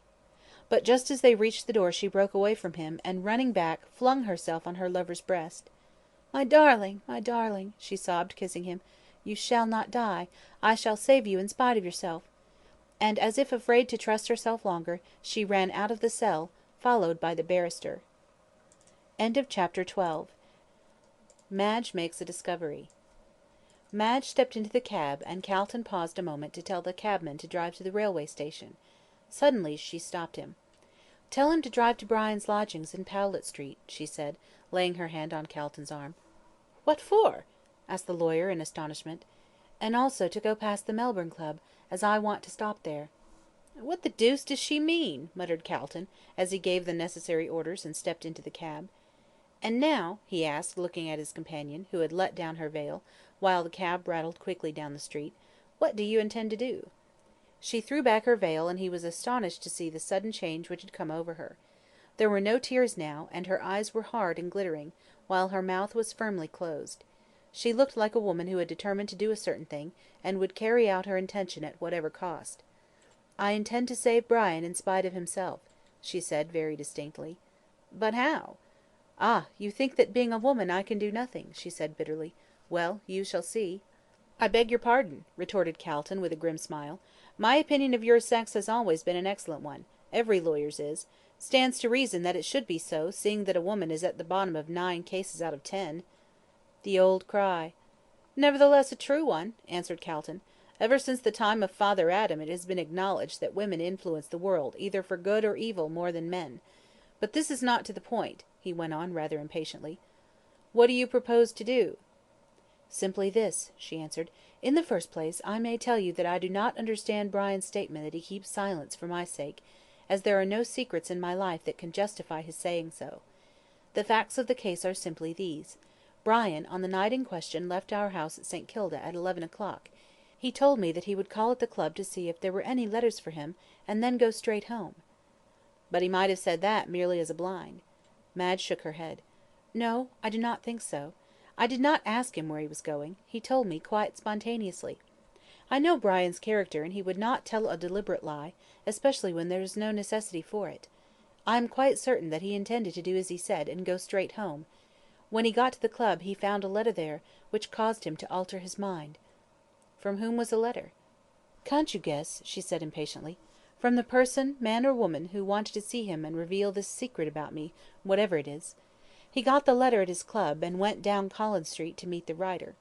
At the corner of the Scotch Church he found Mr. White, and on recognising him left in disgust, and walked down Russell Street to keep his appointment." "Then you don't think he came back?" "I am certain he did not, for, as Brian told you, there are plenty of young men who wear the same kind of coat and hat as he does. Who the second young man who got into the cab was I do not know, but I will swear that it was not Brian." "And you are going to look for that letter?" "Yes, in Brian's lodgings." "He might have burnt it." "He might have done 1,000 things, but he did not," she answered. "Brian is the most careless man in the world. He would put the letter in his pocket, or throw it into the waste paper basket, and never think of it again." "In this case he did, however." "Yes, he thought of the conversation he had had with the writer, but not of the letter itself. Depend upon it, we shall find it in his desk, or in one of the pockets of the clothes he wore that night." "Then there's another thing," said Calton, thoughtfully. "The letter might have been delivered to him between the Elizabeth Street railway station and the club." "We can soon find out about that," answered Madge, "for Mr. Rolleston was with him at the time." "So he was," answered Calton, "and here is Rolleston coming down the street. We'll ask him now." The cab was just passing the Burke and Wills monument, and Calton's quick eye had caught a glimpse of Rolleston walking down the left-hand side. What first attracted Calton's attention was the glittering appearance of Felix. His well-brushed top hat glittered, his varnished boots glittered, and his rings and scarf-pin glittered. In fact, so resplendent was his appearance that he looked like an animated diamond coming along in the blazing sunshine. The cab drove up to the kerb, and Rolleston stopped short, as Calton sprang out directly in front of him. Madge lay back in the cab and pulled down her veil, not wishing to be recognised by Felix, as she knew that if he did it would soon be all over the town. "Hallo, old chap," said Rolleston in considerable astonishment. "Where did you spring from?" "From the cab, of course," answered Calton with a laugh. "A kind of deus ex machina," replied Rolleston, attempting a bad pun. "Exactly," said Calton. "Look here, Rolleston, do you remember the night of Whyte's murder? You met Fitzgerald at the railway station." "In the train," corrected Felix. "Well, well, no matter. You came up with him to the club." "Yes, and left him there." "Did you notice if he received any messages while he was with you?" "Any message?" replied Felix. "No, he did not. We were talking together the whole time, and he spoke to no one but me." "Was he in good spirits?" "Excellent. Made me laugh awfully. But why all this thusness?" "Oh, nothing," answered Calton, getting back into the cab. "I wanted a little information from you. I'll explain next time I see you. Good bye." "But I say," began Felix, but the cab had already rattled away, so Mr. Rolleston turned angrily away. "I never saw anything like these lawyers," he said to himself. "Calton's a perfect whirlwind, by Jove." Meanwhile Calton was talking to Madge. "You were quite right. There must have been a message for him at the club, for he got none from the time he left your place." "And what shall we do now?" asked Madge, who, having heard all the conversation, did not trouble to question the lawyer about it. "Find out at the club if any letter was waiting for him on that night," said Calton, as the cab stopped at the door of the Melbourne Club. "Here we are," and with a hasty word to Madge he ran up the steps. He went to the office of the club to find out if any letters had been waiting for Fitzgerald, and found there a waiter with whom he was pretty well acquainted. "Look here, Brown," said the lawyer, "do you remember on that Thursday night when the Hansom Cab murder took place if any letters were waiting here for Mr. Fitzgerald?" "Well, really, sir," hesitated Brown, "it's so long ago that I almost forget." Calton gave him a sovereign. "Oh, it's not that, Mr. Calton," said the waiter, pocketing the coin, nevertheless, "but I really do forget." "Try and remember," said Calton, shortly. Brown made a tremendous effort of memory, and at last gave a satisfactory answer. "No, sir, there were none." "Are you sure?" said Calton, feeling a thrill of disappointment. "Quite sure," replied the other confidently. "I went to the letter rack several times that night, and I am sure there were none for Mr. Fitzgerald." "Ah, I thought as much," said Calton, heaving a sigh. "Stop!" said Brown, as though struck by a sudden idea. "Though there was no letter come by post, sir, there was one brought to him on that night." "Ah!" said Calton, turning sharply. "At what time?" "Just before 12 o'clock, sir." "Who brought it?" "A young woman, sir," said Brian, in a tone of disgust. "A bold thing, begging your pardon, sir, and no better than she should be. She bounced in at the door as bold as brass, and sings out, 'Is he in?' 'Get out,' I says, 'or I'll call the perlice.' 'Oh, no, you won't,' says she. 'You'll give him that,' and she shoves a letter into my hands. 'Who's him?' I asked. 'I dunno,' she answers. 'It's written there, and I can't read. Give it him at once.' And then she clears out before I could stop her." "And the letter was for Mr. Fitzgerald?" "Yes, sir, and a precious dirty letter it was, too." "You gave it to him, of course?" "I did, sir. He was playing cards, and he put it in his pocket, after having looked at the outside of it, and went on with his game." "Didn't he open it?" "Not then, sir, but he did later on, about 1:45 to 1 o'clock. I was in the room, and he opens it and reads it. Then he says to himself, 'What damned impertinence!' and puts it in his pocket." "Was he disturbed?" "Well, sir, he looked angry like, and put his coat and hat on, and walked out about 5 minutes to 1. "Ah, and he met Whyte at 1, muttered Calton. "There's no doubt about it, the letter was an appointment, and he was going to keep it. What kind of letter was it?" he asked. "Very dirty, sir, in a square envelope, but the paper was good, and so was the writing." "That will do," said Calton. "I am much obliged to you," and he hurried down to where Madge awaited him in the cab. "You were right," he said to her, when the cab was once more in motion. "He got a letter on that night, and went to keep his appointment at the time he met Whyte." "I knew it!" cried Madge with delight. "You see, we will find it in his lodgings." "I hope so," answered Calton, "but we must not be too sanguine. He may have destroyed it." "No, he has not," she replied. "I am convinced it is there." "Well," answered Calton, looking at her, "I don't contradict you, for your feminine instincts have done more to discover the truth than my reasonings, but that is often the case with women. They jump in the dark where a man would hesitate, and 9 cases out of 10 land safely." "Alas for the 10th!" said Miss Frettleby. "She has to be the one exception to prove the rule." She had in a great measure recovered her spirits, and seemed confident that she would save her lover. But Mr. Calton saw that her nerves were strung up to the highest pitch, and that it was only her strong will that kept her from breaking down altogether. "By Jove!" he muttered, in an admiring tone, as he watched her, She's a plucky girl, and Fitzgerald is a lucky man to have the love of such a woman." They soon arrived at Brian's lodgings, and the door was opened by Mrs. Sampson, who looked very disconsolate indeed. The poor Cricket had been blaming herself severely for the information she had given to the false insurance agent, and the floods of tears which she had wept had apparently an effect on her physical condition, for she crackled less loudly than usual, though her voice was as shrill as ever. "That sich a thing could have 'appened to him," she wailed in her thin high voice, "and me that proud of not having any family of my own, except one as died and went up to heaven arter his father, which I hopes as they are both angels and friendly, as his nature had not developed in this valley of the shadow to determine his feelin's towards his father when he died, being carried off by a chill, caused by the change from hot to cold, the weather being that contrary." They had arrived in Brian's sitting room by this time, and Madge sank into a chair, while Calton, anxious to begin the search, hinted to Mrs. Sampson that she could go. "I'm departin', sir," piped the Cricket, with a sad shake of her head, as she opened the door, "knowing as I do, as he's innocent as an unborn babe, and to think of me having told that horrid person who had no regard for the truth of all about him, is now in a cold cell, not as what the weather ain't warm, and he won't want a fire as long as they allows him blankets." "What did you tell them?" asked Calton sharply. "Ah! you may well say that," lamented Mrs. Sampson, rolling her dingy handkerchief into a ball, and dabbing at her red-rimmed eyes, which presented quite a bacchanalian appearance, due, be it said in justice, to grief, not to liquor. "Having been beguiled by that serpent in light clothes, as wanted to know if he always came home before 12, which I said as he was in the habit of doing, though, to be sure, he did sometimes use his latch-key." "The night of the murder, for instance." "Oh, don't say that, sir," said Mrs. Sampson, with a terrified crackle. "Me being weak and ailin', though comin' of a strong family, as always lived to a good age, through being in the habit of wearing flannels, which my mother's father thought better nor a spilin' the inside with chemistry." "Clever man, that detective," murmured Calton to himself. "He got out of her by strategy what he never would have done by force. It's a strong piece of evidence against Fitzgerald, but it does not matter much if he can prove an alibi. You're likely to be called as a witness for the prosecution," he said aloud. "Me, sir!" squeaked Mrs. Sampson, trembling violently, and thereby producing a subdued rustle, as of wind in the trees.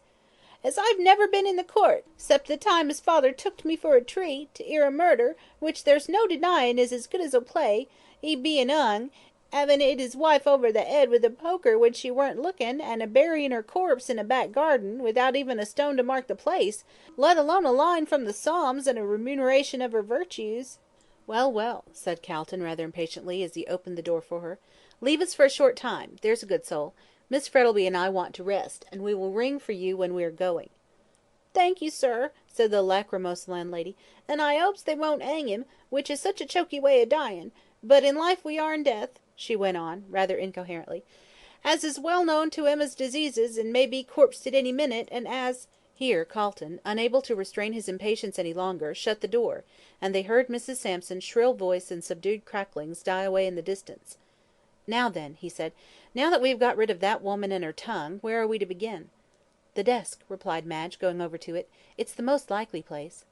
"Don't think so," said Calton, shaking his head. "If, as you say, Fitzgerald is a careless man, he would not have troubled to put it there. However, perhaps we'd better look." The desk was very untidy, "just like Brian," as Madge remarked, full of paid and unpaid bills, old letters, playbills, ball programmes, and withered flowers. "Reminiscences of former flirtations," said Calton, with a laugh, pointing to those. "I should not wonder," retorted Miss Frettleby, coolly. "Brian always was in love with some one or other, but you know what Lytton says, there are many counterfeits, but only one Eros, so I can afford to forget these things." The letter, however, was not to be found in the desk, nor was it in the sitting room. They tried the bedroom, but with no better result. Madge was about to give up the search in despair, when suddenly Calton's eye fell on the waste paper basket, which, by some unaccountable reason, they had overlooked. The basket was half full, in fact more than half, and on looking at it, a sudden thought struck the lawyer. He rang the bell, and presently Mrs. Sampson made her opinion. "How long has that waste paper basket been standing like that?" he asked, pointing to it. "It being the only fault I had to find with him," said Mrs. Sampson, "he being that untidy that he never let me clean it out till he told me personally. He said as how he throwed things into it as he might have to look up again, and I haven't touched it for more nor 6 weeks. 'Oping you won't think me a bad housekeeper, it being his own wish, being fond of litter and such like." 6 weeks," repeated Calton, with a look at Madge. "Ah! and he got the letter 4 weeks ago. Depend upon it, we shall find it there." Madge gave a cry, and, falling on her knees, emptied the basket out on the floor, and both she and Calton were soon as busy among the fragments of paper as though they were rag pickers. "Hopin' they aren't off their heads," murmured Mrs. Sampson, as she went to the door, "but it looks like it, they be in—" Suddenly a cry broke from Madge, as she drew out of the mass of paper a half burnt letter, written on thick and creamy looking paper. "At last!" she cried, rising off her knees and smoothing it out. "I knew he had not destroyed it." "Pretty nearly, however," said Calton, as his eyes glanced rapidly over it. "It's almost useless as it is. There's no name to it." He took it over to the window, and spread it out upon the table. It was dirty and half burnt, but still it was a clue. There was not much left of it. "There is not much to be gained from that, I'm afraid," said Madge, sadly. "It shows that he had an appointment, but where?" Calton did not answer, but, leaning his head on his hands, stared hard at the paper. At last he jumped up with a cry. "I have it!" he said, in an excited tone.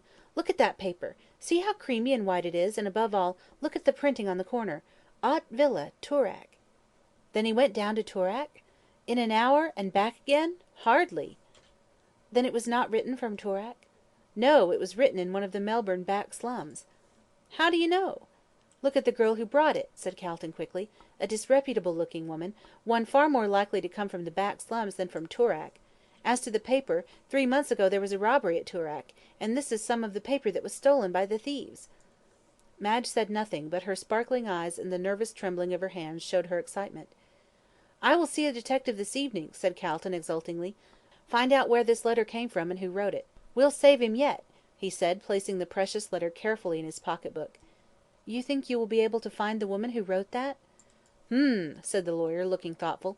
"She may be dead, as the letter says she is in a dying condition. However, if I can find the woman who delivered the letter at the club, and waited for Fitzgerald at the corner of Bourke and Russell Street, that will be sufficient. All I want to prove is that he was not in the hansom cab with White." "And do you think you can do that?" "Depends upon this letter," said Calton, tapping his pocket book with his finger. "I'll tell you to-morrow." Shortly afterwards they left the house, and when Calton put Madge safely into the St. Kilda train, her heart felt lighter than it had done since Fitzgerald's arrest. Chapter 13. Sibella Denton. Another Richmond in the field. There is an old adage that says, "Like draws to like." The antithesis of this is probably that unlike repels unlike. But there are times when individualism does not enter into the matter, and fate alone, by throwing two persons together, sets up a state, congenial or uncongenial as the case may be. Fate chose to throw together Mr. Gorby and Mr. Kilsip, and each was something more than uncongenial to the other. Each was equally clever in their common profession, each was a universal favourite, yet each hated the other. They were as fire and water to one another, and when they came together invariably there was trouble. Kilsip was tall and slender, Gorby was short and stout. Kilsip looked clever, Gorby wore a smile of self-satisfaction, which alone was sufficient to prevent his doing so. Yet, singularly enough, it was this very smile that proved most useful to Gorby in the pursuit of his calling. It enabled him to come at information where his sharp-looking colleague might try in vain. The hearts of all went forth to Gorby's sweet smile and insinuating manner. But when Kilsip appeared people were wont to shut up, and to retire promptly, like alarmed snails, within their shells. Gorby gave the lie direct to those who hold that the face is ever the index to the mind. Kilsip, on the other hand, with his hawk-like countenance, his brilliant black eyes, hooked nose, and small, thin-lipped mouth, endorsed the theory. His complexion was quite colourless, and his hair was jet black. Altogether, he could not be called fair to look upon. His craft and cunning were of the snake-like order. So long as he conducted his inquiries in secret he was generally successful, but once let him appear personally on the scene, and failure was assured him. Thus, while Kilsip passed as the cleverer, Gorby was invariably the more successful, at all events ostensibly. When, therefore, this hansom cab murder case was put into Gorby's hands, the soul of Kilsip was smitten with envy, and when Fitzgerald was arrested, and all the evidence collected by Gorby seemed to point so conclusively to his guilt, Kilsip writhed in secret over the triumph of his enemy. Though he would have only been too glad to say that Gorby had got hold of the wrong man, yet the evidence was so conclusive that such a thought never entered his head, until he received a note from Mr. Calton, asking him to call at his office that evening at 8 o'clock, with reference to the murder. Kilsip knew that Calton was counsel for the prisoner. He guessed that he was wanted to follow up a clue. And he determined to devote himself to whatever Calton might require of him, if only to prove Gorby to be wrong. So pleased was he at the mere possibility of triumphing over his rival, that on casually meeting him, he stopped and invited him to drink. The primary effect of his sudden and unusual hospitality was to arouse all Gorby's suspicions, but on second thoughts, deeming himself quite a match for Kilsip, both mentally and physically, Gorby accepted the invitation. "Ah!" said Kilsip, in his soft low voice, rubbing his lean white hands together, as they sat over their drinks, "you're a lucky man to have laid your hands on that hansom cab murderer so quickly." "Yes, I flatter myself I did manage it pretty well," said Gorby, lighting his pipe.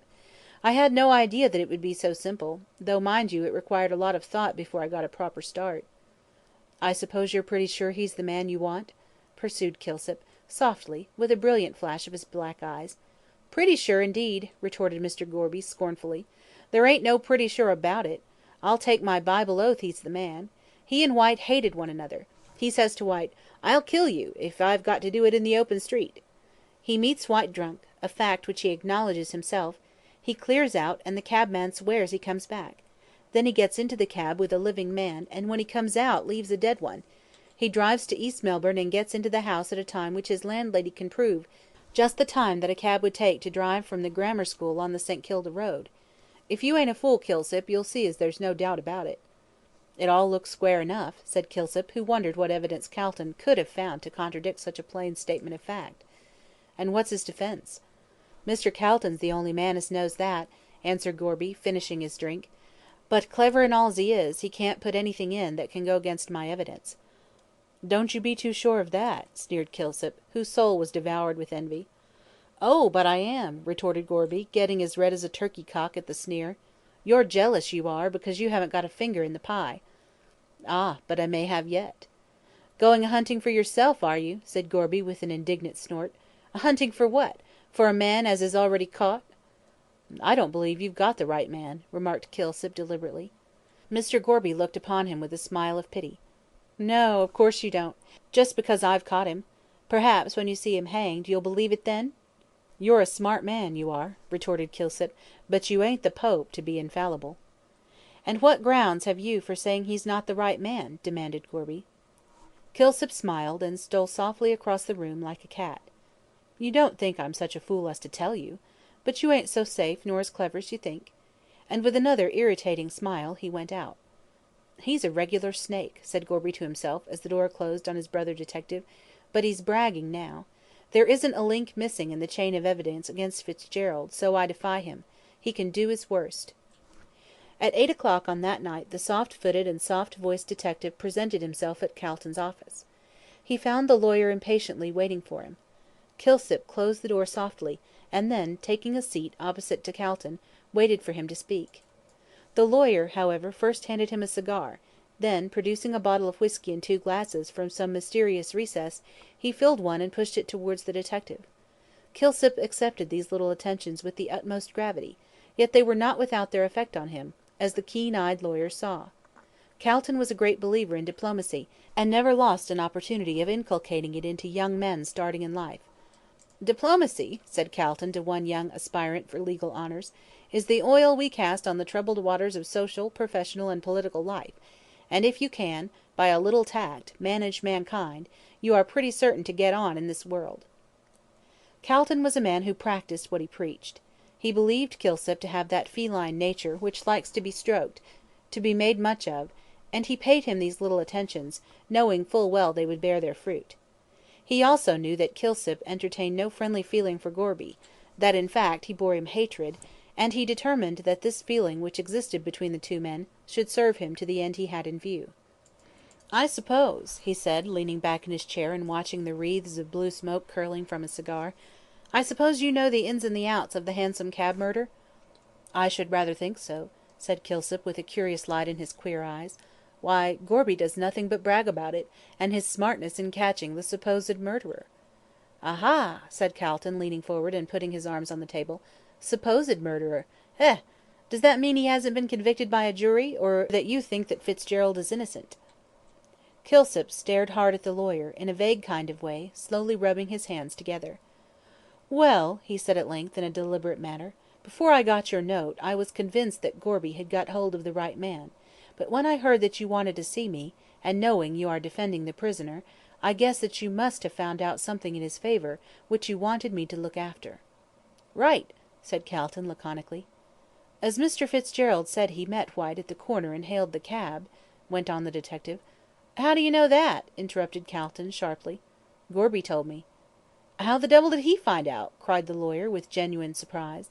"Because he is always poking and prying about," said Kilsip, forgetting in his indignation that such poking and prying formed a part of detective business. "But at any rate," he went on quickly, "if Mr. Fitzgerald did leave Mr. White, the only chance he's got of proving his innocence is that he did not come back, as the cabman alleged." "Then I suppose you think that Fitzgerald will prove an alibi," said Calton. "Well, sir," answered Kilsip, modestly, "of course you know more about the case than I do, but that is the only defence I can see he can make." "Well, he's not going to put in such a defence." "Then he must be guilty," said Kilsip, promptly. "Not necessarily," returned the barrister, dryly. "But if he wants to save his neck, he'll have to prove an alibi," persisted the other. "That's just where the point is," answered Calton. "He doesn't want to save his neck." Kilsip, looking rather bewildered, took a sip of whisky, and waited to hear what Mr. Calton had to say. "The fact is," said Calton, lighting a fresh cigar, "he has some extraordinary idea in his head. He refuses absolutely to say where he was on that night." "I understand," said Kilsip, nodding his head. "Woman?" "No, nothing of the kind," retorted Calton, hastily. "I thought so at first, but I was wrong. He went to see a dying woman who wished to tell him something." "What about?" "That's just what I can't tell you," answered Calton, quickly. "It must have been something important, for she sent for him in great haste, and he was by her bedside between the hours of 1 and 2 on Friday morning." "Then he did not return to the cab?" "No, he did not. He went to keep his appointment, but for some reason or other he won't tell where this appointment was. I went to his rooms to-day, and found this half-burnt letter, asking him to come." Calton handed the letter to Kilsip, who placed it on the table and examined it carefully. "This was written on Thursday," said the detective. "Of course you can see that from the date, and White was murdered on Friday the 27th. "It was written at something Villa, Toorak," pursued Kilsip, still examining the paper. "Oh, I understand. He went down there." "Hardly," retorted Calton, in a sarcastic tone. "He couldn't very well go down there, have an interview, and be back in East Melbourne in 1 hour. The cabman Royston can prove that he was at Russell Street at 1 o'clock, and his landlady that he entered his lodging in East Melbourne at 2. No, he wasn't at Toorak." "When was this letter delivered?" "Shortly before 12 o'clock, at the Melbourne Club, by a girl who, from what the waiter saw of her, appears to have been a disreputable individual. You will see it says bearer will wait him at Bourke Street, and as another street is mentioned, and as Fitzgerald, after leaving White, went down Russell Street to keep his appointment, the most logical conclusion is that the bearer of the letter waited for him at the corner of Bourke and Russell Streets. Now," went on the lawyer, "I want to find out who the girl that brought the letter is." "But how?" "God bless my soul, Kilsip, how stupid you are!" cried Calton, his irritation getting the better of him. "Can't you understand? That paper came from one of the back slums, therefore it must have been stolen." A sudden light flashed into Kilsip's eyes. "Talbot Villa, Toorak," he cried quickly, snatching up the letter again, and examining it with great attention, "where that burglary took place." "Exactly," said Calton, smiling complacently. "Now do you understand what I want? You must take me to the crib in the back slums where the articles stolen from the house in Toorak were hidden. This paper," pointing to the letter, "is part of the swag left behind, and must have been used by some one there. Brian Fitzgerald obeyed the directions given in the letter, and he was there at the time of the murder." "I understand," said Kilsip, with a gratified purr. "There were 4 men engaged in that burglary, and they hid the swag at Mother Guttersnipe's crib, in a lane off Little Bourke Street. But, hang it, a swell like Mr. Fitzgerald, in evening dress, couldn't very well have gone down there unless—" "He had someone with him well known in the locality," finished Calton, rapidly. "Exactly, that woman who delivered the letter at the club guided him. Judging from the waiter's description of her appearance, I should think she was pretty well known about the slums." "Well," said Kilsip, rising and looking at his watch, "it is now 9 o'clock, so if you like we will go to the old hag's place at once. Dying woman," he said, as if struck by a sudden thought. "There was a woman who died there about 4 weeks ago." "Who was she?" asked Calton, who was putting on his overcoat. "Some relation of Mother Guttersnipe's, I fancy," answered Kilsip, as they left the office. "I don't know exactly what she was. She was called the Queen, and a precious handsome woman she must have been. Came from Sydney about 3 months ago, and from what I can make out, was not long from England. Died of consumption on the Thursday night before the murder." Chapter 14. Read by Sibella Denton. A Woman of the People. Bourke Street is a more crowded thoroughfare than Collins Street, especially at night. The theatres that it contains are in themselves sufficient for the gathering of a considerable crowd. It is a grimy crowd for the most part. Round the doors of the hotels a number of ragged and shabby-looking individuals collect, waiting till some kind friend shall invite them to step inside. Further on, a knot of horsey-looking men are to be seen standing under the Opera House verandah, giving and taking odds about the Melbourne Cup, or some other meeting.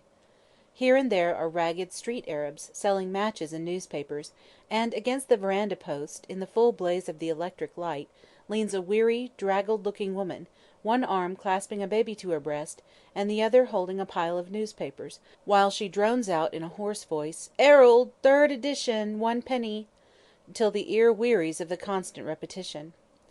Cabs rattle incessantly along the street. Here a fast-looking hansom, with a rakish horse, bearing some gilded youth to his club; there a dingy-looking vehicle, drawn by a lank quadruped, which staggers blindly down the street. Alternating with these, carriages dash by with their well-groomed horses, and within, the vision of bright eyes, white dresses, and the sparkle of diamonds. Then, further up, just on the verge of the pavement, 3 violins and a harp are playing a German waltz to an admiring crowd of attentive spectators. If there is one thing which the Melbourne folk love more than another, it is music. Their fondness for it is only equalled by their admiration for horse racing.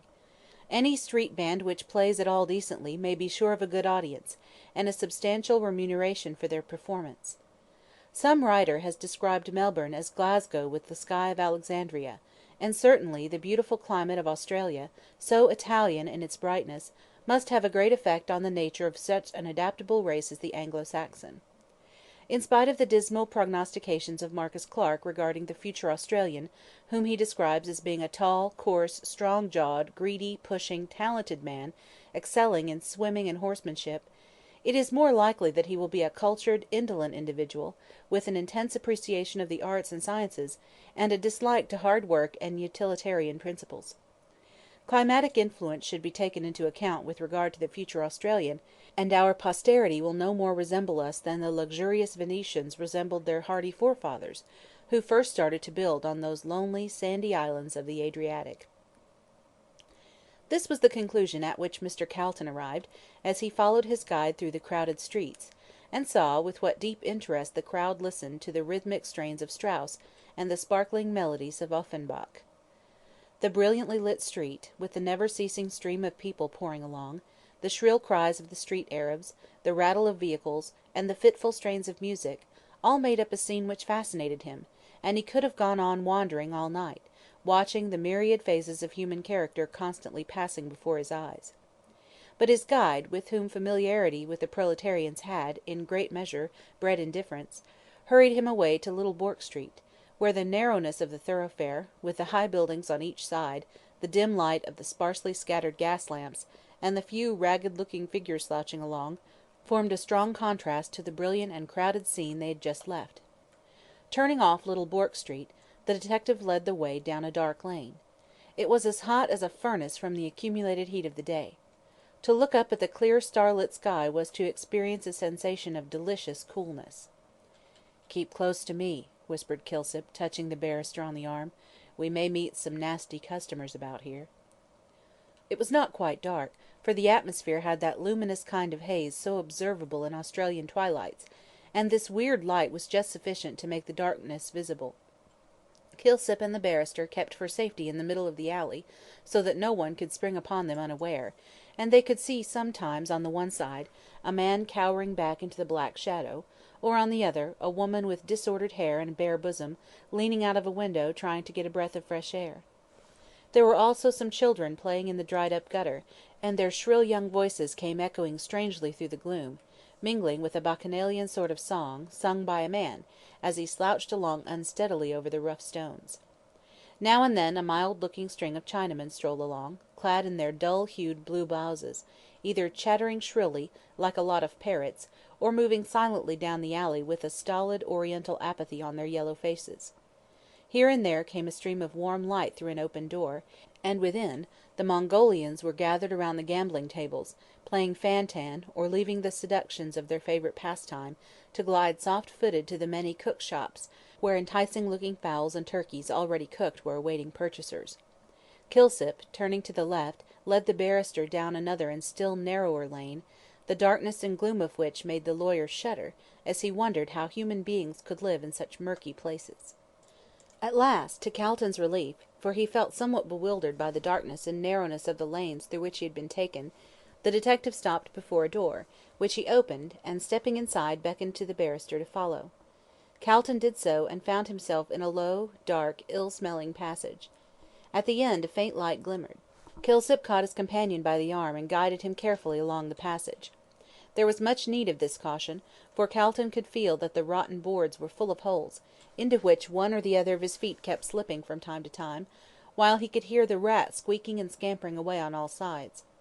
Just as they got to the end of this tunnel, for it could be called nothing else, the light suddenly went out, and they were left in complete darkness.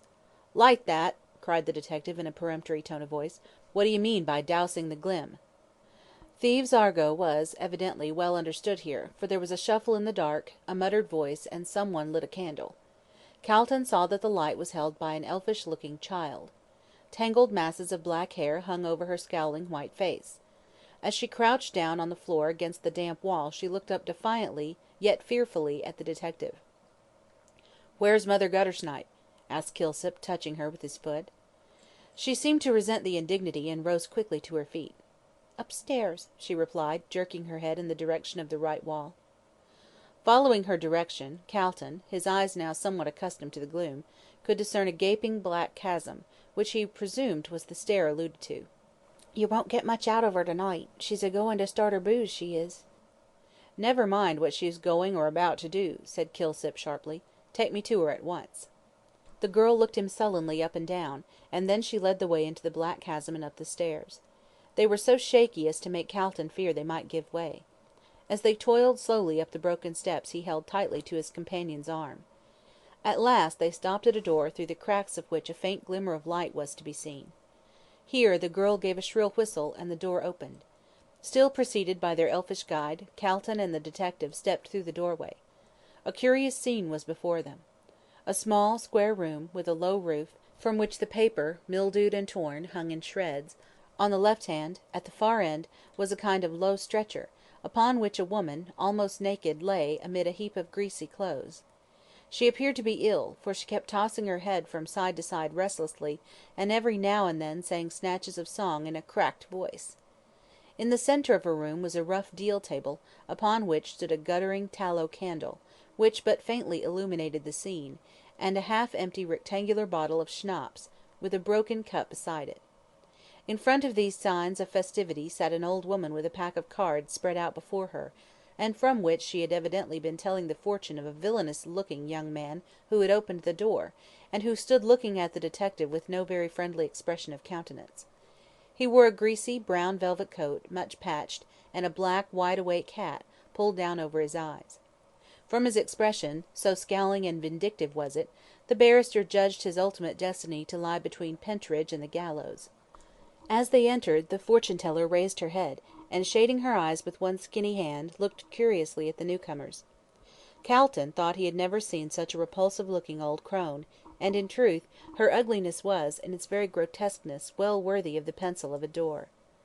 Her face was seamed and lined with innumerable wrinkles, clearly defined by the dirt which was in them, bushy grey eyebrows, drawn frowningly over two piercing black eyes, whose light was undimmed by age, a hooked nose, like the beak of a bird of prey, and a thin-lipped mouth devoid of teeth. Her hair was very luxurious and almost white, and was tied up in a great bunch by a greasy bit of black ribbon. As to her chin, Calton, when he saw it wagging to and fro, involuntarily quoted Macbeth's lines: "Ye should be woman, and yet your beards forbid me to interpret that ye are so." She was no bad representative of the weird sisters. As they entered she eyed them viciously, demanding, "What the blazes they wanted?" "Want your booze?" cried the child with an elfish laugh, as she shook back her tangled hair. "Get out, you whelp!" croaked the old hag, shaking one skinny fist at her, "or I'll tear your heart out." "Yes, she can go," said Kilsip, nodding to the girl. "And you can clear too," he added sharply, turning to the young man, who stood, still holding the door open. At first he seemed inclined to dispute the detective's order, but ultimately obeyed him, muttering, as he went out, something about the "bloomin' cheek of showing swells cove's cribs." The child followed him out, her exit being accelerated by Mother Guttersnipe, who, with a rapidity only attained by long practice, seized the shoe from one of her feet, and flung it at the head of the rapidly retreating girl. "Wait till I catches you, Lizer," she shrieked with a volley of oaths. "I'll break your head for you." Lizer responded with a shrill laugh of disdain, and vanished through the shaky door, which she closed after her. When she had disappeared, Mother Guttersnipe took a drink from the broken cup, and gathering all her greasy cards together in a business-like way, looked insinuatingly at Calton, with a suggestive leer. "It's the future you want unveiled, dearie?" she croaked, rapidly shuffling the cards. "And old Mother'll tell—" "No, she won't," interrupted the detective sharply. "I've come on business." The old woman started at this, and looked keenly at him from under her bushy eyebrows. "What have the boys been up to now?" she asked harshly. "There ain't no swag here this time." Just then the sick woman, who had been restlessly tossing on the bed, commenced singing a snatch of the quaint old ballad of Barbara Allen. "Oh, mother, mother, make my bed, and make it soft and narrow. Since my true love died for me today, I'll die for him tomorrow."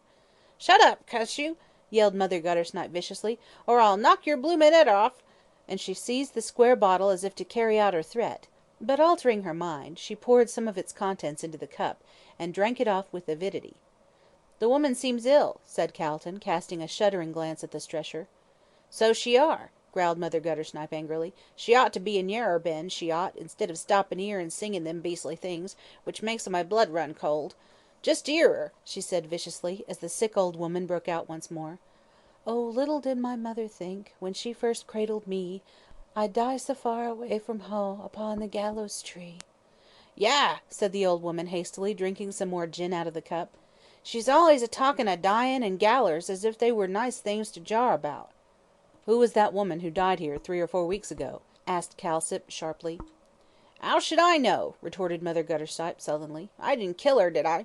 It were the brandy she drank. She were always drinkin', cuss her." "Do you remember the night she died?"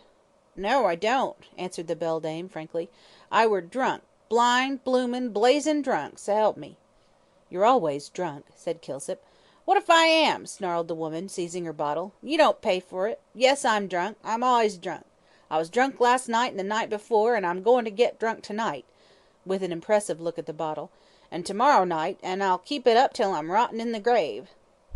Calton shuddered, so full of hatred and suppressed malignity was her voice, but the detective merely shrugged his shoulders. "More fool you," he said briefly. "Come now, on the night the Queen, as you call her, died, there was a gentleman came to see her." "So she said," retorted Mother Guttersnipe, "but lor, I don't know anything, I were drunk." "Who said? The Queen?" "No, my granddaughter Sal. The Queen sent her to fetch the toff to see her cut her lucky. Wanted him to look at his work, I suppose, cuss him, and Sal prigged some paper from me box," she shrieked, indignantly. "Prigged it when I wa'n't too drunk to stop her." The detective glanced at Calton, who nodded to him with a gratified expression on his face. They were right as to the paper having been stolen from the villa at Toorak. "You did not see the gentleman who came?" said Kilsip, turning again to the old hag. "Not I, cuss you," she retorted politely. "He came about 1:30 in the morning, and you don't expect we can stop up all night, do you?" 1:30 o'clock," repeated Calton quickly. "The very time. Is this true?" "Wish I may die if it ain't," said Mother Guttersnipe, graciously. "My granddaughter Sal can tell you." "Where is she?" asked Kilsip, sharply. At this the old woman threw back her head and howled dismay. "She's 'ooked it," she wailed, drumming on the ground with her feet. "Gone and left her poor old gran and joined the army, cuss 'em, a comin' round and spilin' business." Here the woman on the bed broke out, "Since the flowers of the forest are wed away." "'Old your jaw!" yelled Mother Guttersnipe, rising, and making a dart at the bed. "I'll choke the life out of you, s'elp me. Do you want me to murder you, singin' them funeral things?" Meanwhile the detective was talking rapidly to Mr. Calton. "The only person who can prove Mr. Fitzgerald was here between 1 and 2 o'clock," he said, quickly, "is Sal Rawlins, as every one else seems to have been drunk or asleep. As she has joined the Salvation Army, I'll go to the barracks the first thing in the morning and look for her." "I hope you'll find her," answered Calton, drawing a long breath. "A man's life hangs on her evidence." They turned to go, Calton having first given Mother Guttersnipe some loose silver, which she seized on with an avaricious clutch. "You'll drink it, I suppose?" said the barrister, shrinking back from her. "Wery likely," retorted the hag, with a repulsive grin, tying the money up in a piece of her dress, which she tore off for the purpose. "I'm forting to the public house, I am. It's the only pleasure I have in my life, cuss it." The sight of money had a genial effect on her nature, for she held a candle at the head of the stairs, as they went down, so that they should not break their heads. As they arrived safely, they saw the light vanish, and heard the sick woman singing "The Last Rose of Summer." The street door was open, and after groping their way along the dark passage, with its pitfalls, they found themselves in the open street. "Thank Heaven!" said Calton, taking off his hat and drawing a long breath. "Thank Heaven we are safely out of that den!" "At all events, our journey has not been wasted," said the detective, as they walked along. "We've found out where Mr. Fitzgerald was on the night of the murder, so he will be safe." "That depends on Sal Rawlins," answered Calton, gravely. "But come, let us have a glass of brandy, for I feel quite ill after my experience of low life." Chapter 15. Read by Sibella Denton. Missing. The next day Kilsip called at Calton's office late in the afternoon, and found the lawyer eagerly expecting him. The detective's face, however, looked rather dismal, and Calton was not reassured. "Well," he said impatiently, when Kilsip had closed the door and taken his seat, "where is she?" "That's just what I want to know," answered the detective coolly. "I went to the Salvation Army headquarters and made inquiries about her. It appears that she had been in the army as a Hallelujah lass, but got tired of it in a week, and went off with a friend of hers to Sydney.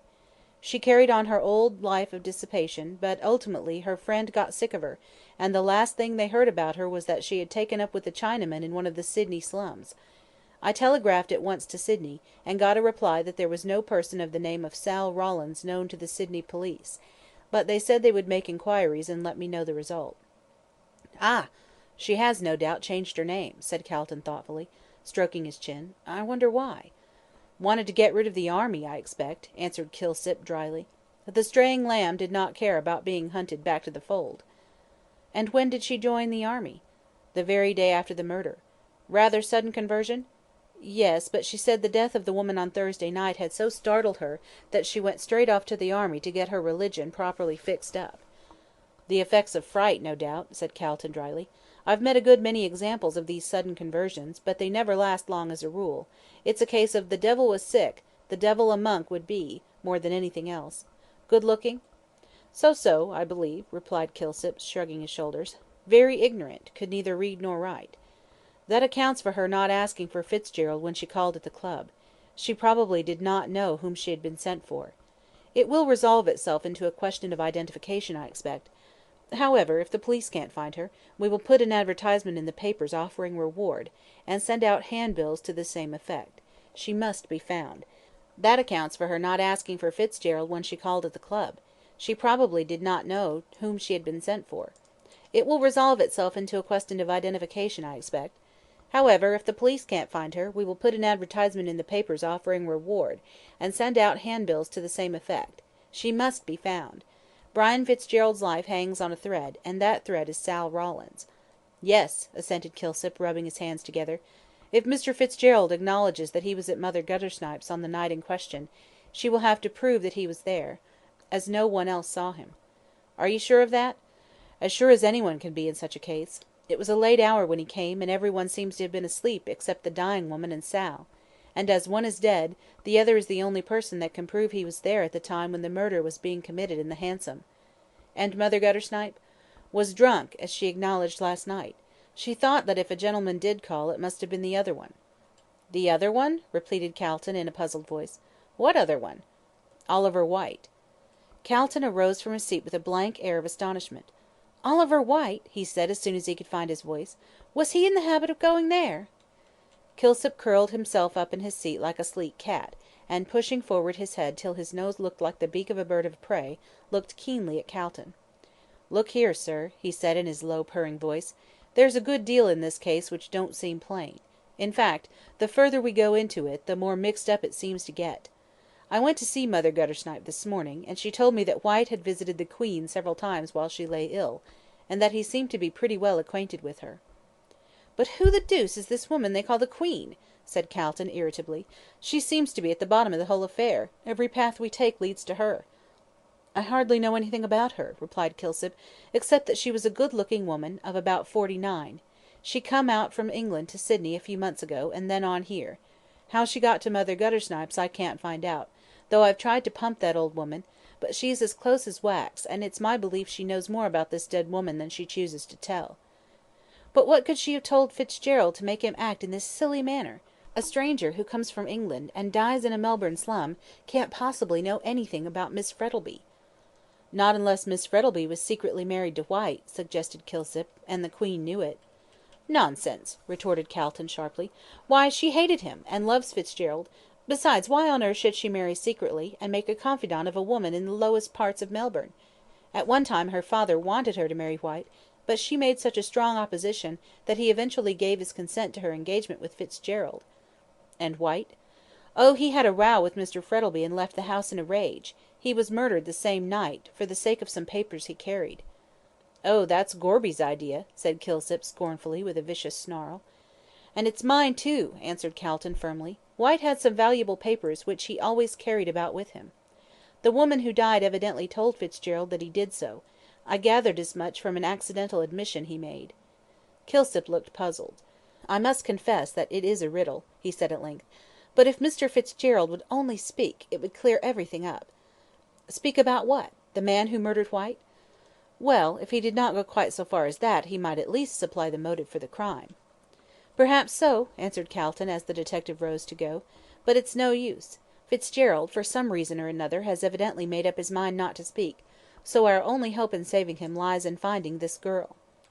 "If she's anywhere in Australia, you may be sure she'll be found," answered Kilsip, confidently, as he took his departure. "Australia isn't so overcrowded as all that." But if Sal Rawlins was in Australia at all, she certainly must have been in some very remote part. All efforts to find her proved futile. It was an open question if she was alive or dead. She seemed to have vanished completely. She was last seen in a Sydney den with a Chinaman whom afterwards she appears to have left. Since then nothing whatever was known of her. Notices offering large rewards for her discovery were inserted in all the newspapers, Australian and New Zealand, but nothing came of them. As she was herself unable to read, there seemed little chance of her knowing of them, and if, as Calton surmised, she had changed her name, no one would be likely to tell her of them. There was only the bare chance that she might hear of them casually, or that she might turn up of her own accord. If she returned to Melbourne, she would certainly go to her grandmother's. She had no motive for not doing so. So Kilsip kept a sharp watch on the house, much to Mrs. Rawlins' disgust, for, with true English pride, she objected to this system of espionage. "Cuss him!" she croaked over her evening drink to an old crone, as withered and evil-looking as herself. "Why can't he stop in his own bloomin' house, and leave mine alone? A comin' round here a pokin' and a pryin', and a perwenting people from earnin' their livin' and a gettin' drunk when they ain't well." "What do he want?" asked her friend, rubbing her weak old knees. "Wants? He wants his throat cut," said Mother Guttersnipe, viciously, "and s'elp me I'll do it for him some night when he's a watchin' round here as if it were Pentridge. He can get what he want out of that whelp as ran away, but I knows somethin' he don't know, cuss him." She ended with a senile laugh, and her companion having taken advantage of the long speech to drink some gin out of the broken cup, Mother Guttersnipe seized the unfortunate old creature by the hair, and, in spite of her feeble cries, banged her head against the wall. "I'll have the perlice in at you," whimpered the assaulted one, as she tottered away quickly as her old rheumatics would allow her. "See if I don't." "Get out," retorted Mother Guttersnipe, indifferently, as she filled herself a fresh cup. "You come a falutin' round here again priggin' my drinks, cuss you, and I'll cut your throat and wring your wicked old 'ead off." The other gave a howl of dismay at hearing this pleasant proposal, and tottered out as quickly as possible, leaving Mother Guttersnipe in undisputed possession of the field. Meanwhile, Calton had seen Brian several times, and used every argument in his power to get him to tell everything, but he either maintained an obstinate silence, or merely answered, "It would only break her heart." He admitted to Calton, after a good deal of questioning, that he had been at Mother Guttersnipe's on the night of the murder. After he had left White by the corner of the Scotch Church, as the cabman, Royston, had stated, he had gone along Russell Street, and met Sal Rawlins near the Unicorn Hotel. She had taken him to Mother Guttersnipe's, where he had seen the dying woman, who had told him something he could not reveal. "Well," said Mr. Calton, after hearing the admission, "you might have saved us all this trouble by admitting this before, and yet kept your secret, whatever it might be. Had you done so, we might have got hold of Sal Rawlins before she left Melbourne, but now it's a mere chance whether she turns up or not." Brian did not answer this; in fact, he seemed hardly to be thinking of what the lawyer was saying, but just as Calton was leaving, he asked, "How is Madge?" "How can you expect her to be?" said Calton, turning angrily on him. "She is very ill, owing to the worry she has had over this affair." "My darling, my darling," cried Brian in agony, clasping his hands above his head, "I did it only to save you." Calton approached him and laid his hand lightly on his shoulder. "My dear fellow," he said gravely, "the confidences between lawyer and client are as sacred as those between priest and penitent. You must tell me this secret which concerns Miss Frettleby so deeply." "No," said Brian firmly, "I will never repeat what that wretched woman told me. When I would not tell you before in order to save my life, it is not likely I am going to do so now, when I have nothing to gain and everything to lose by telling it." "I will never ask you again," said Calton, rather annoyed, as he walked to the door. "And as to this accusation of murder, if I can find this girl, you are safe." When the lawyer left the gaol, he went to the detective office to see Kilsip, and ascertain if there was any news of Sal Rawlins, but, as usual, there was none. "It is fighting against fate," he said sadly, as he went away. "His life hangs on a mere chance." The trial was fixed to come off in September, and of course there was great excitement in Melbourne as the time drew near. Great, therefore, was the disappointment when it was discovered that the prisoner's counsel had applied for an adjournment of the trial till October, on the ground that an important witness for the defence could not be found. Chapter 16. Read by Sibella Denton. The Trial. In spite of the utmost vigilance on the part of the police, and the offer of a large reward, both by Calton, on behalf of the accused, and by Mr. Frettleby, the much desired Sal Rawlins still remained hidden. The millionaire had maintained a most friendly attitude towards Brian throughout the whole affair. He refused to believe him guilty, and when Calton told him of the defence of proving an alibi by means of Sal Rawlins, he immediately offered a large reward, which was in itself enough to set every person with any time on their hands hunting for the missing witness. All Australia and New Zealand rang with the extremely plebeian name of Sal Rawlins, the papers being full of notices offering rewards, and handbills of staring red letters were posted up in all railway stations, in conjunction with liquid sunshine, rum, and D.W.D. whisky. She had become famous without knowing it, unless, indeed, she had kept herself concealed purposely, but this was hardly probable, as there was no apparent motive for her doing so. If she was above ground she must certainly have seen the handbills, if not the papers, and though not able to read, she could hardly help hearing something about the one topic of conversation throughout Australia. Notwithstanding all this, Sal Rawlins was still undiscovered, and Calton, in despair, began to think that she must be dead. But Madge, though at times her courage gave way, was still hopeful. "God will not permit such a judicial crime as the murder of an innocent man to be committed," she declared. Mr. Calton, to whom she said this, shook his head doubtfully. "God has permitted it to take place before," he answered softly, "and we can only judge the future by the past." At last the day of the long-expected trial came, and as Calton sat in his office looking over his brief, a clerk entered and told him Mr. Frettleby and his daughter wished to see him. When they came in, the barrister saw that the millionaire looked haggard and ill, and there was a worried expression on his face. "There is my daughter, Calton," he said, after hurried greetings had been exchanged. "She wants to be present in court during Fitzgerald's trial, and nothing I can say will dissuade her." Calton turned and looked at the girl in some surprise. "Yes," she answered, meeting his look steadily, though her face was very pale.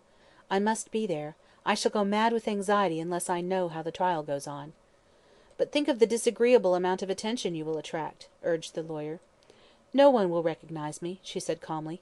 "I am very plainly dressed, and I will wear this veil," and drawing one from her pocket, she went to a small looking-glass which was hanging on the wall, and tied it over her face.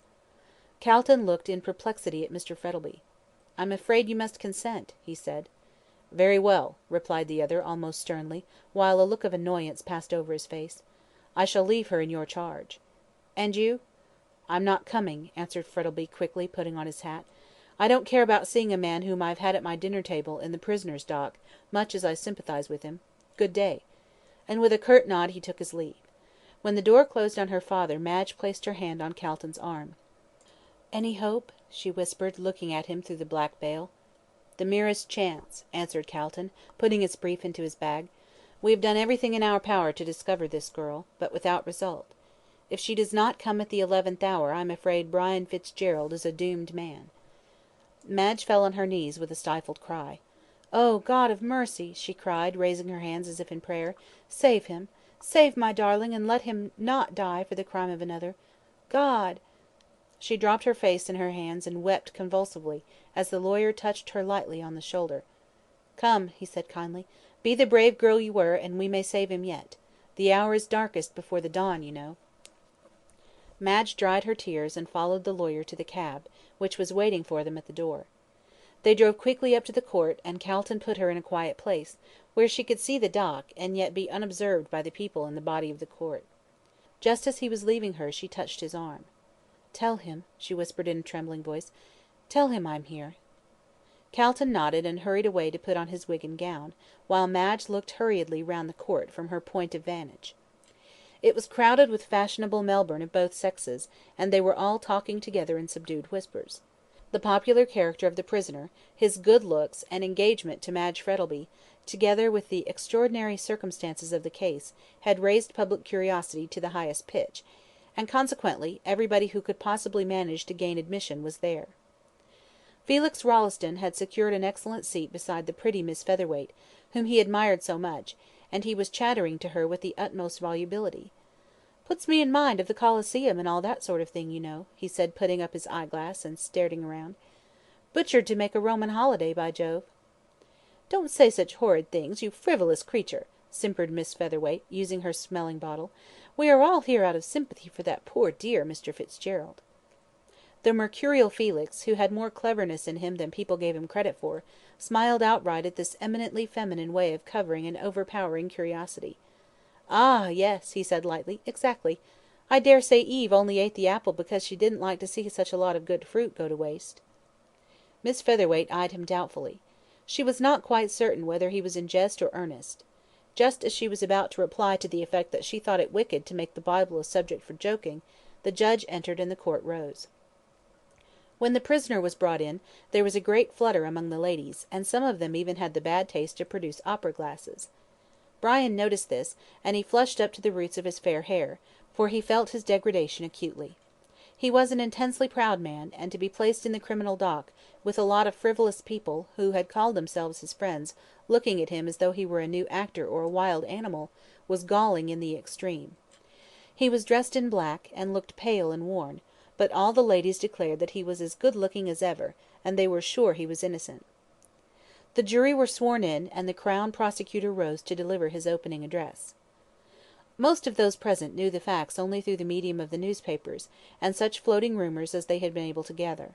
They were therefore unaware of the true history of events which had led to Fitzgerald's arrest, and they prepared to listen to the speech with profound attention. The ladies ceased to talk, the men to stare round, and nothing could be seen but row after row of eager and attentive faces, hanging on the words that issued from the lips of the Crown Prosecutor. He was not a great orator, but he spoke clearly and distinctly, and every word could be heard in the dead silence. He gave a rapid sketch of the crime, merely a repetition of what had been published in the newspapers, and then proceeded to enumerate the witnesses for the prosecution. He would call the landlady of the deceased to show that ill feeling existed between the prisoner and the murdered man, and that the accused had called on the deceased a week prior to the committal of the crime, and threatened his life. There was great excitement at this, and several ladies decided, on the spur of the moment, that the horrid man was guilty, but the majority of them still refused to believe in the guilt of such a good-looking young fellow. He would call a witness who could prove that White was drunk on the night of the murder, and went along to Russell Street, in the direction of Collins Street. The cabman Royston would swear to the fact that the prisoner had hailed the cab, and after going away for a short time, returned and entered the cab with the deceased. He would also prove that the prisoner left the cab at the grammar school in the St. Kilda Road, and on the arrival of the cab at the junction he discovered the deceased had been murdered. The cabman Rankin would prove that he drove the prisoner from the St. Kilda Road to Powlett Street in East Melbourne, where he got out, and he would call the prisoner's landlady to prove that the prisoner resided in Powlett Street, and that on the night of the murder he had not reached home till shortly after 2 o'clock. He would also call the detective who had charge of the case, to prove the finding of a glove belonging to the deceased in the pocket of the coat which the prisoner wore on the night of the murder, and the doctor who had examined the body of the deceased would give evidence that the death was caused by inhalation of chloroform. As he had now fully shown the chain of evidence which he proposed to prove, he would call the first witness, Malcolm Royston. Royston, on being sworn, gave the same evidence as he had given at the inquest, from the time that the cab was hailed, up to his arrival at the St. Kilda police station with the dead body of White. In the cross-examination, Calton asked him if he was prepared to swear that the man who hailed the cab, and the man who got in with the deceased, were one and the same person. Witness: I am. Calton: You are quite certain? Witness: Yes, quite certain. Do you then recognise the prisoner as the man who hailed the cab? Witness (hesitatingly): I cannot swear to that. The gentleman who hailed the cab had his hat pulled down over his eyes, so that I could not see his face, but the height and general appearance of the prisoner are the same. Then it is only because the man who got into the cab was dressed like the prisoner on that night, that you thought they were both the same? Witness: It never struck me for a minute that they were not the same. Besides, he spoke as if he had been there before. I said, "Oh, you've come back," and he said, "Yes, I'm going to take him home," and got into my cab. Calton: Did you notice any difference in his voice? Witness: No, except the first time I saw him he spoke in a loud voice, and the second time he came back very low. Calton: You were sober, I suppose? Witness (indignantly): Yes, quite sober. Calton: Ah, you did not have a drink, say, at the Oriental Hotel, which, I believe, is near the rank where your cab stands? Witness (hesitatingly): Well, I might have had a glass. Calton: So you might have had several. Witness (sulkily): Well, there's no law against a cove feeling thirsty. Calton: Certainly not, and I suppose you took advantage of the absence of such a law. Witness (defiantly): Yes, I did. Calton: And you were elevated? Witness: Yes, on my cab. Laughter. Calton (severely): You are here to give evidence, sir, not to make jokes, however clever they may be. Were you or were you not slightly the worse for drink? Witness: I might have been. Calton: So you were in such a condition that you did not observe very closely the man who hailed you? Witness: No, I didn't. There was no reason why I should. I didn't know a murder was going to be committed. Calton: And it never struck you it might be a different man? Witness: No, I thought it was the same man the whole time. This closed Royston's evidence, and Calton sat down very dissatisfied at not being able to elicit anything more definite from him. One thing appeared clear, that some one must have dressed himself to resemble Brian, and have spoken in a low voice for fear of betraying himself. Clement Rankin, the next witness, deposed to having picked up the prisoner on the St. Kilda road between 1 and 2 Friday morning, and driven him to Powlett Street, East Melbourne. In the cross-examination, Calton elicited one point in the prisoner's favour. Calton: Is the prisoner the same gentleman you drove to Powlett Street? Witness (confidently): Oh, yes. Calton: How do you know? Did you see his face? Witness: No, his hat was pulled down over his eyes, and I could only see the ends of his moustache and his chin, but he carried himself the same as the prisoner, and his moustache is the same light colour. Calton: When you drove up to him on the St. Kilda road, where was he, and what was he doing? Witness: He was near the grammar school, walking quickly in the direction of Melbourne, and was smoking a cigarette. Calton: Did he wear gloves? Witness: Yes, one on the left hand, the other was bare. Calton: Did he wear any rings on the right hand? Witness: Yes, a large diamond one on the forefinger. Calton: Are you sure? Witness: Yes, because I thought it a curious place for a gentleman to wear a ring, and when he was paying me my fare, I saw the diamond glitter on his finger in the moonlight. Calton: That will do. The counsel for the defence was pleased with this bit of evidence, as Fitzgerald detested rings, and never wore any, so he made a note of the matter on his brief. Mrs. Hableton, the landlady of the deceased, was then called, and deposed that Oliver White had lodged with her for nearly 2 months. He seemed a quiet enough young man, but often came home drunk. The only friend she knew he had was a Mr. Moreland, who was often with him. On the 14th of July the prisoner had called to see Mr. White, and they had had a quarrel. She heard White say, "She is mine, you can't do anything with her," and the prisoner answered, "I can kill you, and if you marry her I shall do so in the open street." She had no idea at the time of the name of the lady they were talking about. There was a great sensation in the court at these words, and half the people present looked upon such evidence as being sufficient in itself to prove the guilt of the prisoner. In cross-examination, Calton was unable to shake the evidence of the witness, as she merely reiterated the same statements over and over again. The next witness was Mrs. Sampson, who crackled into the witness box dissolved in tears, and gave her answers in a piercingly shrill tone of anguish. She stated that the prisoner was in the habit of coming home early, but on the night of the murder had come in shortly before 2 o'clock. Crown Prosecutor, referring to his brief: You mean after 2? Witness: 'Avin made a mistake once, by saying 5 minutes after 2 to the policeman as called himself an insurance agent, which he put the words in my mouth, I ain't going to do so again, it being 5 minutes afore 2, as I can swear to. Crown Prosecutor: You are sure your clock was right? Witness: It 'adn't been, but me nevy being a watchmaker called unbeknown to me, and made it right on Thursday night, which it was Friday morning when Mr. Fitzgerald came 'ome. Mrs. Sampson bravely stuck to this statement, and ultimately left the witness box in triumph, the rest of her evidence being comparatively unimportant as compared with this point of time. The witness Rankin, who drove the prisoner to Powlett Street, as sworn to by him, was recalled, and gave evidence that it was 2 o'clock when the prisoner got down from his cab in Powlett Street. Crown Prosecutor: How do you know that? Witness: Because I heard the post office clock strike. Crown Prosecutor: Could you hear it at East Melbourne? Witness: It was a very still night, and I heard the chimes and then the hour strike quite plainly. This conflicting evidence as to time was a strong point in Brian's favour. If, as the landlady stated, on the authority of the kitchen clock, which had been put right on the day previous to the murder, Fitzgerald had come into the house at 5 minutes to 2, he could not possibly be the man who had alighted from Rankin's cab at 2 o'clock at Powlett Street. The next witness was Dr. Chinston, who swore to the death of the deceased man by means of chloroform administered in a large quantity, and he was followed by Mr. Gorby, who deposed as to the finding of the glove belonging to the deceased in the pocket of the prisoner's coat. Roger Morland, an intimate friend of the deceased, was called next. He stated that he had known the deceased in London, and had met him in Melbourne. He was with him a great deal. On the night of the murder he was in the Orient Hotel in Bourke Street. White came in, and was greatly excited. He was in evening dress and wore a light coat. They had several drinks together, and then went up to an hotel in Russell Street, and had some more drinks there. Both witness and deceased were intoxicated. White took off his light coat, saying he felt warm, and went out shortly afterwards, leaving witness asleep at the bar. He was awakened by the barman, who wanted him to leave the hotel. He saw that White had left his coat behind him, and took it up with the intention of giving it to him. As he stood in the street someone snatched the coat from him and made off with it. He tried to follow the thief, but he could not do so, being too intoxicated. He then went home and to bed, as he had to leave early for the country in the morning. In cross-examination: Calton: When you went into the street after leaving the hotel, did you see the deceased? Witness: No, I did not, but I was very drunk, and unless deceased had spoken to me I would not have noticed him. Calton: What was the deceased excited about when you met him? Witness: I don't know, he did not say.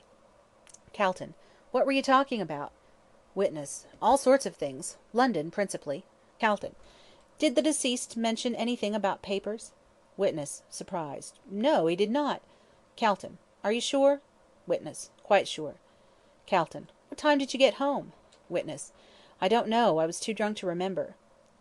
This closed the case for the Crown, and as it was now late the case was adjourned till the next day. The court was soon emptied of the busy, chattering crowd, and Calton, on looking over his notes, found that the result of the first day's trial was 2 points in favour of Fitzgerald. First, the discrepancy of time in the evidence of Rankin and the landlady, Mrs. Sampson. Second, the evidence of the cabman Royston as to the wearing of a ring on the forefinger of the right hand by the man who murdered White, whereas the prisoner never wore rings. These were slender proofs of innocence to put against the overwhelming mass of evidence in favour of the prisoner's guilt. The opinions of all were pretty well divided, some being in favour and others against, when suddenly an event happened which surprised everyone. All over Melbourne extras were posted, and the news passed from lip to lip like wildfire. Return of the missing witness, Sal Rawlins. End of chapter 17. Read by Sibella Denton. Sal Rawlins tells all she knows. And indeed such was the case. Sal Rawlins had made her appearance at the 11th hour, to the heartfelt thankfulness of Calton, who saw in her an angel from heaven, sent to save the life of an innocent man. It was at the conclusion of the trial, and together with Madge, he had gone down to his office, when his clerk entered with a telegram. The lawyer opened it hastily, and with a silent look of pleasure on his face, handed the telegram to Madge. She, womanlike, being more impulsive, gave a cry when she read it, and falling on her knees, thanked God for having heard her prayers, and saved her lover's life. "Take me to her at once," she implored the lawyer. She was anxious to hear from Sal Rawlins' own lips the joyful words which would save Brian from a felon's death. "No, my dear," answered Calton, firmly but kindly. "I can hardly take a lady to the place where Sal Rawlins lives. You will know all to-morrow, but meanwhile you must go home and get some sleep." "And will you tell him?" she whispered, clasping her hands on Calton's arm. "At once," he answered promptly, "and I will see Sal Rawlins to-night, and hear what she has to say. Rest content, my dear," he added, as he placed her in the carriage. "He is perfectly safe now." Brian heard the good news with a deep feeling of gratitude, knowing that his life was safe, and that he could still keep his secret. It was the natural revulsion of feeling after the unnatural life he had been leading since his arrest. When one is young and healthy, and has all the world before one, it is a terrible thing to contemplate a sudden death. And yet, in spite of his joy at being delivered from the hangman's rope, there mingled with his delight the horror of that secret which the dying woman had told him with such malignant joy. "I had rather she died in silence than she should have bequeathed to me this legacy of sorrow." And the jailor, seeing his haggard face the next morning, muttered to himself, "He were blessed if the swell weren't sorry he were safe." So, while Brian was pacing up and down his cell during the weary watches of the night, Madge, in her own room, was kneeling beside her bed and thanking God for his great mercy, and Calton, the good fairy of the two lovers, was hurrying towards the humble abode of Mrs. Rawlins, familiarly known as Mother Guttersnipe. Kilsip was beside him, and they were talking eagerly about the providential appearance of the invaluable witness. "What I like," observed Kilsip in his soft purring tone, "is the cell it will be for that Gorby. He was so certain that Mr. Fitzgerald was the man, and when he gets off to-morrow, Gorby will be in a rage."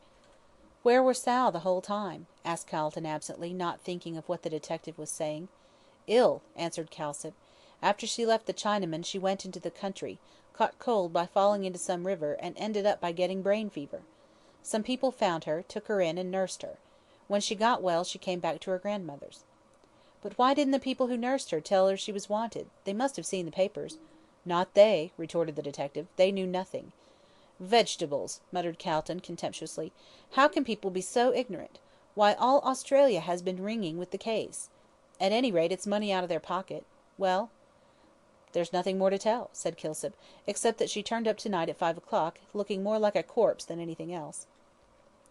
When they entered the squalid, dingy passage that led to Mother Guttersnipe's abode, they saw a faint light streaming down the stair. As they climbed up they could hear the rancorous voice of the old hag pouring forth alternate blessings and curses on her prodigal offspring, and the low tones of a girl's voice in reply. On entering the room, Calton saw that the sick woman, who had been lying in the corner on the occasion of his last visit, was gone. Mother Guttersnipe was seated in front of the deal table, with a broken cup and her favourite bottle of spirits before her. She evidently intended to have a night of it, in order to celebrate Sal's return, and had commenced early, so as to lose no time. Sal herself was seated on a broken chair, and leaned wearily against the wall. She stood up as Calton and the detective entered, and they saw that she was a tall, slender woman of about 25, not bad looking, but with a pallid and haggard appearance from recent illness. She was clothed in a kind of tawdry blue dress, much soiled and torn, and had over her shoulders an old tartan shawl, which she drew tightly across her breast as the strangers entered.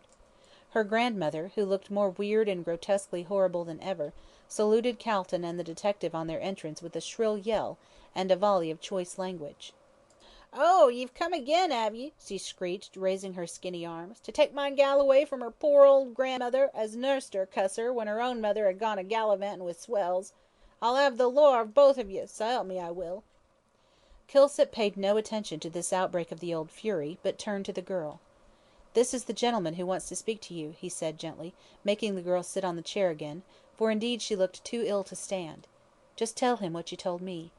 "'Bout the Queen, sir?" said Sal in a low, hoarse voice, fixing her wild eyes on Calton. "If I'd only known you was a-wanting me, I'd a-come afore." "Where were you?" asked Calton in a pitying tone. "New South Wales," answered the girl with a shiver. "The cove as I went with to Sydney left me. Yes, left me to die like a dog in the gutter."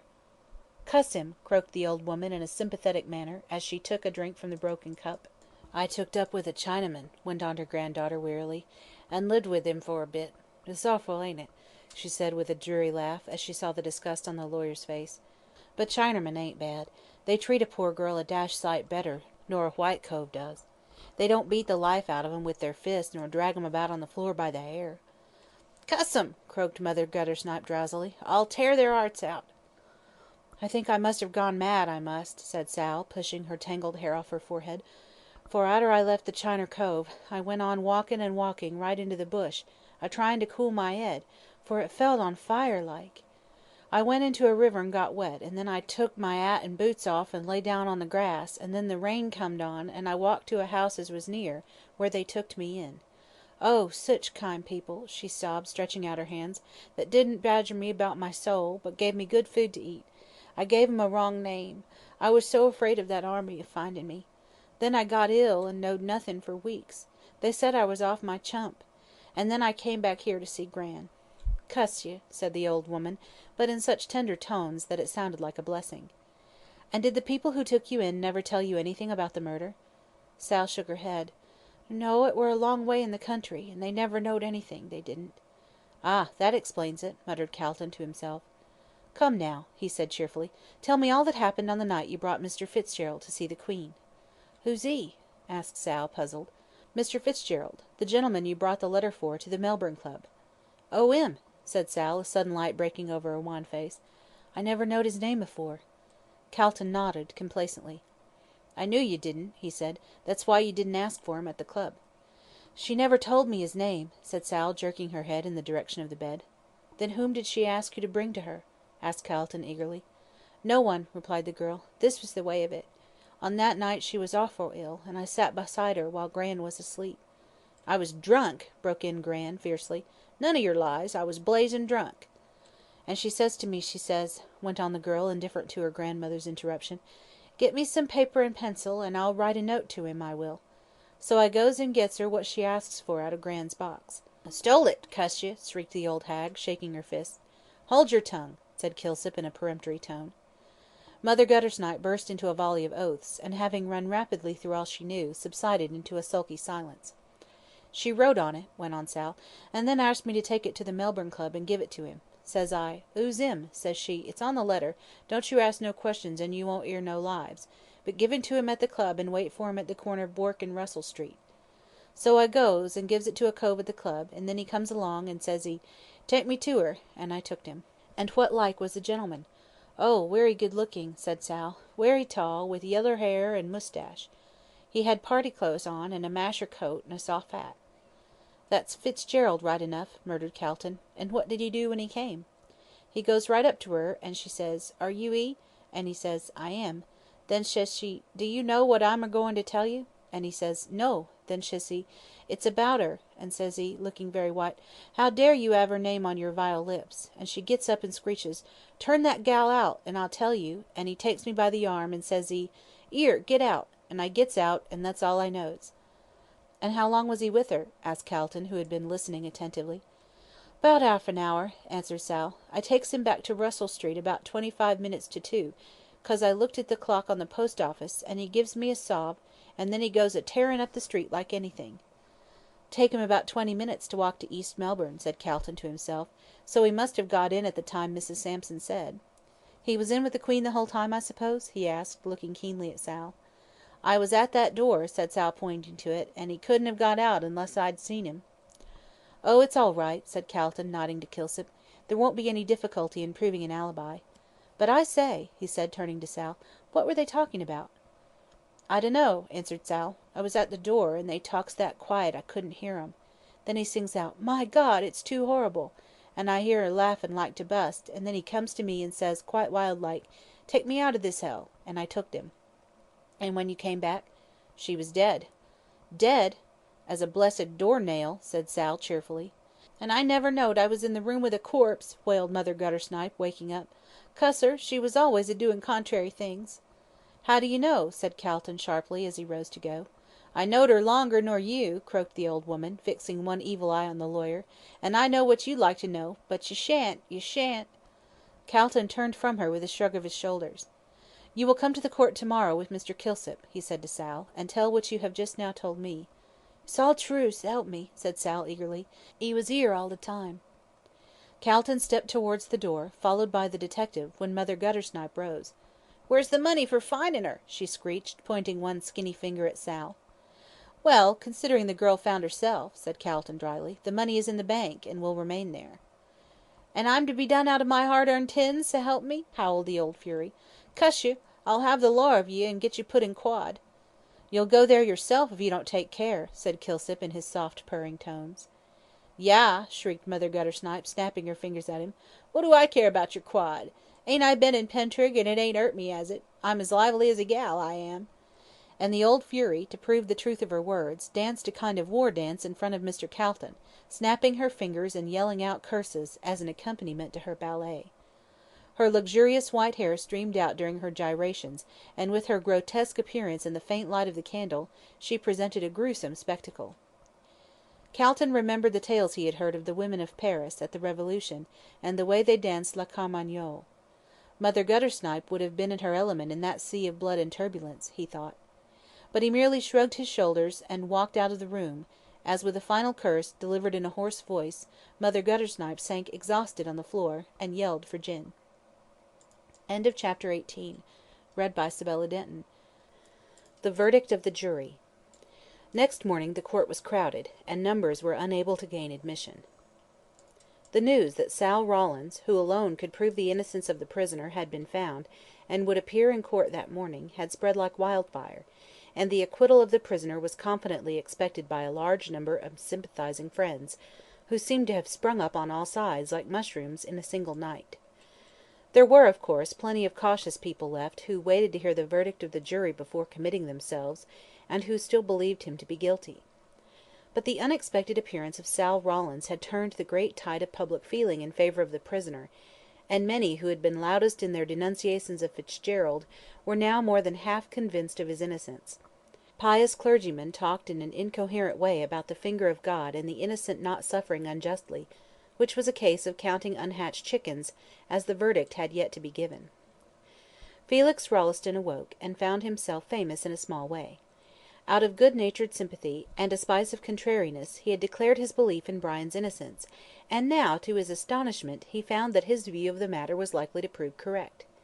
He received so much praise on all sides for his presumed perspicuity, that he soon began to think that he had believed in Fitzgerald's innocence by a calm course of reasoning, and not because of a desire to differ from every one else in their opinion of the case. After all, Felix Rolleston is not the only man who has been astonished to find greatness thrust upon him, and come to believe himself worthy of it. He was a wise man, however, and while in the full tide of prosperity he seized the flying moment, and proposed to Miss Featherweight, who after some hesitation agreed to endow him with herself and her thousands. She decided that her future husband was a man of no common intellect, seeing that he had long ago arrived at a conclusion which the rest of Melbourne were only beginning to discover now, so she determined that, as soon as she assumed marital authority, Felix, like Strephon in Elath, should go into Parliament, and with her money and his brains she might some day be the wife of a premier. Mr. Rolleston had no idea of the political honours which his future spouse intended for him, and was seated in his old place in the court, talking about the case. "Knew he was innocent, don't you know," he said with a complacent smile. "Fitzgerald's too jolly-looking a fellow, and all that sort of thing, to commit murder." Whereupon a clergyman, happening to overhear the lively Felix make this flippant remark, disagreed with it entirely, and preached a sermon to prove that good looks and crime were closely connected, and that both Judas Iscariot and Nero were beauty men. "Ah!" said Calton, when he heard the sermon, "if this unique theory is a true one, what a pious man that clergyman must be." This allusion to the looks of the reverend gentleman was rather unkind, for he was by no means bad-looking. But then Calton was one of those witty men who would rather lose a friend than suppress an epigram. When the prisoner was brought in, a murmur of sympathy ran through the crowded court, so ill and worn out he looked, but Calton was puzzled to account for the expression of his face, so indifferent from that of a man whose life had been saved, or rather was about to be saved, for in truth it was a foregone conclusion. "You know who stole those papers," he thought, as he looked at Fitzgerald keenly, "and the man who did so is the murderer of Whyte." The judge having entered, and the court being opened, Calton rose to make his speech, and stated in a few words the line of defence he intended to take. He would first call Albert Dendy, a watchmaker, to prove that on Thursday night, at 8 o'clock in the evening, he had called at the prisoner's lodgings while the landlady was out, and while there had put the kitchen clock right, and had regulated the same.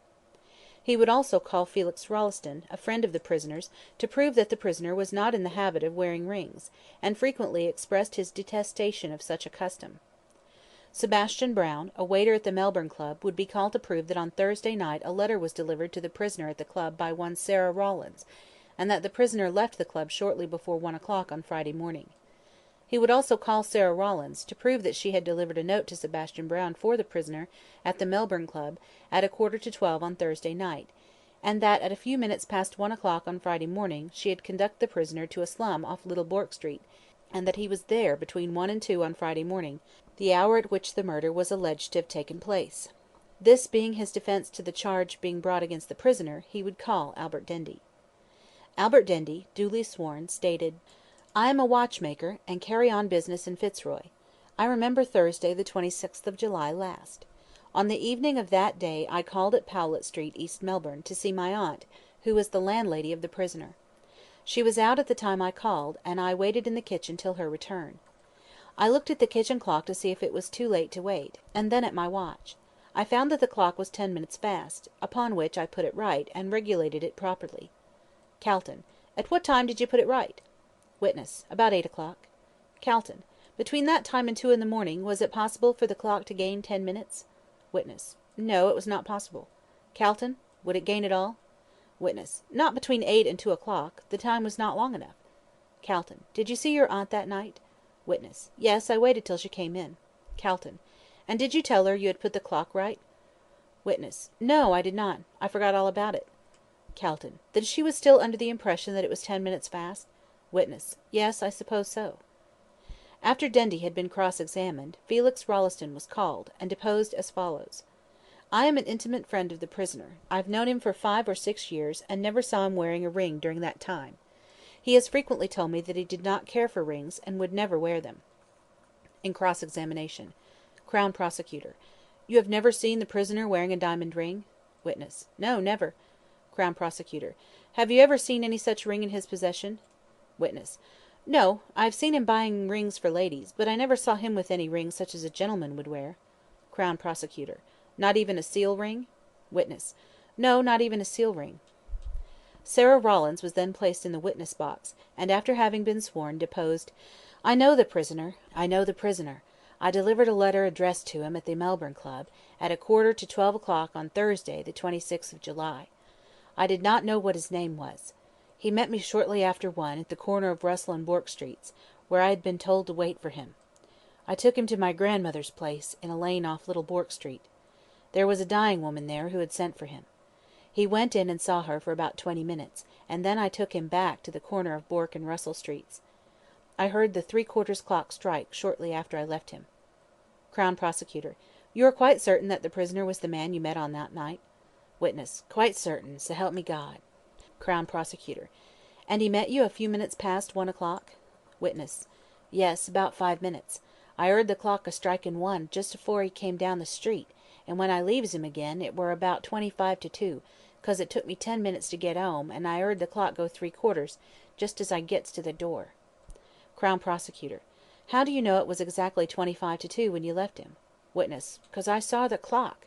I left him in the corner of Russell Street, and comes down Bourke Street, and I could see the post office clock as plain as day, and when I gets into Swanston Street, I looks at the town all promiscuous like, and sees the same time there." Crown Prosecutor: "And you never lost sight of the prisoner the whole time?" Witness: "No, there was only one door by the room, and I was a-sitting outside it, and when he comes out he falls over me." Crown Prosecutor: "Were you asleep?" Witness: "Not a blessed wink." Calton then directed Sebastian Brown to be called. He deposed: "I know the prisoner. He is a member of the Melbourne Club, at which I am a waiter. I remember Thursday, the 26th of July. On that night the last witness came with a letter to the prisoner. It was about 11:45. She just gave it to me and went away. I delivered it to Mr. Fitzgerald. He left the club at about 10 minutes to 1. This closed the evidence for the defence, and after the Crown Prosecutor had made his speech, in which he pointed out the strong evidence against the prisoner, Calton arose to address the jury. He was a fine speaker and made a splendid defence. Not a single point escaped him, and that brilliant piece of oratory is still remembered and spoken of admiringly in the purlieus of Temple Court and Chancery Lane. He began by giving a vivid description of the circumstances of the murder, of the meeting of the murderer and his victim in Collins Street East, the cab driving down to St. Kilda, the getting out of the cab of the murderer after committing the crime, and the way in which he had secured himself against pursuit. Having thus enchained the attention of the jury by the graphic manner in which he described the crime, he pointed out that the evidence brought forward by the prosecution was purely circumstantial, and that they had utterly failed to identify the prisoner in the dock with the man who had entered the cab. The supposition that the prisoner and the man in the light coat were one and the same person rested solely upon the evidence of the cabman, Royston, who, although not intoxicated, was, judging from his own statements, not in a fit state to distinguish between the man who hailed the cab and the man who got in. The crime was committed by means of chloroform; therefore, if the prisoner was guilty, he must have purchased the chloroform in some shop, or obtained it from some friends. At all events, the prosecution had not brought forward a single piece of evidence to show how and where the chloroform had been obtained. With regard to the glove belonging to the murdered man found in the prisoner's pocket, he picked it up off the ground at the time when he first met White, when the deceased was lying drunk near the Scotch church. Certainly there was no evidence to show that the prisoner had picked it up before the deceased entered the cab, but on the other hand there was no evidence to show that it had been picked up in the cab. It was far more likely that the glove, and especially a white glove, would be picked up under the light of a lamp near the Scotch church, where it was easily noticeable, than in the darkness of a cab, where there was very little room, and where it would be quite dark, as the blinds were drawn down. The cabman, Royston, swore positively that the man who got out of his cab on the St. Kilda road wore a diamond ring on the forefinger of his right hand, and the cabman Rankin swore to the same thing about the man who got out at Powlett Street. Against this could be placed the evidence of one of the prisoner's most intimate friends, one who had seen him almost daily for the last 5 years, and he had sworn positively that the prisoner was not in the habit of wearing rings. The cabman Rankin had also sworn that the man who entered his cab on the St. Kilda road alighted at Powlett Street, East Melbourne, at 2 o'clock on Friday morning, as he heard that hour strike from the post office clock, whereas the evidence of the prisoner's landlady showed plainly that he had entered the house 5 minutes previously, and her evidence was further supported by that of the watchmaker, Dendy. Mrs. Sampson saw the hand of the kitchen clock point to 5 minutes to 2, and thinking it was 10 minutes slow, told the detective that the prisoner did not enter the house till 5 minutes past 2, which would just give the man who alighted from the cab, presuming him to have been the prisoner, sufficient time to walk up to his lodgings. The evidence of the watchmaker, Dendy, however, showed clearly that he had put the clock right at the hour of 8 on Thursday night, that it was impossible for it to gain 10 minutes before 2 on Friday morning, and therefore the time, 5 minutes to 2, seen by the landlady was the correct one, and the prisoner was in the house 5 minutes before the other man alighted from the cab in Powlett Street. These points in themselves were sufficient to show that the prisoner was innocent, but the evidence of the woman Rawlins must prove conclusively to the jury that the prisoner was not the man who committed the crime. The witness Brown had proved that the woman Rawlins had delivered a letter to him, which he gave to the prisoner, and that the prisoner left the club to keep the appointment spoken of in the letter, which letter, or rather the remains of it, had been put in evidence. The woman Rawlins swore that the prisoner met her at the corner of Russell and Bourke Streets, and had gone with her to one of the back slums, there to see the writer of the letter. She also proved that at the time of the committal of the crime the prisoner was still in the back slum, by the bed of the dying woman, and, there being only one door to the room, he could not possibly have left without the witness seeing him. The woman Rawlins further proved that she left the prisoner at the corner of Bourke and Russell Streets at 25 minutes to 2 o'clock, which was 5 minutes before Royston drove his cab up to the St. Kilda police station, with the dead body inside. Finally, the woman Rawlins proved her words by stating that she saw both the post office and town hall clocks, and supposing the prisoner started from the corner of Bourke and Russell Streets, as she says he did, he would reach East Melbourne in 20 minutes, which made it 5 minutes to 2 on Friday morning, the time at which, according to the landlady's statement, he entered the house. All the evidence given by the different witnesses agreed completely, and formed a chain which showed the whole of the prisoner's movements at the time of the committal of the murder. Therefore, it was absolutely impossible that the murder could have been committed by the man in the dock. The strongest piece of evidence brought forward by the prosecution was that of the witness, Hableton, who swore that the prisoner used threats against the life of the deceased. but the language used was merely the outcome of a passionate Irish nature, and was not sufficient to prove the crime to have been committed by the prisoner. The defence which the prisoner set up was that of an alibi, and the evidence of the witnesses for the defence proved conclusively that the prisoner could not, and did not, commit the murder. Finally, Calton wound up his elaborate and exhaustive speech, which lasted for over 2 hours, by a brilliant peroration, calling upon the jury to base their verdict upon the plain facts of the case, and if they did so they could hardly fail in bringing in a verdict of not guilty. When Calton sat down, a subdued murmur of applause was heard, which was instantly suppressed, and the judge began to sum up, strongly in favour of Fitzgerald. The jury then retired, and immediately there was a dead silence in the crowded court, an unnatural silence, such as must have fallen on the blood-loving Roman populace when they saw the Christian martyrs kneeling on the hot yellow sands of the arena, and watched the long, lithe forms of the lion and panther creeping steadily towards their prey. The hour being late, the gas had been lighted, and there was a sickly glare through the wide hall. Fitzgerald had been taken out of court on the retiring of the jury, but the spectators stared steadily at the empty dock, which seemed to enchain them by some indescribable fascination. They conversed among themselves only in whispers, until even the whispering ceased, and nothing could be heard but the steady ticking of the clock, and now and then the quick-drawn breath of some timid onlooker. Suddenly a woman, whose nerves were overstrung, shrieked, and the cry rang weirdly through the crowded hall. She was taken out, and again there was silence, every eye being fixed on the door through which the jury would reissue with their verdict of life or death. The hands of the clock moved slowly round, a quarter, a half, 3/4, and then the hour sounded with a silvery ring which startled every one. Madge, sitting with her hands tightly clasped together, began to fear that her highly strung nerves would give way. "My God," she muttered softly to herself, "will this suspense never end?" Just then the door opened, and the jury re-entered. The prisoner was again placed in the dock, and the judge resumed his seat, this time with the black cap in his pocket, as every one guessed. The usual formalities were gone through, and when the foreman of the jury stood up every neck was craned forward, and every ear was on the alert to catch the words that fell from his lips. The prisoner flushed a little and then grew pale as death, giving a quick, nervous glance at the quiet figure in black, of which he could just catch a glimpse. Then came the verdict, sharp and decisive, "Not guilty." On hearing this a cheer went up from every one in the court, so strong was the sympathy with Brian. In vain the crier of the court yelled "Order!" until he was red in the face. In vain the judge threatened to commit all present for contempt of court.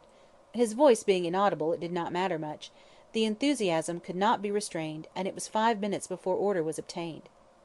The judge, having recovered his composure, delivered his judgment, and discharged the prisoner in accordance with the verdict. Calton had won many cases, but it is questionable if he had ever heard a verdict which gave him so much satisfaction as that which proclaimed Fitzgerald innocent. And Brian, stepping down from the dock a free man, passed through a crowd of congratulating friends to a small room off the court, where a woman was waiting for him, a woman who clung round his neck and sobbed out, my darling, I knew that God would save you." End of chapter 19. Read by Sibella Denton. The Argus gives its opinion. The morning after the trial was concluded the following article in reference to the matter appeared in the Argus. During the past 3 months we have frequently in our columns commented on the extraordinary case which is now so widely known as the Hansom Cab tragedy. We can safely say that it is the most remarkable case which has ever come under the notice of our criminal court, and the verdict given by the jury yesterday has enveloped the matter in a still deeper mystery. By a train of strange coincidences, Mr. Brian Fitzgerald, a young squatter, was suspected of having murdered White, and had it not been for the timely appearance of the woman Rawlins, who turned up at the 11th hour, we feel sure that a verdict of guilty would have been given, and an innocent man would have suffered punishment for the crime of another. Fortunately for the prisoner, and for the interests of justice, his counsel, Mr. Calton, by unwearied diligence, was able to discover the last witness, and prove an alibi. Had it not been for this, in spite of the remarks made by the learned counsel in his brilliant speech yesterday, which resulted in the acquittal of the prisoner, we question very much if the rest of the evidence in favour of the accused would have been sufficient to persuade the jury that he was an innocent man. The only points in favour of Mr. Fitzgerald were the inability of the cabman Royston to swear to him as the man who got into the cab with White, the wearing of a diamond ring on the forefinger of the right hand, whereas Mr. Fitzgerald wears no rings, and the difference in time sworn to by the cabman Rankin and the landlady. Against these points, however, the prosecution placed a mass of evidence, which seemed conclusively to prove the guilt of the prisoner, but the appearance of Sal Rawlins in the witness box put an end to all doubt. In language which could not be mistaken for anything else than the truth, she positively swore that Mr. Fitzgerald was in one of the slums off Bourke Street, between the hours of 1 and 2 on Friday morning, at which time the murder was committed. Under these circumstances, the jury unanimously agreed, and returned a verdict of not guilty, and the prisoner was forthwith acquitted. We have to congratulate his counsel, Mr. Calton, for the able speech he made for the defence, and also Mr. Fitzgerald for his providential escape from a dishonourable and undeserved punishment. He leaves the court without a stain on his character, and with the respect and sympathy of all Australians, for the courage and dignity with which he comported himself throughout, while resting under the shadow of such a serious charge. But now that it has been conclusively proved that he is innocent, the question arises in everyone's mind: who is the murderer of Oliver Whyte? The man who committed this dastardly crime is still at large, and, for all we know, may be in our midst. Emboldened by the impunity with which he has escaped the hands of justice, he may be walking securely down our streets, and talking of the very crime of which he is the perpetrator.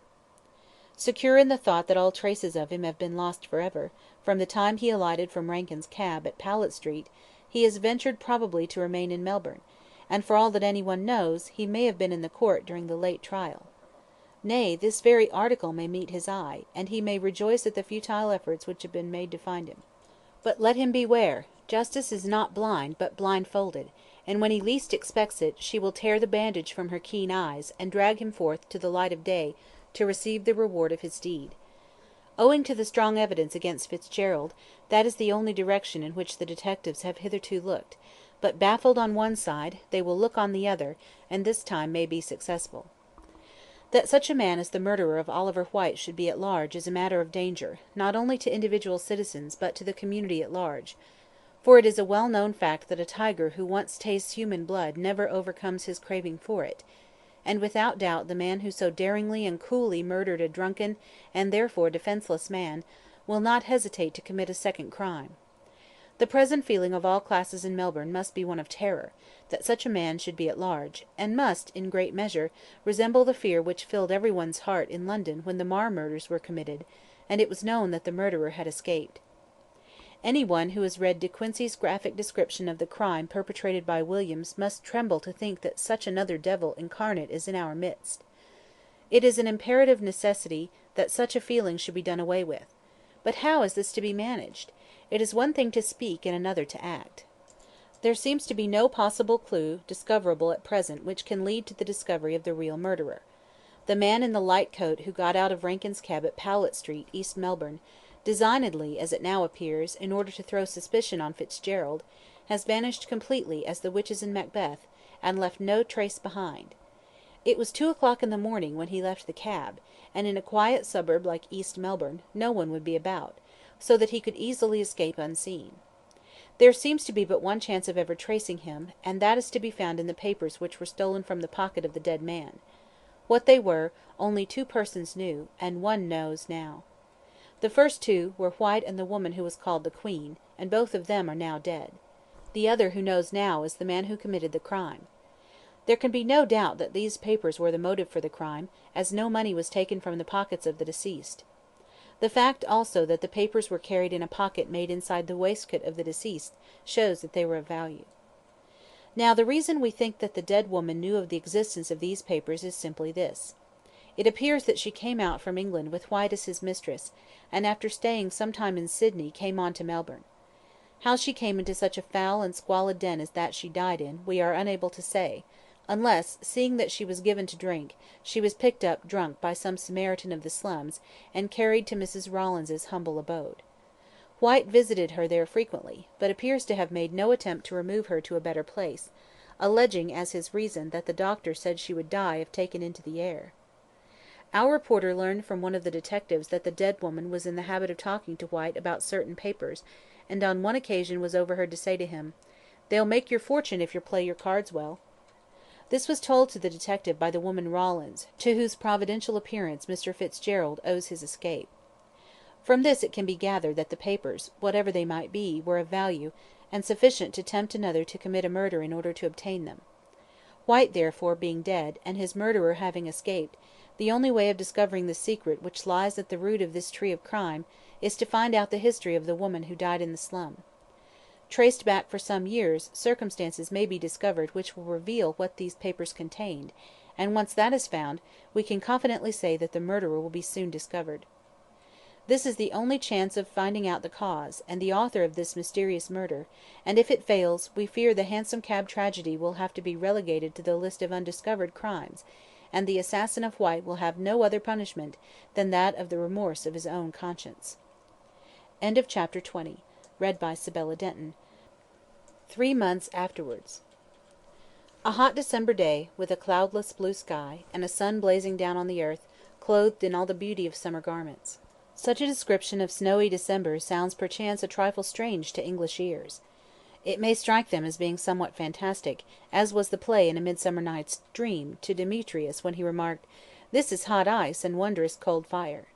But here in Australia we are in the realm of contrariety, and many things other than dreams go by contrary. Here black swans are an established fact, and the proverb concerning them, made when they were considered as mythical a bird as the phoenix, has been rendered null and void by the discoveries of Captain Cook. Here ironwood sinks and pumice stone floats, which must strike the curious spectator as a queer freak on the part of Dame Nature. At home the Edinburgh mail bears the hardy traveller to a cold climate, with snowy mountains and a wintry blast, but here the further north one goes the hotter it gets, till one arrives in Queensland, where the heat is so great that a profane traveller of an epigrammatic turn of mind once fittingly called it an amateur hell.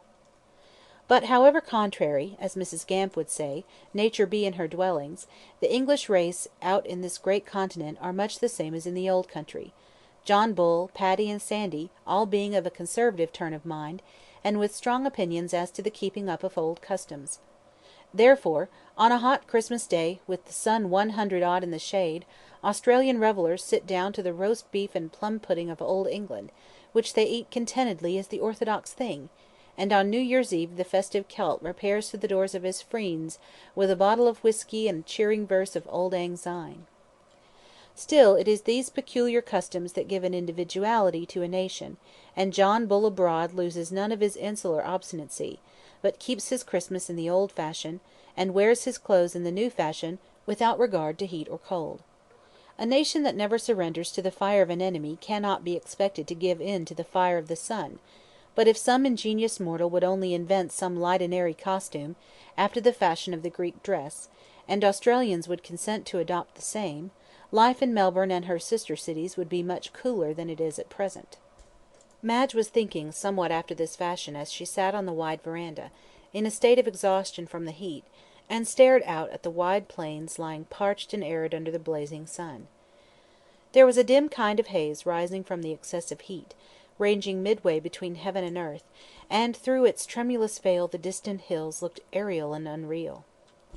Stretched out before her was the garden with its intensely vivid flowers. To look at them merely was to increase one's caloric condition. Great bushes of oleanders, with their bright pink blossoms, luxurious rose trees, with their yellow, red, and white blooms, and all along the border a rainbow of many-coloured flowers, with such brilliant tints that the eye ached to see them in the hot sunshine, and turned restfully to the cool green of the trees which encircled the lawn. In the centre was a round pool, surrounded by a ring of white marble, and containing a still sheet of water, which flashed like a mirror in the blinding light. The homestead of Yabba Yallook's station was a long low house, with no upper story, and with a wide verandah running nearly round it. Cool green blinds were hung between the pillars to keep out the sun, and all along were scattered lounging chairs of basket-work, with rugs, novels, empty soda-water bottles, and all the other evidences that Mr. Frettleby's guests had been wise, and stayed inside during the noonday heat. Madge was seated in one of these comfortable chairs, and she divided her attention between the glowing beauty of the world outside, which she could see through a narrow slit in the blinds. But she did not seem greatly interested in her book, and it was not long before she let it fall unheeded to the ground and took refuge in her own thoughts. The trial through which she had so recently passed had been a great one, and it had not been without its outward result. It had left its impress on her beautiful face, and there was a troubled look in her eyes. After Brian's acquittal of the murder of Oliver White, she had been taken by her father up to the station, in the hope it would restore her to health. The mental strain which had been on her during the trial had nearly brought on an attack of brain fever, but here, far from the excitement of town life, in the quiet seclusion of the country, she had recovered her health, but not her spirits. Women are more impressionable than men, and it is, perhaps, for this reason that they age quicker. A trouble which would pass lightly over a man leaves an indelible mark on a woman, both physically and mentally, and the terrible episode of White's murder had changed Madge from a bright and merry girl into a grave and beautiful woman. Sorrow is a potent enchantress. Once she touches the heart, life can never be quite the same again. We never more surrender ourselves entirely to pleasure, and often we find so many of the things we have longed for are, after all, but dead sea fruit. Sorrow is the veiled Isis of the world, and once we penetrate her mystery and see her deeply furrowed face and mournful eyes, the magic light of romance dies all away, and we realise the hard, bitter fact of life in all its nakedness. Madge felt something of this. She saw the world now, not as the fantastic fairyland of her girlish dreams, but as the sorrowful vale of tears through which we all must walk till we reach the promised land. And Brian, he also had undergone a change, for there were a few white hairs now amid his curly chestnut locks, and his character, from being gay and bright, had become moody and irritable. After the trial he had left town immediately, in order to avoid meeting with his friends, and had gone up to his station, which was next to that of the Frettlebys. There he worked hard all day, and smoked hard all night, thinking over the secret which the dead woman had told him, and which threatened to overshadow his life. Every now and then he rode over and saw Madge, but this was generally when he knew her father to be away from Melbourne, for of late he had disliked the millionaire. Madge could not but condemn his attitude, remembering how her father had stood beside him in his recent trouble. Yet there was another reason why Brian kept aloof from Yabba Yallook station. He did not wish to meet any of the gay society which was there, knowing that since his trial he was an object of curiosity and sympathy to every one, a position galling enough to his proud nature. At Christmas time Frettleby had asked several people up from Melbourne, and though Madge would rather have been left alone, yet she could not refuse her father, and had to play hostess with a smiling brow and aching heart. Who a month since had joined the noble army of Benedicts, was there with Mrs. Rolleston, née Miss Featherweight, who ruled him with a rod of iron. Having bought Felix with her money, she had determined to make good use of him, and being ambitious to shine in Melbourne society, had insisted upon Felix studying politics, so that when the next general election came round he could enter Parliament. Felix had rebelled at first, but ultimately gave way, as he found that when he had a good novel concealed among his parliamentary papers, time passed quite pleasantly, and he got the reputation of a hard worker at little cost. They had brought up Julia with them, and this young person had made up her mind to become the second Mrs. Frettleby. She had not received much encouragement, but, like the English at Waterloo, did not know when she was beaten, and carried on the siege of Mr. Frettleby's heart in an undaunted manner. Dr. Chinston had come up for a little relaxation, and gave never a thought to his anxious patients, or the many sick rooms he was in the habit of visiting. A young English fellow, called Peterson, who amused himself by travelling, an old colonist, full of reminiscences of the old days, when, "By God, sir, we hadn't a gas lamp in the whole of Melbourne," and several other people completed the party. They had all gone off to the billiard room, and left Madge in her comfortable chair, half asleep. Suddenly she started, as she heard a step behind her, and turning saw Sal Rawlins, in the neatest of black gowns, with a coquettish white cap and apron, and an open book. Madge had been so delighted with Sal for saving Brian's life that she had taken her into her service as maid. Mr. Frettleby had offered strong opposition at first that a fallen woman like Sal should be near his daughter, but Madge was determined to rescue the unhappy girl from the life of sin she was leading, and so at last he reluctantly consented. Brian too had objected, but ultimately yielded, as he saw that Madge had set her heart on it. Mother Guttersnipe objected at first, characterizing the whole affair as "cussed humbug," but she likewise gave in, and Sal became maid to Miss Frettleby, who immediately set to work to remedy Sal's defective education by teaching her to read. The book she held in her hand was a spelling book, and this she handed to Madge. "I think I knows it now, miss," she said respectfully, as Madge looked up with a smile. "Do you indeed?" said Madge gaily. "You will be able to read in no time, Sal." "Read this?" said Sal, touching Tristan, a Romance, by Zoe. "Hardly," said Madge, picking it up with a look of contempt. "I want you to learn English, and not a confusion of tongues like this thing. But it's too hot for lessons, Sal," she went on, leaning back in her seat, "so get a chair and talk to me." Sal complied, and Madge looked out at the brilliant flower beds, and at the black shadow of the tall wych elm which grew on one side of the lawn. She wanted to ask a certain question of Sal, and did not know how to do it.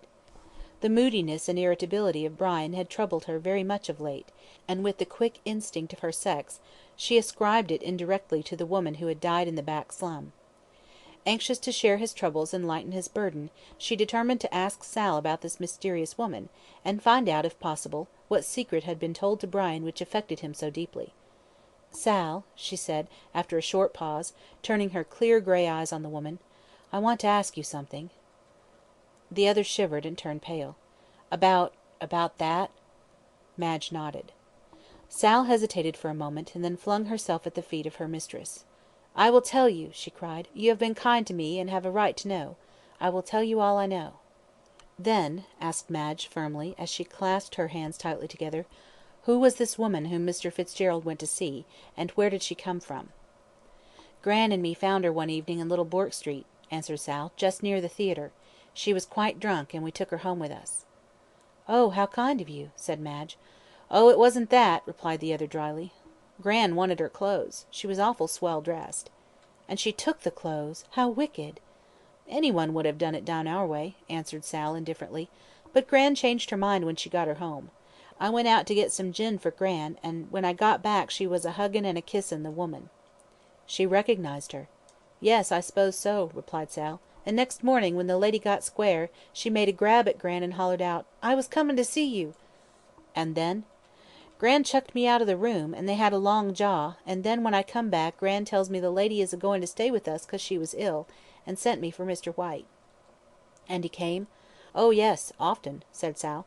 "He kicked up a row when he first turned up, but when he found she was ill he sent a doctor, but it weren't no good. She was 2 weeks with us, and then died the morning she saw Mr. Fitzgerald." "I suppose Mr. White was in the habit of talking to this woman?" "Lots," returned Sal, "but he always turned Gran and me out of the room afore he started." "And," hesitating, "did you ever overhear one of those conversations?" "Yes, one," answered the other, with a nod. "I got riled at the way he cleared us out of our own room, and once, when he shut the door and Gran went off to get some gin, I sat down at the door and listened. He wanted her to give up some papers, and she wouldn't. She said she'd die first, but at last he got 'em, and took 'em away with him." "Did you see them?" asked Madge, as the assertion of Gorby that White had been murdered for certain papers flashed across her mind. "Rather," said Sal. "I was looking through a hole in the door, and she takes 'em from under her piller, and he takes 'em to the table, where the candle was, and looks at 'em. They were in a large blue envelope, with writing on it in red ink. Then he put 'em in his pocket, and she sings out, 'You'll lose 'em,' and he says, 'No, I'll always have 'em with me, and if he wants 'em he'll have to kill me fust afore he gets 'em.'" "And you did not know who the man was to whom the papers were of such importance?" "No, I didn't; they never said no names." "And when was it White got the papers?" "About a week before he was murdered," said Sal, after a moment's thought. "And after that he never turned up again. She kept watchin' for him night and day, and 'cause he didn't come, got mad at him. I hear her sayin', 'You think you've done with me, my gentleman, and leaves me here to die, but I'll spoil your little game.' And then she wrote that letter to Mr. Fitzgerald, and I brought him to her, as you know." "Yes, yes," said Madge, rather impatiently. "I heard all that at the trial. But what conversation passed between Mr. Fitzgerald and this woman? Did you hear it?" "Bits of it," replied the other. "I didn't split in court, 'cause I thought the lawyer would be down on me for listening. The first thing I heard Mr. Fitzgerald sayin' was, 'You're mad, it ain't true,' and she says, 'S'elp me it is, White's got the proof.' And then he sings out, 'My poor girl,' and she says, 'Will you marry her now?' and says he, 'I will, I love her more than ever.' And then she makes a grab at him, and says, 'Spoil his game if you can,' and says he, 'What's your name?' and she says—" "What?" asked Madge, breathlessly. "Rosanna Moore." There was a sharp exclamation as Sal said the name, and turning round quickly, Madge found Brian standing beside her, pale as death, with his eyes fixed on the woman, who had risen to her feet. "Go on," he said sharply. "That's all I know," she replied in a sullen tone. Brian gave a sigh of relief. "You can go," he said slowly. "I wish to speak with Miss Frettleby alone." Sal looked at him for a moment, and then glanced at her mistress, who nodded to her as a sign that she might withdraw. She picked up her book, and with another sharp, inquiring look at Brian, turned and walked slowly into the house. Chapter 21. Read by Sibella Denton. A Daughter of Eve. After Sal had gone, Brian sank into a chair beside Madge with a weary sigh. He was in riding dress, which became his stalwart figure well, and he looked remarkably handsome but ill and worried. "What on earth were you questioning that girl about?" he said abruptly, taking his hat off and tossing it and his gloves on to the floor. Madge flushed crimson for a moment, and then taking Brian's two strong hands in her own, looked steadily into his frowning face. "Why don't you trust me?" she asked in a quiet tone. "It is not necessary that I should," he answered moodily. "The secret that Rosanna Moore told me on her deathbed is nothing that would benefit you to know." "Is it about me?" she persisted. "It is, and it is not," he answered epigrammatically. "I suppose that means that it is about a third person, and concerns me," she said calmly, releasing his hands. "Well, yes," impatiently striking his boot with his riding whip. "But it is nothing that can harm you so long as you do not know it. But God help you should anyone tell it to you, for it would embitter your life." "My life being so very sweet now," answered Madge, with a slight sneer. "You are trying to put out a fire by pouring oil on it, and what you say only makes me more determined to learn what it is." "Madge, I implore you not to persist in this foolish curiosity," he said almost fiercely. "It will bring you only misery." "If it concerns me, I have a right to know it," she answered curtly. "When I marry you, how can we be happy together, with the shadow of a secret between us?" Brian rose, and leaned against the verandah post with a dark frown on his face. "Do you remember that verse of Browning's?" he said, coolly. "Where the apple reddens, never pry, lest we lose our Edens, Eve and I." Singularly applicable to our present conversation, I think. "Ah!" she said, her pale face flushing with anger. "You want me to live in a fool's paradise, which may end at any moment." "That depends upon yourself," he answered coldly. "I never roused your curiosity by telling you that there was a secret, but betrayed it inadvertently to Calton's cross-questioning. I tell you candidly that I did learn something from Rosanna Moore, and it concerns you, though only indirectly through a third person. But it would do no good to reveal it, and would ruin both our lives." She did not answer, but looked straight before her into the glowing sunshine. Brian fell on his knees beside her, and stretched out his hands with an entreating gesture. "Oh, my darling," he cried sadly, "cannot you trust me? The love which has stood such a test as yours cannot fail like this. Let me bear the misery of knowing it alone, without blighting your young life with the knowledge of it. I would tell you if I could, but, God help me, I cannot, I cannot." And he buried his face in his hands. Madge closed her mouth firmly, and touched his comely head with her cool white fingers. There was a struggle going on in her breast between her feminine curiosity and her love for the man at her feet. The latter conquered, and she bowed her head over his. "Brian," she whispered softly, "let it be as you wish.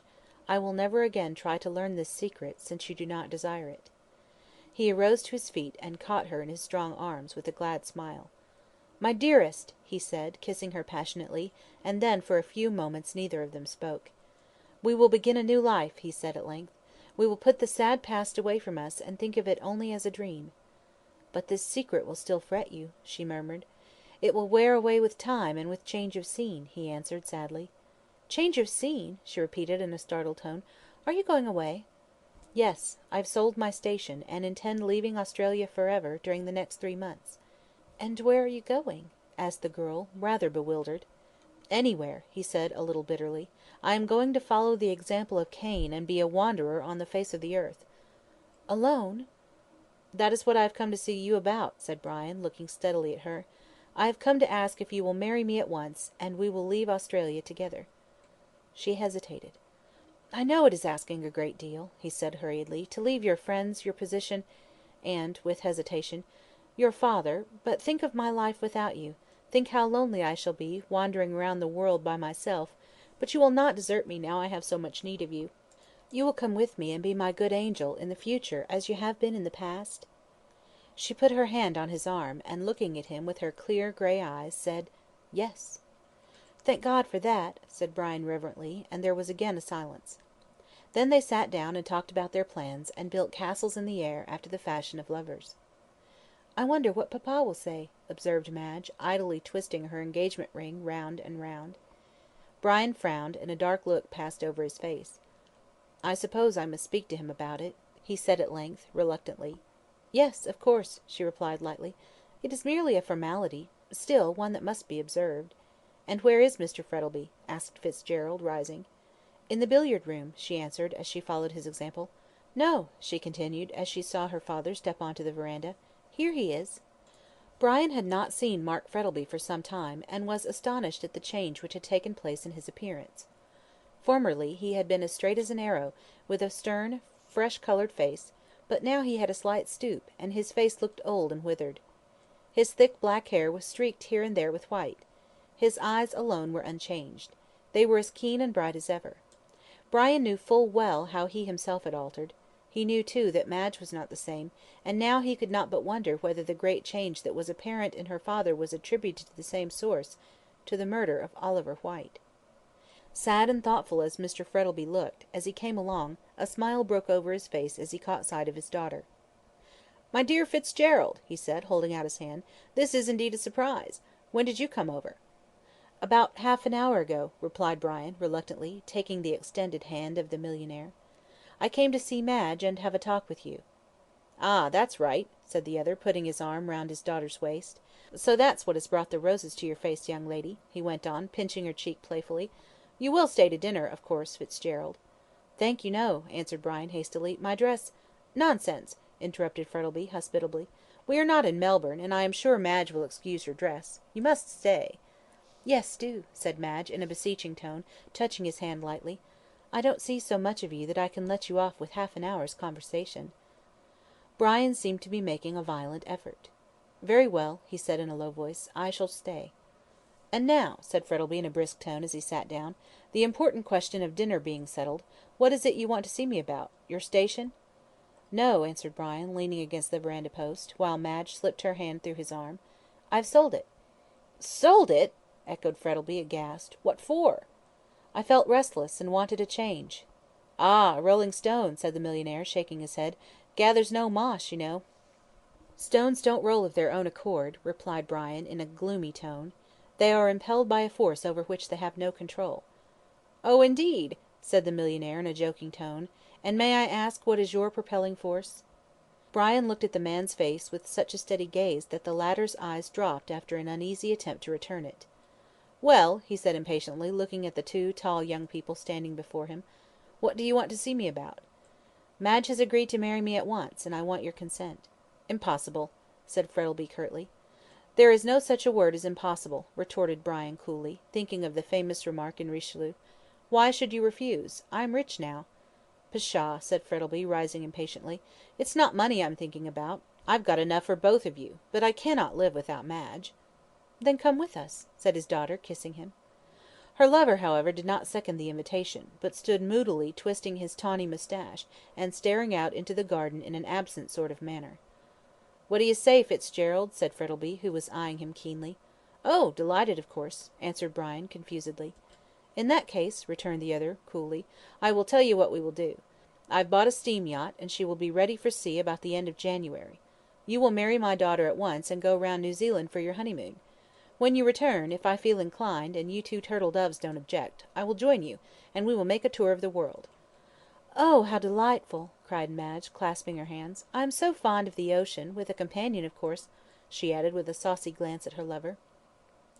Brian's face had brightened considerably, for he was a born sailor, and a pleasant yachting voyage in the blue waters of the Pacific, with Madge as his companion, was to his mind as near paradise as any mortal could get. "And what is the name of the yacht?" he asked, with deep interest. "Her name?" repeated Mr. Frettlby, hastily. "Oh, a very ugly name, and one which I intend to change. At present she is called the Rosanna." "Rosanna!" Brian and his betrothed both started at this, and the former stared curiously at the old man, wondering at the coincidence between the name of the yacht and that of the woman who died in the Melbourne slum. Mr. Frettlby flushed a little when he saw Brian's eyes fixed on him with such an inquiring gaze, and rose with an embarrassed laugh. "You are a pair of moonstruck lovers," he said, gaily, taking an arm of each and leading them into the house. "But you forget dinner will be ready soon." Chapter 23. Read by Sibella Denton. Across the walnuts and the wine.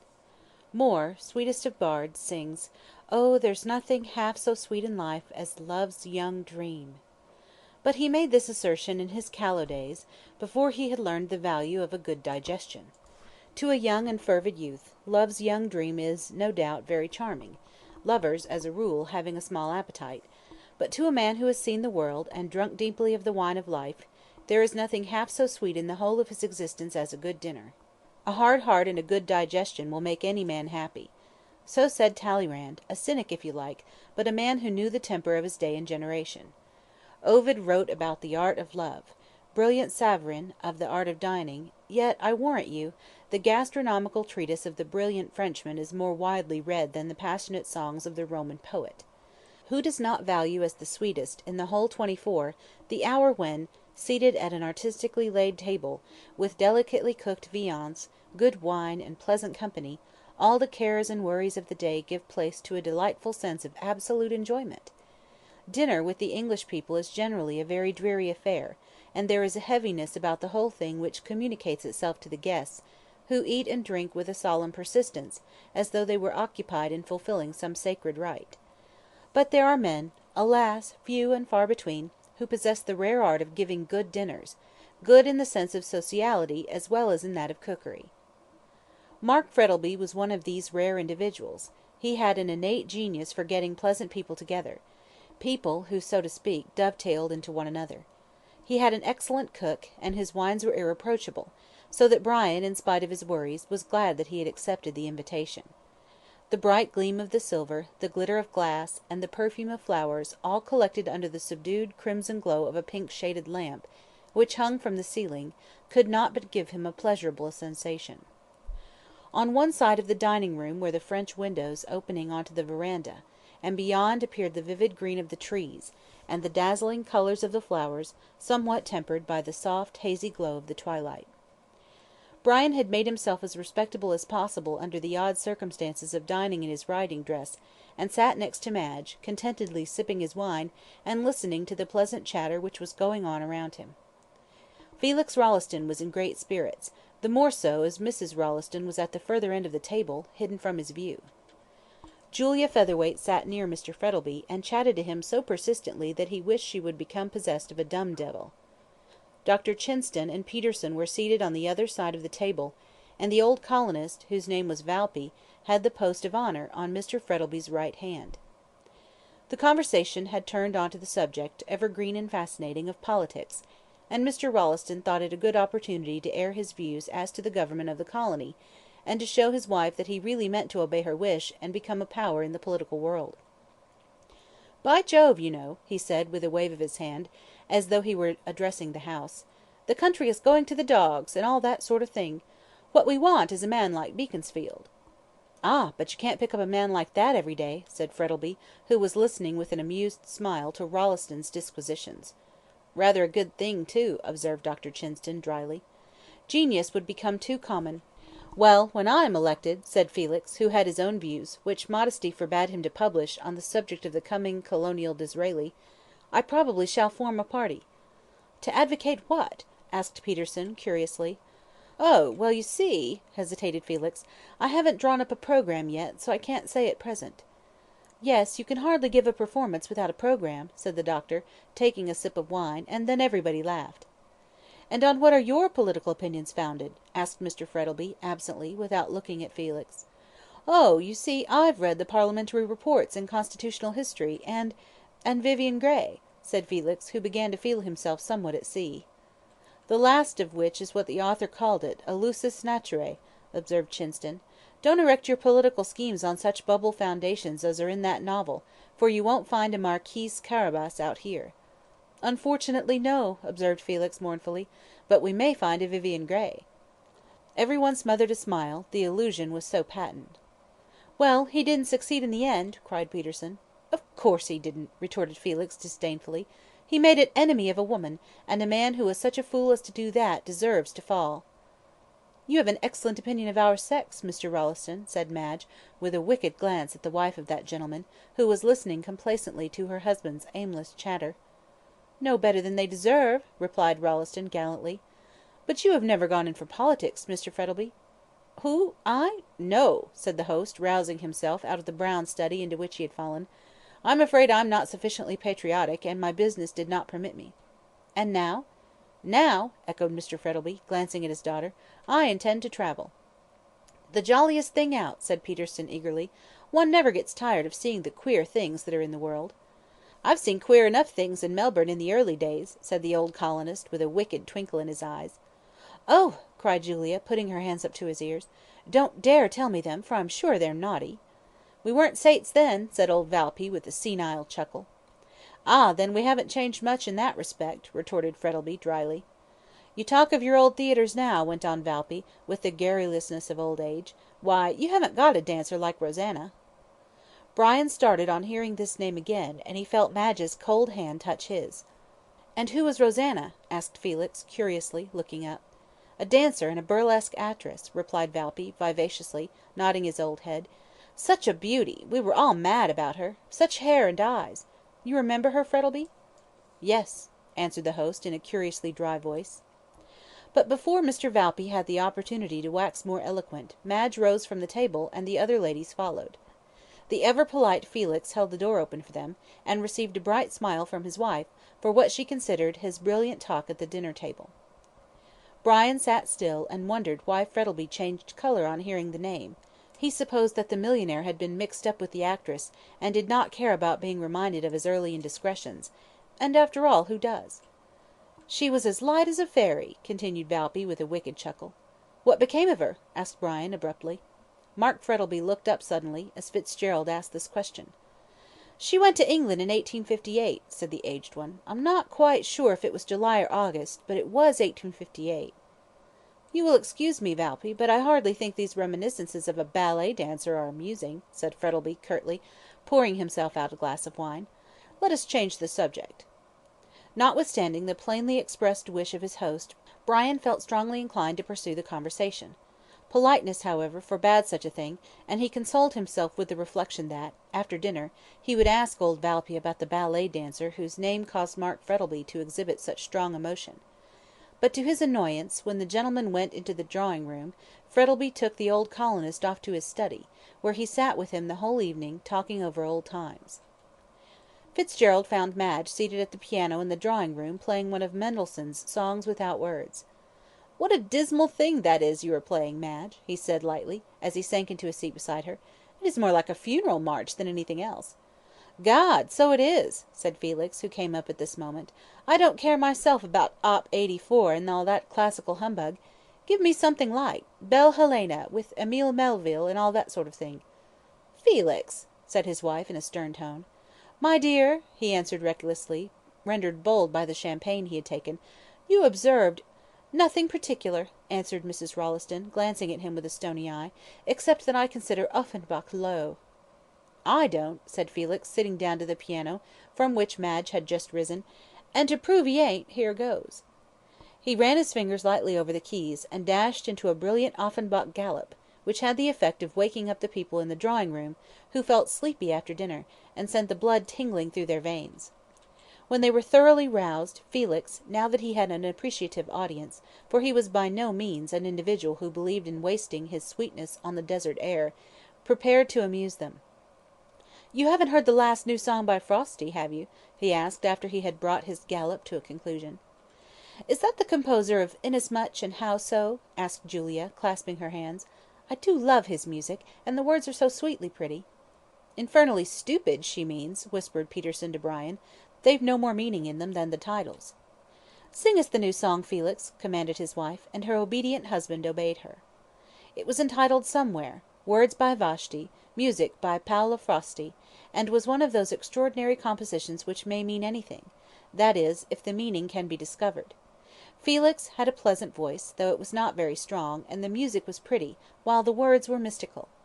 The first verse was as follows: "A flying cloud, a breaking wave, a faint light in a moonless sky, a voice from the silent grave, sounds sad in one long, bitter cry. I know not, sweet, where you may stand, with shining eyes and golden hair, yet I know I will touch your hand, and kiss your lips somewhere, somewhere, somewhere, when the summer sun is fair, waiting on me on land or sea, somewhere, love, somewhere." The second verse was very similar to the first, and when Felix finished a murmur of applause broke from every one of the ladies. "How sweetly pretty!" sighed Julia. "Such a lot in it." "But what is its meaning?" asked Brian, rather bewildered. "It hasn't got one," replied Felix, complacently. "Surely you don't want every song to have a moral, like a book of Aesop's fables." Brian shrugged his shoulders and turned away with Madge. "I must say I agree with Fitzgerald," said the doctor quickly. "I like a song with some meaning in it. The poetry of the one you sang is as mystical as Browning, without any of his genius to redeem it." "Philistine," murmured Felix under his breath, and then vacated his seat at the piano in favour of Julia, who was about to sing a ballad called "Going Down the Hill," which had been the rage in Melbourne musical circles during the last 2 months. Meanwhile Madge and Brian were walking up and down in the moonlight. It was an exquisite night, with a cloudless blue sky glittering with the stars, and a great yellow moon in the west. Madge seated herself on the side of the marble ledge which girdled the still pool of water in front of the house, and dipped her hand into the cool water. Brian leaned against the trunk of a great magnolia tree, whose glossy green leaves and great creamy blossoms looked fantastic in the moonlight. In front of them was the house, with the ruddy lamplight streaming through the wide windows, and they could see the guests within, excited by the music, waltzing to Rawlins's playing, and their dark figures kept passing and repassing the windows, while the charming music of the waltz mingled with their merry laughter. "Looks like a haunted house," said Brian, thinking of Poe's weird poem, "but such a thing is impossible out here." "I don't know so much about that," said Madge, gravely, lifting up some water in the palm of her hand, and letting it stream back like diamonds in the moonlight. "I knew a house in St. Kilda which was haunted." "By what?" asked Brian, sceptically. "Noises," she answered, solemnly. Brian burst out laughing, and startled a bat, which flew round and round in the silver moonlight, and whirled away into the shelter of a wych-elm. "Rats and mice are more common here than ghosts," he said, lightly. "I'm afraid the inhabitants of your haunted house were fanciful." "So you don't believe in ghosts?" "There's a banshee in our family," said Brian, with a gay smile, "who is supposed to cheer our death-beds with her howlings, but as I've never seen the lady myself, I'm afraid she's a Mrs. Harris." "It's aristocratic to have a ghost in a family, I believe," said Madge. "That is the reason we colonials have none." "Ah, but you will have," he answered, with a careless laugh. "There are no doubt democratic as well as aristocratic ghosts, but pshaw," he went on, impatiently, "what nonsense I talk. There are no ghosts, except of a man's own raising. The ghosts of a dead youth, the ghosts of past follies, the ghosts of what might have been, these are the spectres which are more to be feared than those of the churchyard." Madge looked at him in silence, for she understood the meaning of that passionate outburst, the secret which the dead woman had told him, and which hung like a shadow over his life. She arose quietly and took his arm. The light touch roused him, and a faint wind sent an eerie rustle through the still leaves of the magnolia, as they walked back in silence to the house. Chapter 23. By Sibella Denton. Brian receives a letter. Notwithstanding the hospitable invitation of Mr. Frettleby, Brian refused to stay at Yabba that night, but after saying good-bye to Madge, mounted his horse and rode slowly away in the moonlight. He felt very happy, and letting the reins lie loose on his horse's neck, he gave himself up unreservedly to his thoughts. Atra Cura certainly did not sit behind the horseman on this night, and Brian, to his surprise, found himself singing Kitty of Coleraine as he rode along in the silver moonlight. And was he not right to sing when the future seemed so bright and pleasant? Oh yes, they would live on the ocean, and she would find how much pleasanter it was on the restless waters, with their solemn sense of mystery, than on the crowded land. Was not the sea made for the free, land of courts and slaves alone? Moore was perfectly right. She would learn that when, with a fair wind and all sail set, they were flying over the blue Pacific waters. And then they would go home to Ireland, to the ancestral home of the Fitzgeralds, where he would lead her in under the arch, with Céad Míle Fáilte on it, and every one would bless the fair young bride. Why should he trouble himself about the crime of another? No, he had made a resolve, and intended to keep it. He would put this secret with which he had been entrusted behind his back, and would wander about the world with Madge and her father. He felt a sudden chill come over him as he murmured the last words to himself. Her father. "I'm a fool," he said impatiently, as he gathered up the reins, and spurred his horse into a canter. "It can make no difference to me so long as Madge remains ignorant, but to sit beside him, to eat with him, to have him always present like a skeleton at a feast, God help me!" He urged his horse into a gallop, and as he rushed over the turf, with the fresh cool night wind blowing keenly against his face, he felt a sense of relief, as though he were leaving some dark spectre behind. On he galloped, with the blood throbbing in his young veins, over miles of plain, with the dark blue, star-studded sky above, and the pale moon shining down on him. Past a silent shepherd's hut, which stood near a wide creek, splashing through the cool water, which wound through the dark plain like a thread of silver in the moonlight; then again the wide grassy plain, dotted here and there with tall clumps of shadowy trees, and on either side he could see the sheep scurrying away like fantastic spectres; on, ever on, until his own homestead appears, and he sees the star-like light shining brightly in the distance. A long avenue of tall trees, over whose wavering shadows his horse thundered, and then the wide grassy space in front of the house, with the clamorous barking of dogs. A groom, roused by the clatter of hoofs up the avenue, comes round the side of the house, and Brian leaps off his horse, and flinging the reins to the man, walks into his own room. There he finds a lighted lamp, brandy and soda on the table, and a packet of letters and newspapers. He flung his hat on the sofa, and opened the window and door, so as to let in the cool breeze. Then, mixing for himself a glass of brandy and soda, he turned up the lamp, and prepared to read his letters. The first he took up was from a lady. "Always a she correspondent for me," says Isaac Disraeli, "provided she does not cross." Brian's correspondence did not cross, but notwithstanding this, after reading half a page of small talk and scandal, he flung the letter on the table with an impatient ejaculation. The other letters were principally business ones, but the last one proved to be from Calton, and Fitzgerald opened it with a sensation of pleasure. Calton was a capital letter writer, and his epistles had done much to cheer Fitzgerald in the dismal period which succeeded his acquittal of Whyte's murder, when he was in danger of getting into a morbid state of mind. Brian, therefore, sipped his brandy and soda, and lying back in his chair, prepared to enjoy himself. "My dear Fitzgerald," wrote Calton in his peculiarly clear handwriting, which was such an exception to the usual crabbed hieroglyphics of his brethren of the bar, "while you are enjoying the cool breezes and delightful freshness of the country, here am I, with numerous other poor devils, cooped up in this hot and dusty city. How I wish I were with you in the land of Goshen, by the rolling waters of the Murray, where everything is bright and green, and unsophisticated (the two latter terms are almost identical), instead of which my view is bounded by bricks and mortar, and the muddy waters of the Yarra have to do duty for your noble river. Ah! too long I have lived in Acadia, but I don't now, and even if some power gave me the choice to go back again, I am not sure that I would accept. Arcadia, after all, is a lotus-eating paradise of blissful ignorance, and I love the world with its pomps, vanities, and wickedness. While you, therefore, O Corydon, don't be afraid, I'm not going to quote Virgil, are studying Nature's book, I am deep in the musty leaves of Themis's volume, but I dare say that the Great Mother teaches you much better things than her artificial daughter does me. However, you remember that pithy proverb, 'When one is in Rome, one must not speak ill of the Pope,' so being in the legal profession, I must respect its muse.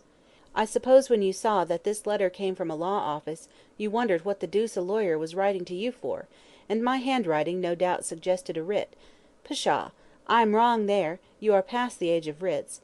Not that I hint that you are old, by no means. You are just at that appreciative age when a man enjoys life most, when the fire of youth is tempered by the experience of age, and one knows how to enjoy the utmost good things of this world, viz., love, wine, and friendship. I am afraid I am growing poetical, which is a bad thing for a lawyer, for the flower of poetry cannot flourish in the arid wastes of the law. On reading what I have written, I find I have been as discursive as Praed's vicar, and as this letter is supposed to be a business one, I must deny myself the luxury of following out a train of idle ideas, and write sense. I suppose you still hold the secret which Rosanna Moore entrusted with you. Ah! you see I know her name, and why? Simply because, with the natural curiosity of the human race, I have been trying to find out who murdered Oliver Whyte, and as the Argus very cleverly pointed out, Rosanna Moore, as likely to be at the bottom of the whole affair, I have been learning her past history. The secret of Whyte's murder, and the reason for it, is known to you, but you refuse, even in the interest of justice, to reveal it. Why, I don't know, but we all have our little faults, and from an amiable though mistaken sense of, shall I say duty, you refuse to deliver up the man whose cowardly crime so nearly cost you your life. After your departure from Melbourne every one said, 'The Hansom Cab tragedy is at an end, and the murderer will never be discovered.' I ventured to disagree with the wiseacres who made such a remark, and asked myself, who was this woman who died at Mother Guttersnipe's? Receiving no satisfactory answer for myself, I determined to find out, and took steps accordingly. In the first place, I learned from Roger Moreland, who, if you remember, was a witness against you at the trial, that White and Rosanna Moore had come out to Sydney on the John Elder about a year ago as Mr. and Mrs. White. I need hardly say that they did not think it needful to go through the formality of marriage, as such a time might have been found inconvenient on some future occasion. Moreland knew nothing about Rosanna Moore, and advised me to give up the search, as coming from a city like London it would be difficult to find any one that knew her there. Notwithstanding this, I telegraphed home to a friend of mine, who is a bit of an amateur detective, find out the name and all about the woman who left England on the John Elder on the 21st day of August, 18, as wife of Oliver White. Mirabile dictu, he found out all about her, and knowing as you do what a maelstrom of humanity London is, you must admit my friend was clever. It appears, however, that the task I set him was easier than he expected, for the so-called Mrs. White was rather a notorious individual in her own way. She was a burlesque actress at the Frivolity Theatre in London, and being a very handsome woman, had been photographed innumerable times.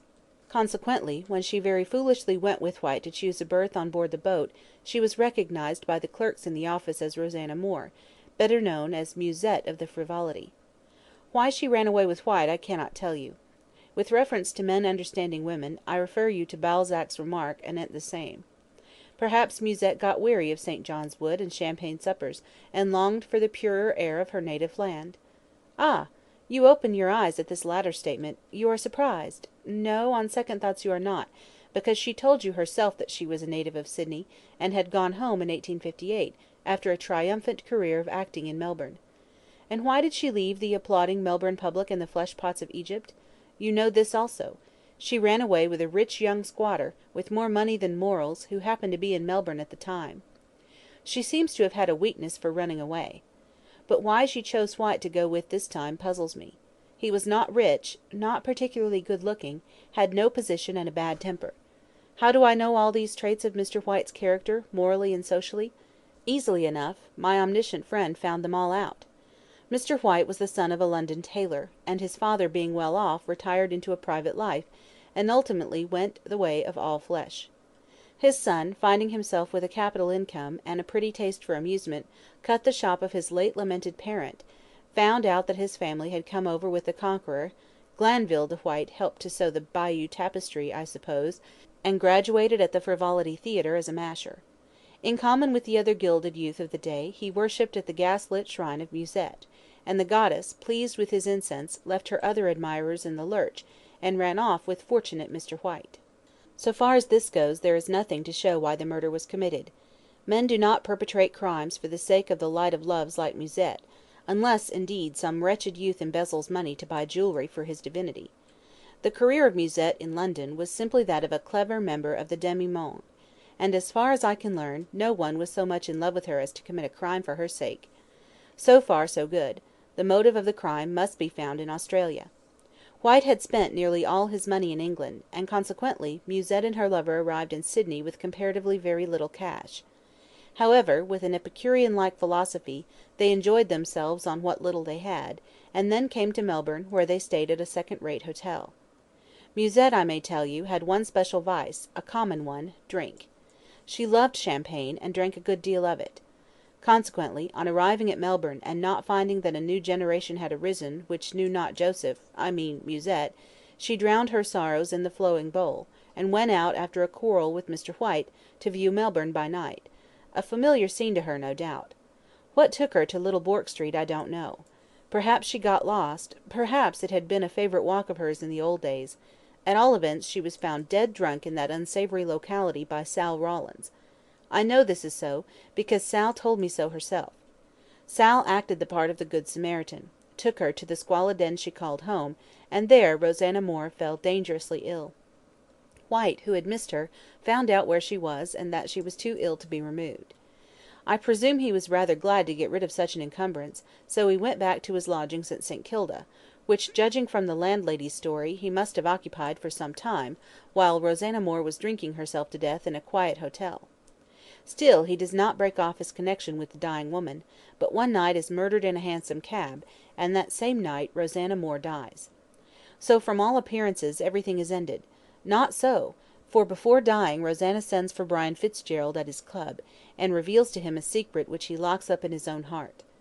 The writer of this letter has a theory, a fanciful one if you will, that the secret told to Brian Fitzgerald contains the mystery of Oliver Whyte's death.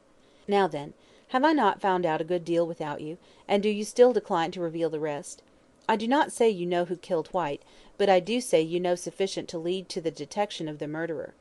If you tell me, so much the better, both for your own sense of justice and for your peace of mind. If you do not, well, I shall find out without you. I have taken, and still take, a great interest in this strange case, and I have sworn to bring the murderer to justice, so I make this last appeal to you to tell me what you know. If you refuse, I will set to work to find out all about Rosanna Moore prior to her departure from Australia in 1858, and I am certain sooner or later to discover the secret which led to Whyte's murder. If there is any strong reason why it should be kept silent, I perhaps will come round to your view, and let the matter drop. But if I have to find it out myself, the murderer of Oliver Whyte need expect no mercy at my hands. So think over what I have said. If I do not hear from you within the next week, I shall regard your decision as final, and pursue the search myself. I am sure, my dear Fitzgerald, you will find this letter too long, in spite of the interesting story it contains, so I will have pity on you and draw to a close. Remember me to Miss Frettleby and to her father. With kind regards to yourself, I remain, yours very truly, Duncan Calton. When Fitzgerald had finished the last of the closely written sheets, he let the letter fall from his hands, and leaning back in his chair, stared blankly into the dawning light outside. He arose after a few moments, and pouring himself out a glass of brandy, drank it quickly. Then, mechanically lighting a cigar, he stepped out of the door into the fresh beauty of the dawn. There was a soft crimson glow in the east, which announced the approach of the sun, and he could hear the chirping of the awakening birds in the trees. But Brian did not see the marvellous breaking of the dawn. He stood staring at the red light flaring in the east, and thinking of Calton's letter. "I can do no more," he said bitterly, leaning his head against the wall of the house. "There is only one way of stopping Calton, and that is by telling him all. My poor Madge, my poor Madge." A soft wind arose and rustled among the trees, and there appeared great shafts of crimson light in the east. Then, with a sudden blaze, the sun peered over the brim of the wide plain. The warm yellow rays touched lightly the comely head of the weary man, and turning round, he held up his arms to the great luminary, as though he were a fire worshipper. "I accept the omen of the dawn," he cried, "for her life and for mine." Chapter 24. Read by Sibella Denton. What Dr. Chinston said. His resolution taken, Brian did not let the grass grow under his feet, but rode over in the afternoon to tell Madge of his intended departure. The servant told him she was in the garden, so he went there, and, guided by the sound of merry voices, and the laughter of pretty women, soon found his way to the lawn tennis ground. Madge and her guests were there, seated under the shade of a great wych elm, and watching with great interest a single-handed match being played between Rolleston and Peterson, both of whom were capital players. Mr. Frettleby was not present. He was inside writing letters, and talking with old Mr. Valpy, and Brian gave a sigh of relief as he noted his absence. Madge caught sight of him as he came down the garden path, and flew quickly towards him with outstretched hands, as he took his hat off. "How good of you to come," she said in a delighted tone, as she took his arm, "and on such a hot day." "Yes, it's something fearful in this shade," said pretty Mrs. Rolleston, with a laugh, putting up her sunshade. "Pardon me if I think the contrary," replied Fitzgerald, bowing, with an expressive look at the charming group of ladies under the great tree. Mrs. Rolleston blushed and shook her head. "Ah, it's easy to see you came from Ireland, Mr. Fitzgerald," she observed, as she resumed her seat. "You are making Madge jealous." "So he is," answered Madge, with a gay laugh. "I shall certainly inform Mr. Rolleston about you, Brian, if you make these gallant remarks." "Here he comes, then," said her lover, as Rolleston and Peterson, having finished their game, walked off the tennis ground, and joined the group under the tree. Though in tennis flannels, they both looked remarkably warm, and throwing aside his racket, Mr. Rolleston sat down, with a sigh of relief. "Thank goodness it's over, and that I've won," he said, wiping his heated brow. "Galley slaves couldn't have worked harder than we have done, while all you idle folks sat sub tegemi fagi." "Which means?" asked his wife, lazily. "That onlookers see most of the game," answered her husband, impudently. "I suppose that's what you call a free and easy translation," said Peterson, laughing. "Mrs. Rolleston ought to give you something for your new and original adaptation of Virgil." "Let it be iced, then," retorted Rolleston, lying full length on the ground, and staring up at the blue of the sky as seen through the network of leaves. "I always like my something iced."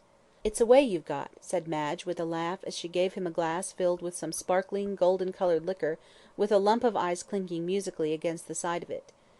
"He's not the only one who's got that way," said Peterson, gaily, when he had been similarly supplied. "It's a way we've got in the army, it's a way we've got in the navy, it's a way we've got in the varsity. And so say all of us," finished Rolleston, and holding out his glass to be replenished. "I'll have another, please. Whew, it is hot." "What, the drink?" asked Julia, with a giggle. "No, the day," answered Felix, making a face at her. "It's the kind of day one feels inclined to adopt Sydney Smith's advice, by getting out of one's skin, and letting the wind whistle through one's bones." "With such a hot wind blowing," said Peterson, gravely, "I'm afraid they'd soon be broiled bones." "Go, giddy one," retorted Felix, throwing his hat at him, "or I'll drag you into the blazing sun, and make you play another game." "Not I," replied Peterson, coolly. "Not being a salamander, I'm hardly used to your climate yet, and there is a limit even to lawn tennis." And turning his back on Rolleston, he began to talk to Julia Featherweight. Meanwhile, Madge and her lover, leaving all this frivolous chatter behind them, were walking slowly towards the house, and Brian was telling her of his approaching departure, though not of his reasons for it. "I received a letter last night," he said, turning his face away from her, "and as it's about some important business, I must start at once." "I don't think it will be long before we follow," answered Madge, thoughtfully. "Papa leaves here at the end of the week." "Why?" "I'm sure I don't know," said Madge, petulantly. "He is so restless, and never seems to settle down to anything. He says for the rest of his life he is going to do nothing but wander all over the world." There suddenly flashed across Fitzgerald's mind a line from Genesis, which seemed singularly applicable to Mr. Frettleby: "A fugitive and a vagabond thou shalt be in the earth." "Every one gets these restless fits sooner or later," he said, idly. "In fact," with an uneasy laugh, "I believe I'm in one myself." "That puts me in mind of what I heard Dr. Chinston say yesterday," she said. "This is the age of unrest, as electricity and steam have turned us all into Bohemians." "Ah! Bohemia is a pleasant place," said Brian, absently, unconsciously quoting Thackeray, "but we all lose our way to it late in life." "At that rate we won't lose our way to it for some time," she said, laughing, as they stepped into the drawing room, so cool and shady after the heat and glare outside. As they entered, Mr. Frettleby rose from a chair near the window. He appeared to have been reading, for he held a book in his hand. "What, Fitzgerald!" he exclaimed in a hearty tone, as he held out his hand. "I am glad to see you." "I let you know I am living, don't I?" replied Brian, his face flushing as he reluctantly took the proffered hand. "But the fact is I have come to say good bye for a few days." "Ah, going back to town, I suppose," said Mr. Frettleby, lying back in his chair, and playing with his watch chain. "I don't know that you are wise, exchanging the clear air of the country for the dusty atmosphere of Melbourne."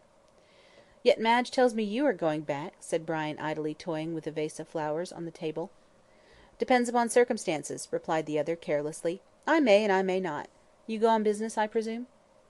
"Well, the fact is, Calton—" Here Brian stopped suddenly, and bit his lip with vexation, for he had not intended to mention the lawyer's name. "Yes?" said Mr. Frettleby, interrogatively, sitting up quickly and looking keenly at Brian. "Wants to see me on business," he finished, awkwardly. "Connected with the sale of your station, I suppose," said Frettleby, still keeping his eyes on the young man's face. "Can't have a better man. Calton's an excellent man of business." "A little too excellent," replied Fitzgerald, ruefully. "He's a man who can't leave well enough alone." "Apropos of what?" "Oh, nothing," answered Fitzgerald, hastily, and just then his eyes met those of Frettleby. The two men looked at one another steadily for a moment, but in that short space of time a single name flashed through their brains, the name of Rosanna Moore. Mr. Frettleby was the first to lower his eyes and break the spell. "Ah, well," he said, lightly, as he rose from his chair, and held out his hand. "If you are 2 weeks in town, call at St. Kilda, and it's more than likely you will find us there." Brian shook hands in silence, and watched him pick up his hat, and move on to the verandah, and then out into the hot sunshine. "He knows," he muttered, involuntarily. "Knows what, sir?" said Madge, who came silently behind him, and slipped her arm through his. "That you are hungry, and want something to eat before you leave us?" "I don't feel hungry," said Brian, as they walked towards the door. "Nonsense!" answered Madge merrily, who, like Eve, was on hospitable thoughts intent. "I am not going to have you appear in Melbourne a pale, fond lover, as though I were treating you badly. Come, sir. No," she continued, putting up her hand as he tried to kiss her. "Business first, pleasure afterwards," and they went into the dining room laughing. Mark Frettleby wandered down to the lawn tennis ground, thinking of the look he had seen in Brian's eyes. He shivered for a moment in the hot sunshine, as though it had grown suddenly chill. "Some one stepping across my grave," he murmured to himself, with a cynical smile. "Bah! How superstitious I am, and yet he knows, he knows." "Come on, sir," cried Felix, who had just caught sight of him. "A racket awaits you."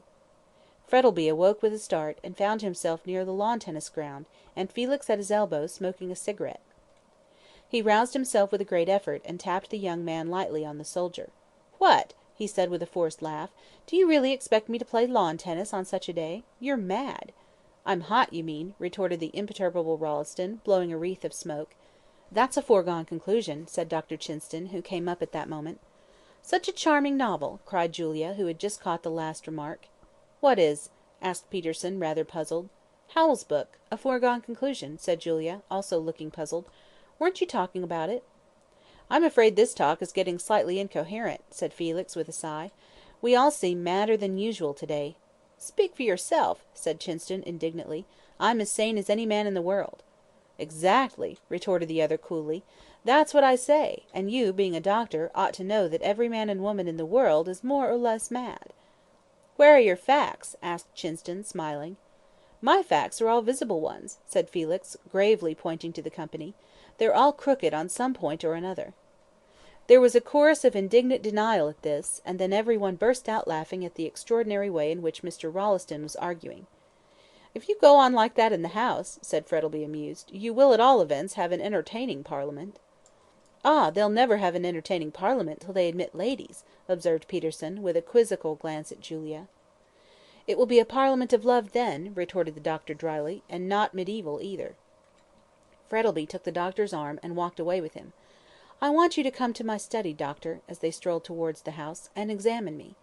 "Why, you don't feel well?" said Chinston, as they entered the house. "Not lately," replied Frettleby. "I'm afraid I've got heart disease." The doctor looked sharply at him, and then shook his head. "Nonsense," he said cheerfully. "It's a common delusion with people that they have heart disease, and in 9 cases out of 10 it's all imagination, unless, indeed," he added, waggishly, "the patient happens to be a young man." "Ah! I suppose you think I'm safe as far as that goes," said Frettleby, as they entered the study. "And what did you think of Rawlinson's argument about people being mad?" "It was amusing," replied Chinston, taking a seat, Frettleby doing the same. "That's all I can say about it, though, mind you, I think there are more mad people at large than the world is aware of." "Indeed!" "Yes. Do you remember that horrible story of Dickens, in the Pickwick Papers, about the man who was mad and knew it, yet successfully concealed it for years? Well, I believe there are many people like that in the world, people whose lives are one long struggle against insanity, and yet who eat, drink, talk, and walk with the rest of their fellow men, apparently as gay and light hearted as they are." "How extraordinary!" "Half the murders and suicides are done in temporary fits of insanity," went on Chinston, "and if a person broods over anything, his incipient madness is sure to break out sooner or later; but, of course, there are cases where a perfectly sane person may commit a murder on the impulse of the moment, but I regard such persons as mad for the time being; but again a murder may be planned and executed in the most cold-blooded manner." "And in the latter case," said Frettleby, without looking at the doctor, and playing with a paper knife, "do you regard the murderer as mad?" "Yes, I do," answered the doctor, bluntly. "He is mad as a person who kills another because he supposes he has been told by God to do so, only there is method in his madness. For instance, I believe that Hansom Cab murder in which you were mixed up—" "I wasn't mixed up in it," interrupted Frettleby, pale with anger. "Beg pardon," said Chinston, coolly, "a slip of the tongue. I was thinking of Fitzgerald. Well, I believe that crime to have been premeditated, and that the man who committed it was mad. He is, no doubt, at large now, walking about and conducting himself as sanely as you or I, yet the germ of insanity is there, and sooner or later he will commit another crime." "How do you know it was premeditated?" asked Frettleby, abruptly. "Anyone can see that," answered the other. "Whyte was watched on that night, and when Fitzgerald went away the other was ready to take his place, dressed the same." "That's nothing," retorted Frettleby, looking at his companion sharply. "There are dozens of men in Melbourne who wear evening dress, light coats, and soft hats. In fact, I generally wear them myself." "Well, that might have been a coincidence," said the doctor, rather disconcerted, "but the use of chloroform puts the question beyond a doubt. People don't usually carry chloroform about with them." "I suppose not," answered the other, and then the matter dropped. Chinston made an examination of Mark Frettleby, and when he had finished, his face was very grave, though he laughed at the millionaire's fears. "You're all right," he said gaily. "Action of the heart a little weak, that's all. Only," impressively, "avoid excitement, avoid excitement." Just as Frettleby was putting on his coat, a knock came to the door, and Madge entered. "Brian is gone," she began. "Oh, I beg your pardon, doctor. But is papa ill?" she asked with sudden fear. "No, child, no," said Frettleby, hastily. "I'm all right. I thought my heart was affected, but it isn't." "Not a bit of it," answered Chinston, reassuringly. "All right, only avoid excitement." But when Frettleby turned to go to the door, Madge, who had her eyes fixed on the doctor's face, saw how grave it was. "There is danger," she said, touching his arm as they paused for a moment at the door. "No, no," he answered, hastily. "Yes, there is," she persisted. "Tell me the worst. It is best for me to know." The doctor looked at her in some doubt for a few moments, and then placed his hand on her shoulder. "My dear young lady," he said gravely, "I will tell you what I have not dared to tell your father." "What?" she asked in a low voice, her face growing pale. "His heart is affected." "And there is great danger?" "Yes, great danger. In the event of any sudden shock," he hesitated. "Yes?" "He would probably drop down dead." "My God!" Chapter 25. Read by Sibella Denton. Kilsip has a theory of his own. Mr. Calton sat in his office reading a letter he had just received from Fitzgerald, and judging from the complacent smile upon his face, it seemed to give him the greatest satisfaction. "I know," wrote Brian, "that now you have taken up the affair you will not stop till you find out everything, so as I want the matter to rest as at present, I will anticipate you and reveal all. You were right in your conjecture that I knew something likely to lead to the detection of Whyte's murderer, but when I tell you my reasons for keeping such a thing secret, I am sure you will not blame me. Mind you, I do not say that I know who committed the murder, but I have suspicions, very strong suspicions, and I wish to God Rosanna Moore had died before she told me what she did. However, I will tell you all, and leave you to judge as to whether I was justified in concealing what I was told. I will call at your office some time next week, and then you will learn everything that Rosanna Moore told me, but once you are possessed of the knowledge you will pity me." "Most extraordinary," mused Calton, leaning back in his chair, as he laid down the letter. "I wonder if he's about to tell me that he killed Whyte after all, and that Sal Rawlins perjured herself to save him. No, that's nonsense, or she'd have turned up in better time, and wouldn't have risked his neck up to the last moment. Though I make it a rule never to be surprised at anything, I expect what Brian Fitzgerald has to tell me will startle me considerably. I've never met with such an extraordinary case, and from all appearances the end isn't reached yet. After all," said Mr. Calton, thoughtfully, "truth is stranger than fiction." Here a knock came to the door, and in answer to an invitation to enter, it opened, and Kilsip glided into the room. "You are not engaged, sir?" he said, in his soft, low voice. "Oh dear, no," answered Calton, carelessly. "Come in, come in." Kilsip closed the door softly, and glided along in his usual velvet-footed manner, sat down in a chair near Calton's, and placing his hat on the ground, looked keenly at the barrister. "Well, Kilsip," said Calton, with a yawn, playing with his watch chain, "any good news to tell me?" "Well, nothing particularly new," purred the detective, rubbing his hands together. "Nothing new, and nothing true, and no matter," said Calton, quoting Emerson. "And what have you come to see me about?"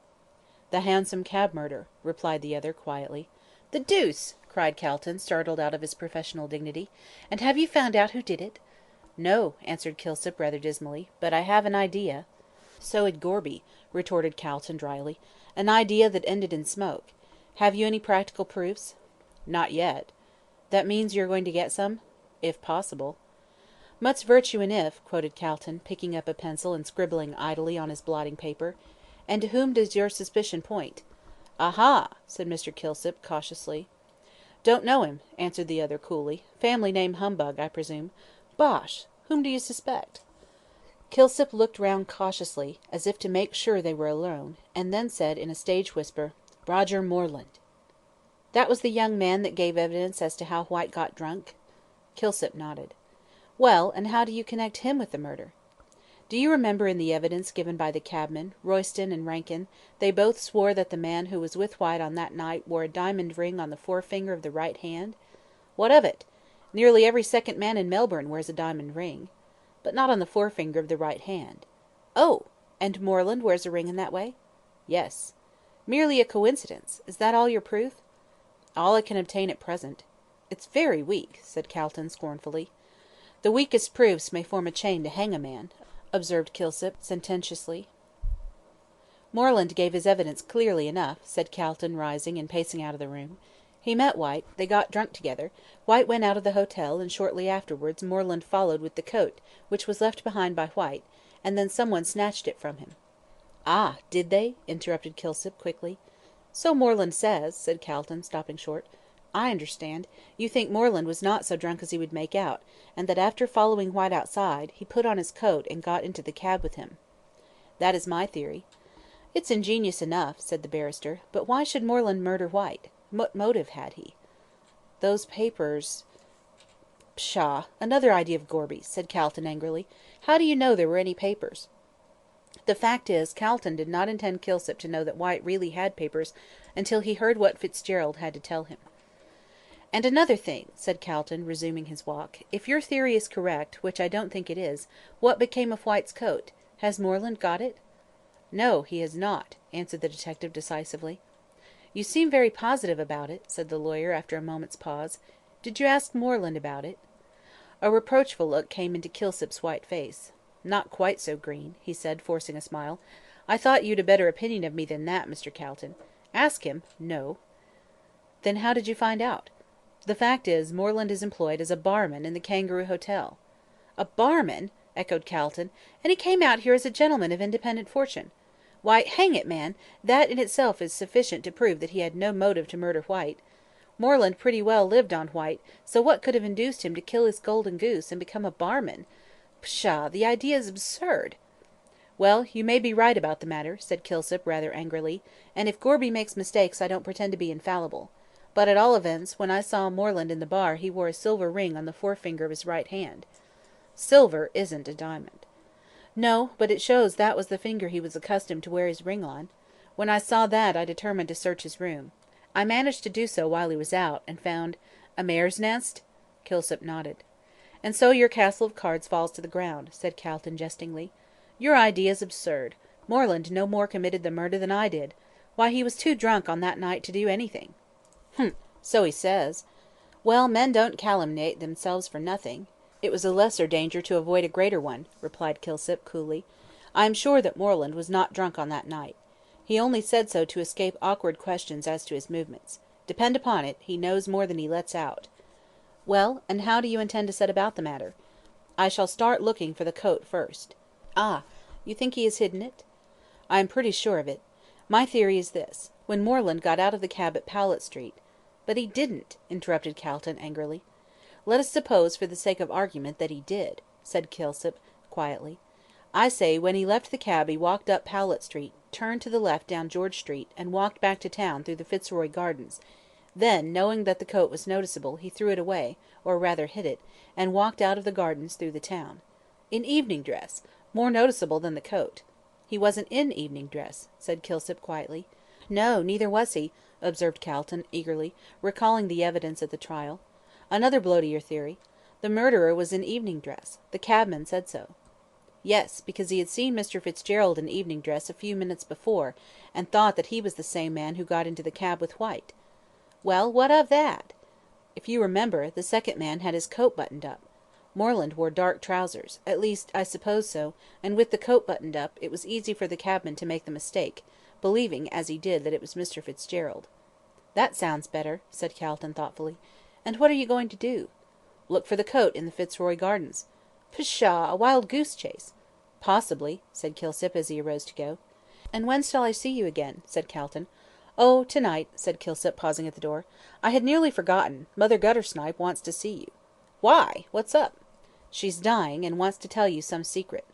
Rosanna Moore, by Jove, said Calton. She'll tell me something about her. I'll get to the bottom of this yet. All right, I'll be here at 8 o'clock. Very well, sir, and the detective glided out.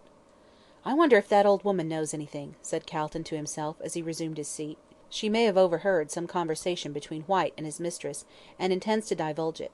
Well, I'm afraid when Fitzgerald does confess, I shall know all about it beforehand." CHAPTER 26. Read by Sibella Denton. Mother Guttersnipe joins the majority. Punctual to his appointment, Kilsip called at Calton's office at 8 o'clock, in order to guide him through the squalid labyrinths of the slums. He found the barrister waiting impatiently for him. The fact is, Calton had got it into his head that Rosanna Moore was at the bottom of the whole mystery, and every new piece of evidence he discovered went to confirm his belief. When Rosanna Moore was dying, she might have confessed something to Mother Guttersnipe, which would hint at the name of the murderer, and he had a strong suspicion that the old hag had received hush money in order to keep quiet. Several times before Calton had been on the point of going to her and trying to get the secret out of her, that is, if she knew it, but now fate appeared to be playing into his hands, and a voluntary confession was much more likely to be true than one dragged piecemeal from unwilling lips. By the time Kilsip made his appearance, Calton was in a high state of excitement. "I suppose we'd better go at once," he said to Kilsip as he lit a cigar. "That old hag may go off at any moment." "She might," assented Kilsip, doubtfully, "but I wouldn't be a bit surprised if she pulled through. Some of these old women have 9 lives like a cat." "Not improbable," retorted Calton as they passed into the brilliantly lighted street. "Her nature seemed to me to be essentially feline. But tell me," he went on, "what's the matter with her? Old age?" "Partly. Drink also, I think," answered Kilsip. "Besides, her surroundings are not very healthy, and her dissipated habits have pretty well settled her." "It isn't anything catching, I hope," cried the barrister, with a shudder, as they passed into the crowd of Bourke Street. "Don't know, sir, not being a doctor," answered the detective, stolidly. "Oh!" ejaculated Calton, in dismay. "It will be all right, sir," said Kilsip, reassuringly. "I've been there dozens of times, and I'm all right." "I daresay," retorted the barrister, "but I may go there once and catch it, whatever it is." "Take my word, sir, it's nothing worse than old age and drink." "Has she a doctor?" "Won't let one come near her. Prescribes for herself." "Gin, I suppose. Humph! Much more unpleasant than the usual run of medicines." In a short time they found themselves in Little Bourke Street, and after traversing a few dark and narrow lanes, by this time they were more or less familiar to Calton, they found themselves before Mother Guttersnipe's den.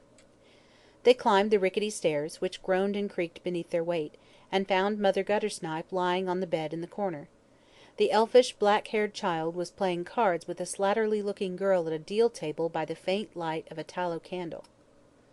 They both sprang to their feet as the strangers entered, and the elfish child pushed a broken chair in a sullen manner towards Mr. Calton, while the other girl shuffled into a far corner of the room, and crouched down there like a dog. The noise of their entry awoke the hag from an uneasy slumber into which she had fallen. Sitting up in bed, she huddled the clothes round her. She presented such a gruesome spectacle that involuntarily Calton recoiled. Her white hair was unbound, and hung in tangled masses over her shoulders in snowy profusion.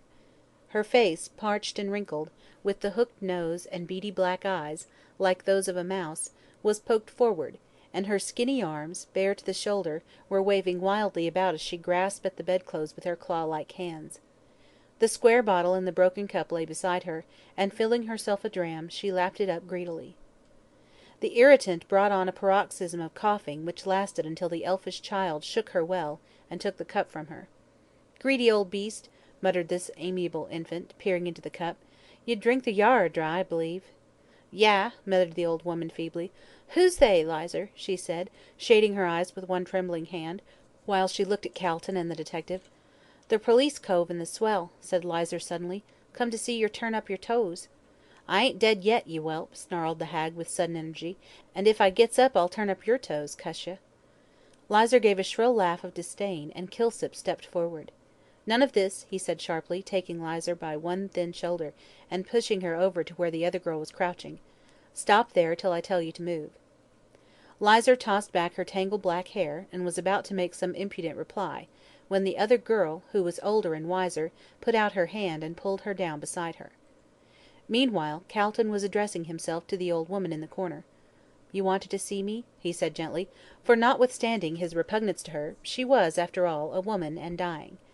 "Yes, cuss you," croaked Mother Guttersnipe, lying down, and pulling the greasy bedclothes up to her neck. "You ain't a parson?" with sudden suspicion. "No, I'm a lawyer." "I ain't a-going to have the cussed parsons a-prowlin' around here," growled the old woman viciously. "I ain't a-going to die yet, cuss you. I'm going to get well and strong, and have a good time of it." "I'm afraid you won't recover," said Calton, gently. "You had better let me send for a doctor." "No, I shan't," retorted the hag, aiming a blow at him with all her feeble strength. "I ain't a-going to have my insides spoiled with salts and sinner. I don't want neither parsons nor doctors, I don't.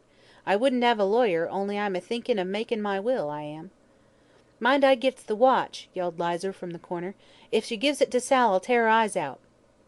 "Silence!" said Kilsip, sharply, and with a muttered curse Lizer sat back in her corner. "Sharper than a serpent's tooth, she are," whined the old woman, when quiet was once more restored. "That young devil'd have fed my home, and now she turns, cuss her." "Well, well," said Calton, rather impatiently, "what is it you wanted to see me about?" "Don't be in such a hurry," said the hag, with a scowl, "or I'm blamed if I'll tell you anything, s'help me." She was evidently growing very weak, so Calton turned to Kilsip and told him in a whisper to get a doctor. The detective scribbled a note on some paper, and giving it to Lizer, ordered her to take it. At this the other girl arose, and putting her arm in that of the child's, they left together.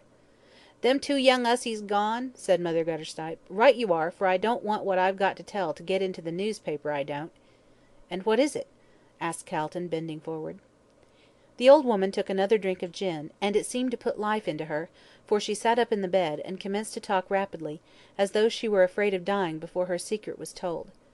"You've been here afore?" she said, pointing one skinny finger at Calton, "and you wanted to find out all about her, but you didn't. She wouldn't let me tell, for she was always a proud jade, a flouncing round while her poor mother was a starvin'." "Her mother!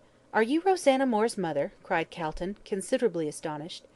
"May I die if I ain't," croaked the hag. "Her poor father died of drink, cuss him, and I'm a follerin' him to the same place in the same way. You weren't about town in the old days, or you'd have been after her, cuss you." "After Rosanna? The very girl," answered Mother Guttersnipe. "She were on the stage, she were, and my eye, what a swell she were, with all the coves a dyin' for her, and she dancin' over their black arts, cuss 'em. But she was allays good to me till 'e came." "Who came?" "'E!" yelled the old woman, raising herself on her arm, her eyes sparkling with vindictive fury. "'E, a comin' round with diamonds and gold, and a ruinin' my poor girl, and 'ow 'e's 'eld his bloomin' head up all these years as if 'e were a saint, cuss him, cuss him." "Whom does she mean?" whispered Calton to Kilsip. "Mean!" screamed Mother Guttersnipe, whose sharp ears had caught the muttered question. "Why, Mark Frettleby." "Good God!" Calton rose up in his astonishment, and even Kilsip's inscrutable countenance displayed some surprise. "Ay, 'e were a swell in them days," pursued Mother Guttersnipe, "and 'e comes a philanderin' round my gal, cuss him, and ruins her, and leaves her and the child to starve, like a black-hearted villain as he were." "The child! Her name?" "Bah!" retorted the hag, with scorn, "as if you didn't know my granddaughter Sal." "Sal, Mark Frettleby's child?" "Yes, and as pretty a girl as the other, though she 'appened to be born on the wrong side of the edge. Oh, I've seen her a sweepin' along in her silks and satins as though we were dirt, and Sal her half sister, cuss her." Exhausted by the efforts she had made, the old woman sank back in her bed, while Calton sat dazed, thinking over the astounding revelation that had just been made. That Rosanna Moore should turn out to be Mark Frettleby's mistress he had hardly wondered at. After all, the millionaire was but a man, and in his young days had been no better and no worse than the rest of his friends. Rosanna Moore was pretty, and was evidently one of those women who, rakes at heart, prefer the untrammelled freedom of being a mistress to the sedate bondage of a wife. In questions of morality, so many people live in glass houses that there are few nowadays who can afford to throw stones. Calton did not think any the worse of Frettleby for his youthful follies.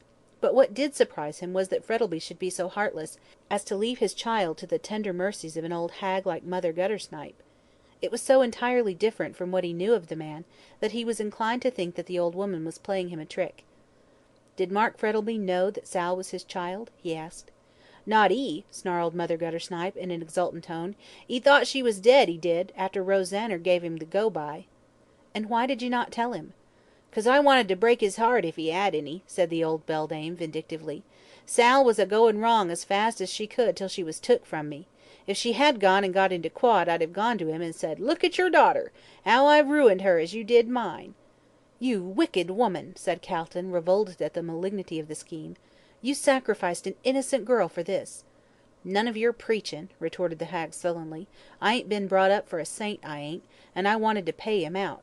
He paid me well to my old tongue about my daughter, and I got it 'ere," laying her hand on the pillow, "all gold, good gold, and mine, cuss me." Calton rose.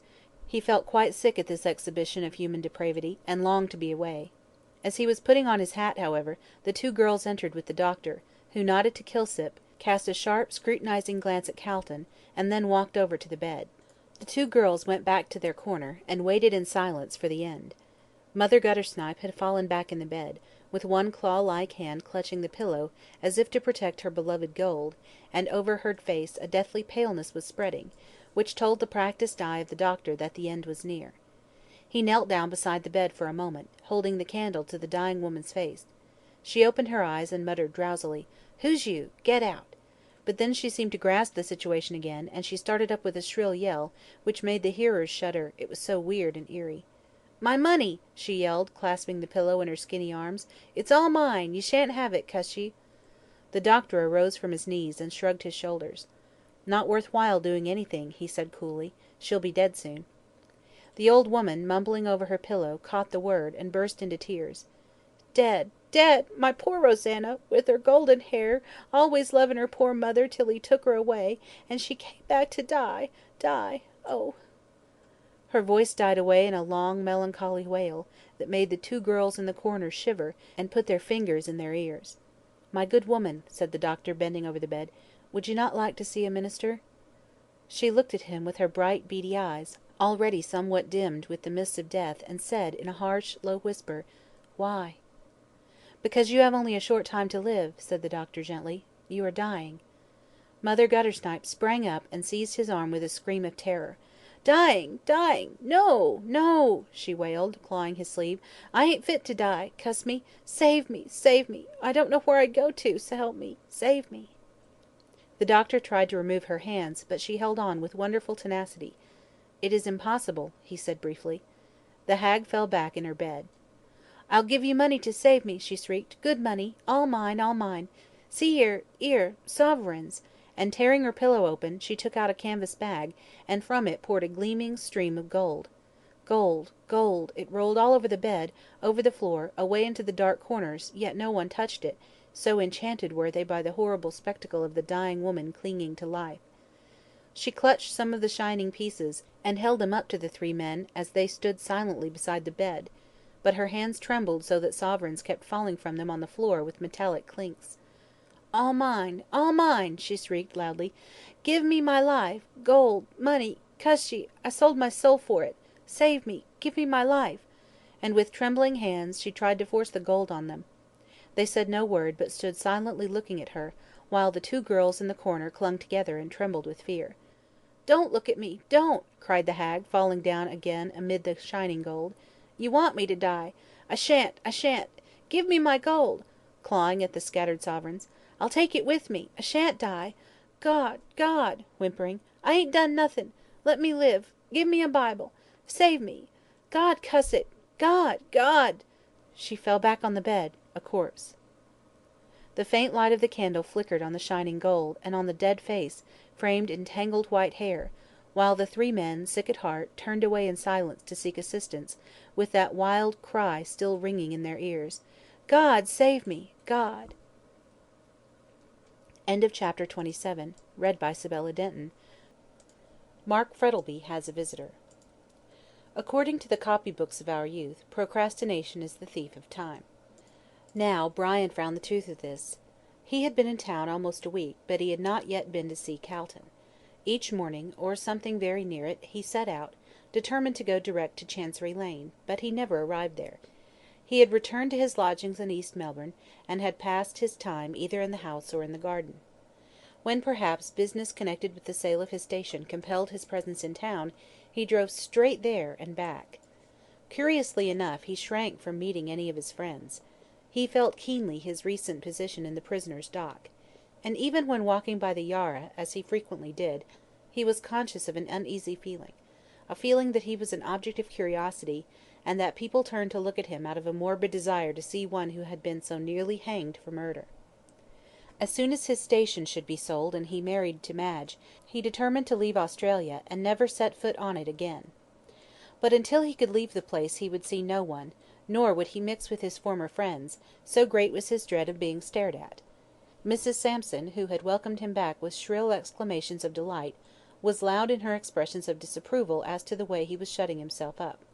"Your eyes bein' hollow," said the sympathising Cricket, "it is nat'ral, it's its want of air, which my husband's uncle, being a druggist, and well to do, in Collingwood, sees thou a want of oxygen, being a French name, as he called the atmosphere, were fearful for pulling people down, and making 'em go off their food, which you hardly eats anything, and not being a butterfly it's expected as your appetite would be larger."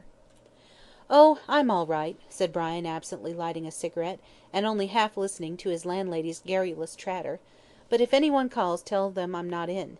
I don't want to be bothered by visitors." "Bein' as wise a thing as Solomon ever said," answered Mrs. Sampson, energetically, "which no doubt he was in good health when seein' the Queen of Sheber, as necessary when anyone calls, and not feelin' disposed to speak, which I'm often that way myself on occasions, my spirits bein' low, as I've heard soda water to have that effect on 'em, which you takes it with a dash of brandy, though to be sure that might be the cause of your want of life, and drat that bell," she finished, hurrying out of the room as the front door bell sounded, "which my legs is a giving way under me through being overworked." Meanwhile, Brian sat and smoked contentedly, much relieved by the departure of Mrs. Sampson, with her constant chatter, but he soon heard her mount the stairs again, and she entered the room with a telegram, which she handed to her lodger. "'Opin' it don't contain bad news," she said as she retreated to the door again, "which I don't like 'em havin' had a shock in early life, through one havin' come unexpected, as my uncle's grandfather were dead, havin' perished of consumption, our family all being disposed to the disease. And now, if you'll excuse me, sir, I'll get to my dinner, bein' in the 'abit of taking my meals reg'lar, and I studies my inside carefully, bein' easily upset, through which I never could be a sailor." Mrs. Sampson, having at last exhausted herself, went out of the room, and crackled loudly down the stairs, leaving Brian to read his telegram. He tore open the envelope and found the message was from Madge, to say that they had returned, and to ask him to dine with them that evening. Fitzgerald folded up the telegram, then, rising from his seat, he walked moodily up and down the room with his hands in his pockets.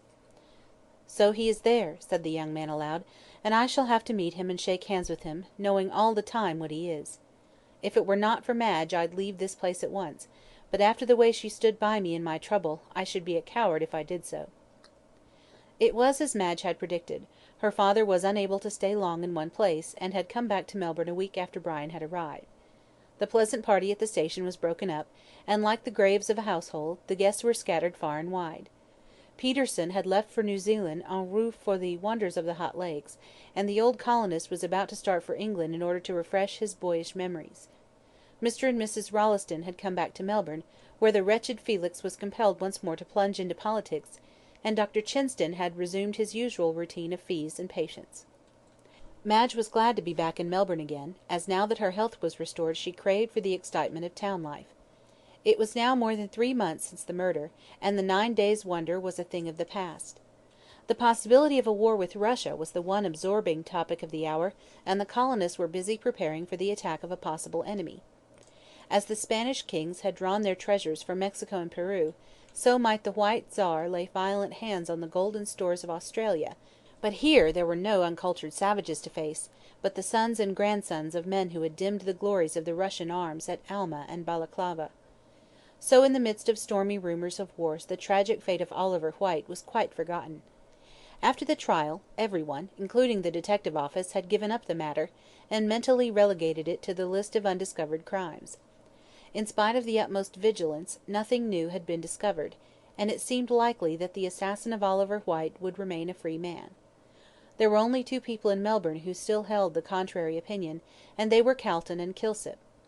Both these men had sworn to discover this unknown murderer, who struck his cowardly blow in the dark, and, though there seemed no possible chance of success, yet they worked on. Kilsip suspected Roger Moreland, the boon companion of the dead man, but his suspicions were vague and uncertain, and there seemed little hope of verifying them. The barrister did not as yet suspect any particular person, though the deathbed confession of Mother Guttersnipe had thrown a new light on the subject, but he thought that when Fitzgerald told him the secret which Rosanna Moore had confided to his keeping, the real murderer would soon be discovered, or at least some clue would be found that would lead to his detection. So, as the matter stood at the time of Mark Frettleby's return to Melbourne, Mr. Calton was waiting for Fitzgerald's confession before making a move, while Kilsip worked stealthily in the dark, searching for evidence against Moreland. On receiving Madge's telegram, Brian determined to go down in the evening, but not to dinner, so he sent a reply to Madge to that effect. He did not want to meet Mark Frettleby, but did not, of course, tell this to Madge, so she had her dinner by herself, as her father had gone to his club, and the time of his return was uncertain. After dinner, she wrapped a light cloak round her, and repaired to the verandah to wait for her lover. The garden looked charming in the moonlight, with the black, dense cypress trees standing up against the sky, and the great fountain splashing cool and silvery. There was a heavily foliaged oak by the gate, and she strolled down the path, and stood under it in the shadow, listening to the whisper and rustle of its multitudinous leaves. It is curious the unearthly glamour which moonlight seems to throw over everything, and though Madge knew every flower, tree, and shrub in the garden, yet they all looked weird and fantastical in the cold white light. She went up to the fountain, and, seating herself on the edge, amused herself by dipping her hand into the chilly water, and letting it fall, like silver rain, back into the basin.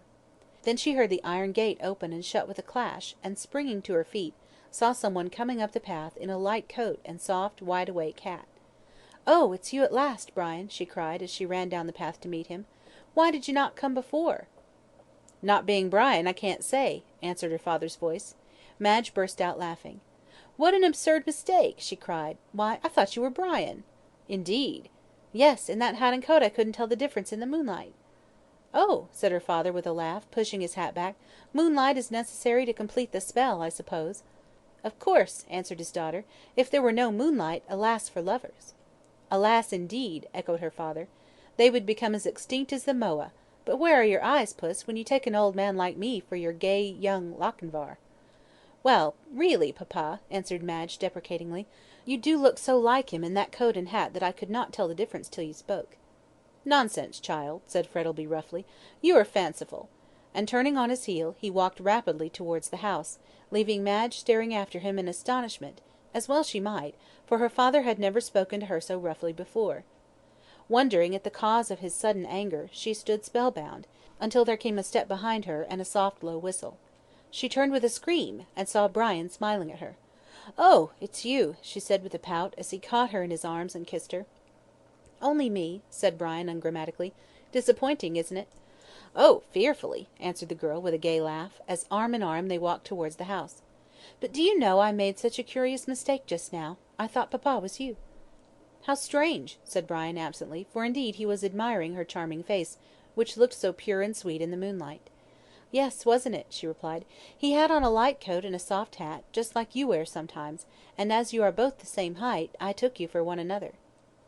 Brian did not answer, but there was a cold feeling at his heart as he saw a possibility of his worst suspicions being confirmed, for just at that moment there came into his mind the curious coincidence of the man who got into the hansom cab being dressed similarly to himself. What if— "Nonsense," he said aloud, rousing himself out of the train of thought the resemblance had suggested. "I'm sure it isn't," said Madge, who had been talking about something else for the last 5 minutes. "You are a very rude young man." "I beg your pardon," said Brian, waking up. "You were saying—" "That the horse is the most noble of all animals. Exactly." "I don't understand—" began Brian, rather puzzled. "Of course you don't," interrupted Madge petulantly, "considering I've been wasting my eloquence on a deaf man for the last 10 minutes, and very likely lame as well as deaf." And to prove the truth of the remark, she ran up the path with Brian after her. He had a long chase of it, for Madge was nimble and better acquainted with the garden than he was, but at last he caught her just as she was running up the steps into the house, and then history repeats itself. They went into the drawing room, and found that Mr. Frettleby had gone up to his study, and did not want to be disturbed. Madge sat down to the piano, but before she struck a note, Brian took both her hands prisoners. "Madge," he said gravely, as she turned round, "what did your father say when you made that mistake?" "He was very angry," she answered, "quite cross. I'm sure I don't know why." Brian sighed as he released her hands, and was about to reply when the visitors' bell sounded. They heard the servants answer it, and then someone was taken upstairs to Mr. Frettleby's study. When the coachman came in to light the gas, Madge asked who it was that had come to the door. "I don't know, miss," he answered, "but he said he wanted to see Mr. Frettleby particularly, so I took him up to the study." "But I thought papa said he was not to be disturbed." "Yes, miss, but the gentleman had an appointment with him." "Poor papa!" sighed Madge, turning again to the piano. "He has always got such a lot to do." Left to themselves, Madge began playing Waldteufel's Last New Valse, a dreamy, haunting melody, with a touch of sadness in it, and Brian, lying lazily on the sofa, listened.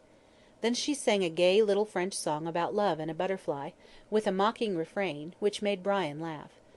"A memory of Offenbach," he said, rising and coming over to the piano. "We certainly can't reproach the French in writing these airy trifles."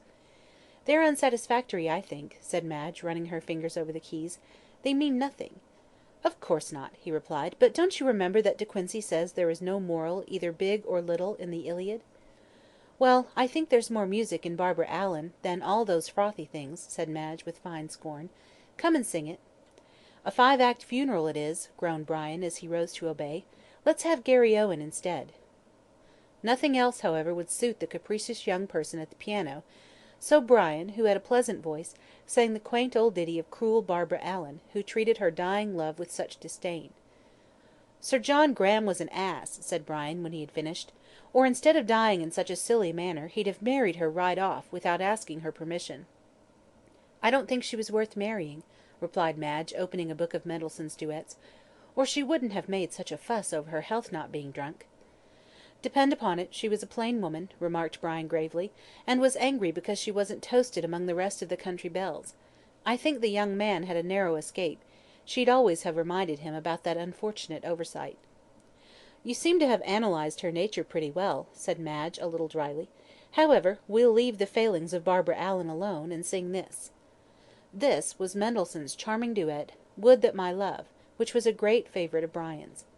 They were in the middle of it, when suddenly Madge stopped, as she heard a loud cry, evidently proceeding from her father's study. Recollecting Dr. Chinston's warning, she ran out of the room, and upstairs, leaving Brian rather puzzled by her unceremonious departure, for though he had heard the cry, yet he did not attach much importance to it. Madge knocked at the study door, and then she tried to open it, but it was locked. "Who's there?" asked her father, sharply, from inside. "Only me, papa," she answered. "I thought you were—" "No, no, I'm all right," replied her father quickly. "Go downstairs. I'll join you shortly." Madge went back to the drawing room only half satisfied with the explanation.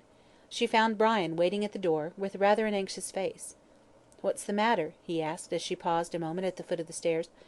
"Papa says nothing," she replied; "but I am sure he must have been startled, or he would not have cried out like that." She told him what Dr. Chinston had said about the state of her father's heart, a recital which shocked Brian greatly. They did not return to the drawing room, but went out on the verandah, where, after wrapping a cloak around Madge, Fitzgerald lit a cigarette. They sat down at the far end of the verandah, somewhat in the shadow, and could see the hall door wide open, and a warm flood of mellow light pouring therefrom, and beyond the cold, white moonshine. After about a quarter of an hour, Madge's alarm about her father having somewhat subsided, they were chatting on indifferent subjects, when a man came out of the hall door, and paused for a moment on the steps of the verandah.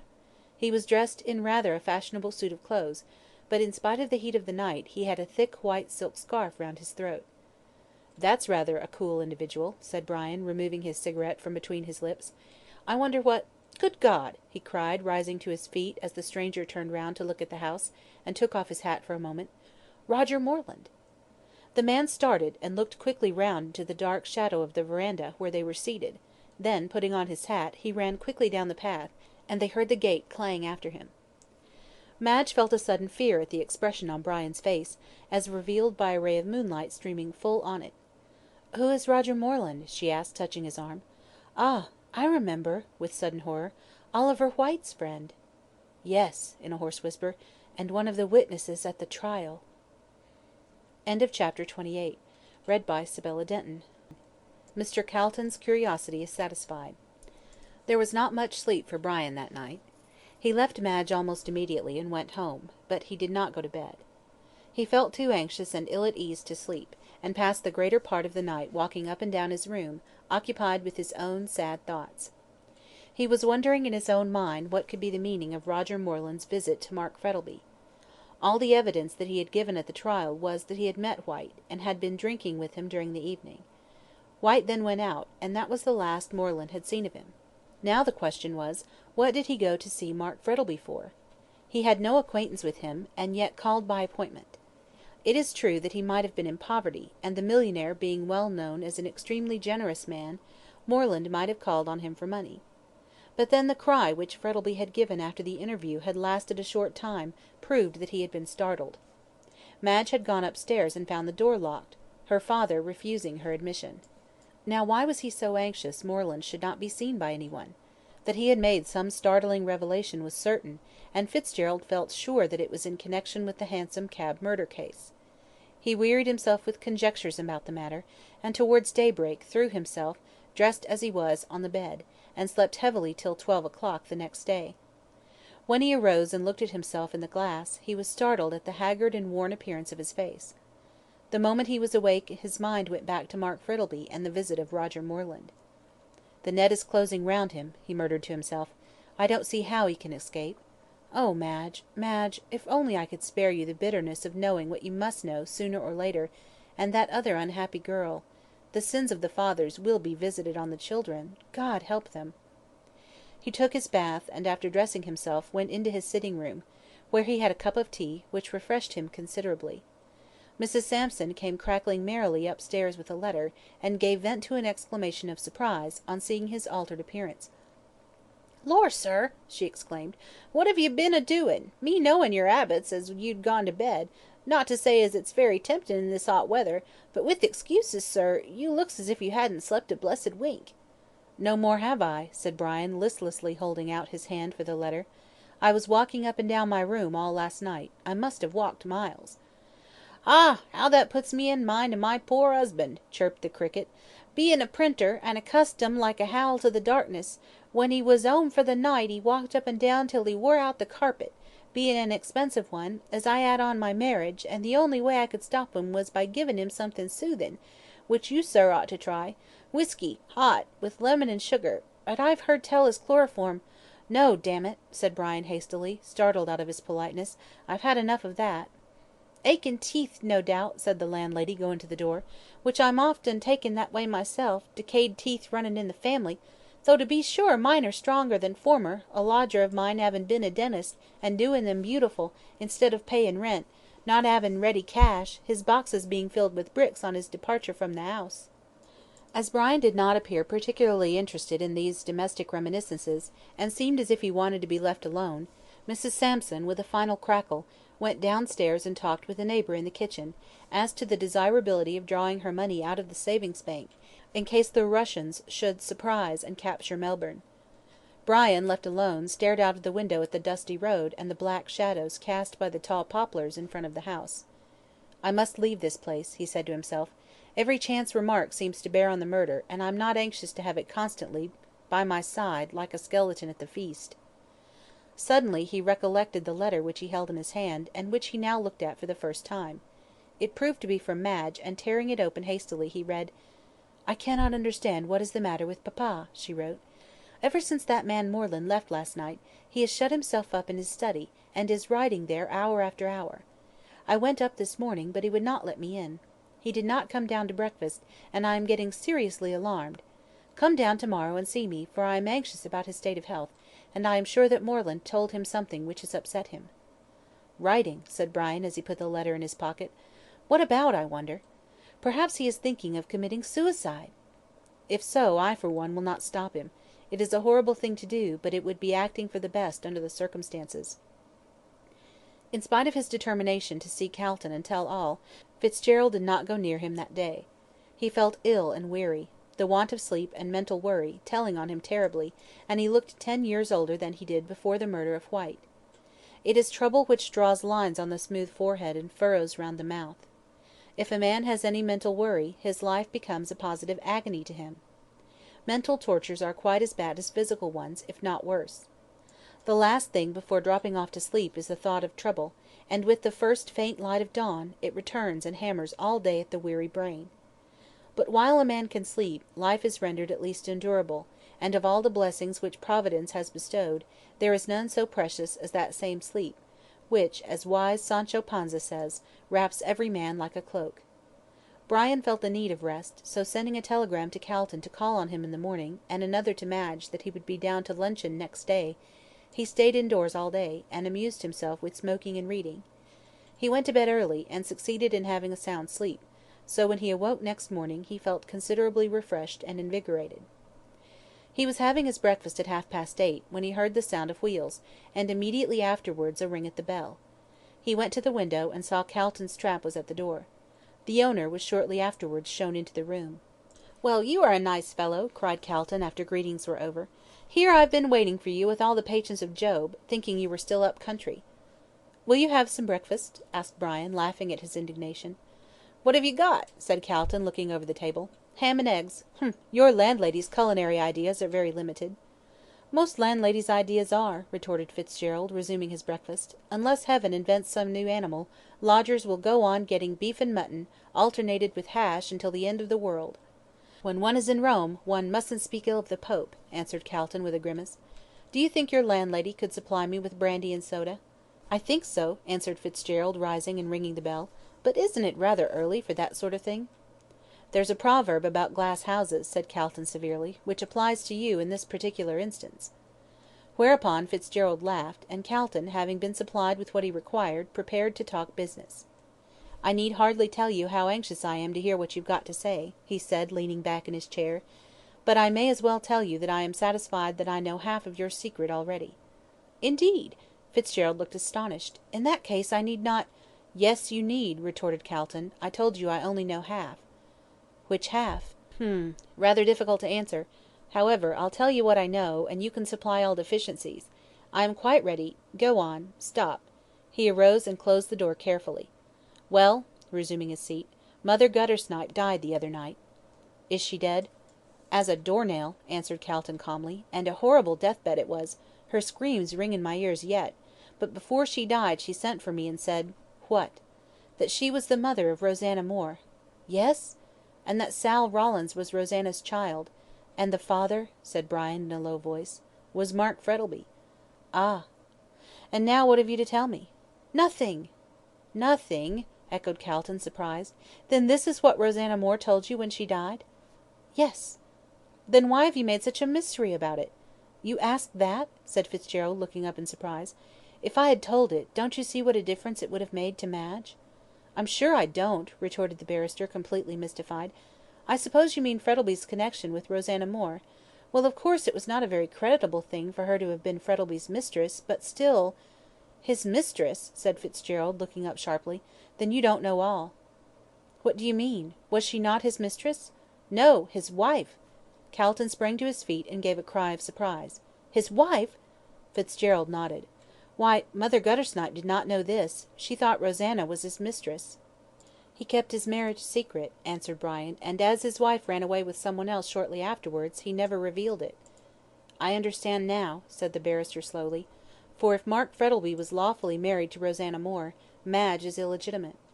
"Yes, and she now occupies the place which Sal Rawlins, or rather Sal Frettleby, ought to." "Poor girl!" said Calton, a little sadly. "But all this does not explain the mystery of Whyte's murder." "I will tell you that," said Fitzgerald, quickly. "When Rosanna left her husband she ran away to England with some young fellow, and when he got tired of her she returned to the stage, and became famous as a burlesque actress, under the name of Musette. There she met Whyte, as your friend found out, and they came out here for the purpose of extorting money from Frettleby. When they arrived in Melbourne, Rosanna let Whyte do all the business, and kept herself quiet. She gave her marriage certificate to Whyte, and he had it on him the night he was murdered." "Then Gorby was right," interposed Calton, eagerly. "The man to whom those papers were valuable did murder Whyte." "Can you doubt it, and that man was—" "Not Mark Frettleby!" burst out Calton. "Surely not Mark Frettleby!" Brian nodded. "Yes, Mark Frettleby." There was a silence for a few moments, Calton being too much startled by the revelation to say anything. "When did you discover this?" he asked, after a pause. "At the time you first came to see me in prison," said Brian. "I had no suspicion till then, but when you said that Whyte was murdered for the sake of certain papers, I, knowing full well what they were and to whom they were of value, guessed immediately that Frettleby had killed Whyte in order to obtain them and to keep his secret." "There can be no doubt of it," said the barrister, with a sigh. So this is the reason Frettleby wanted Madge to marry White. Her hand was to be the price of his silence. When he withdrew his consent, White threatened him with exposure. I remember he left the house in a very excited state on the night he was murdered. Frettleby must have followed him up to town, got into the cab with him, and after killing him with chloroform, must have taken the marriage certificate from his secret pocket, and escaped." Brian rose to his feet, and walked rapidly up and down the room. "Now you can understand what a hell my life has been for the last few months," he said.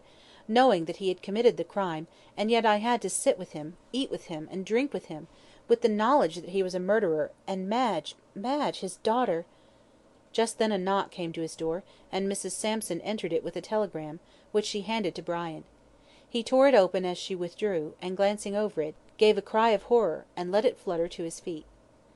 Calton turned rapidly on hearing his cry, and seeing him fall into a chair with a white face, snatched up the telegram and read it. When he did so, his face grew as pale and startled as Fitzgerald's, and lifting his hand, he said solemnly, "It is the judgment of God." Chapter 29. Read by Sibella Denton. Nemesis.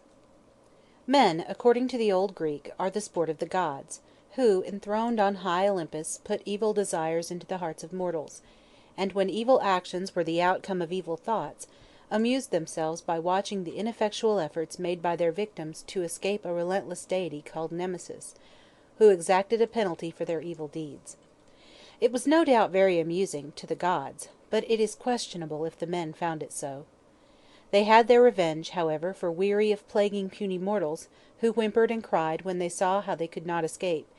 The inevitable Nemesis turned her attention from actors to spectators, and made a clean sweep of the whole Olympian hierarchy. She smashed their altars, pulled down their statues, and after she had completed her malicious work, found that she had, vulgarly speaking, been cutting off her nose to spite her face, for she too became an object of derision and of disbelief, and was forced to retire to the same obscurity to which she had relegated the other deities.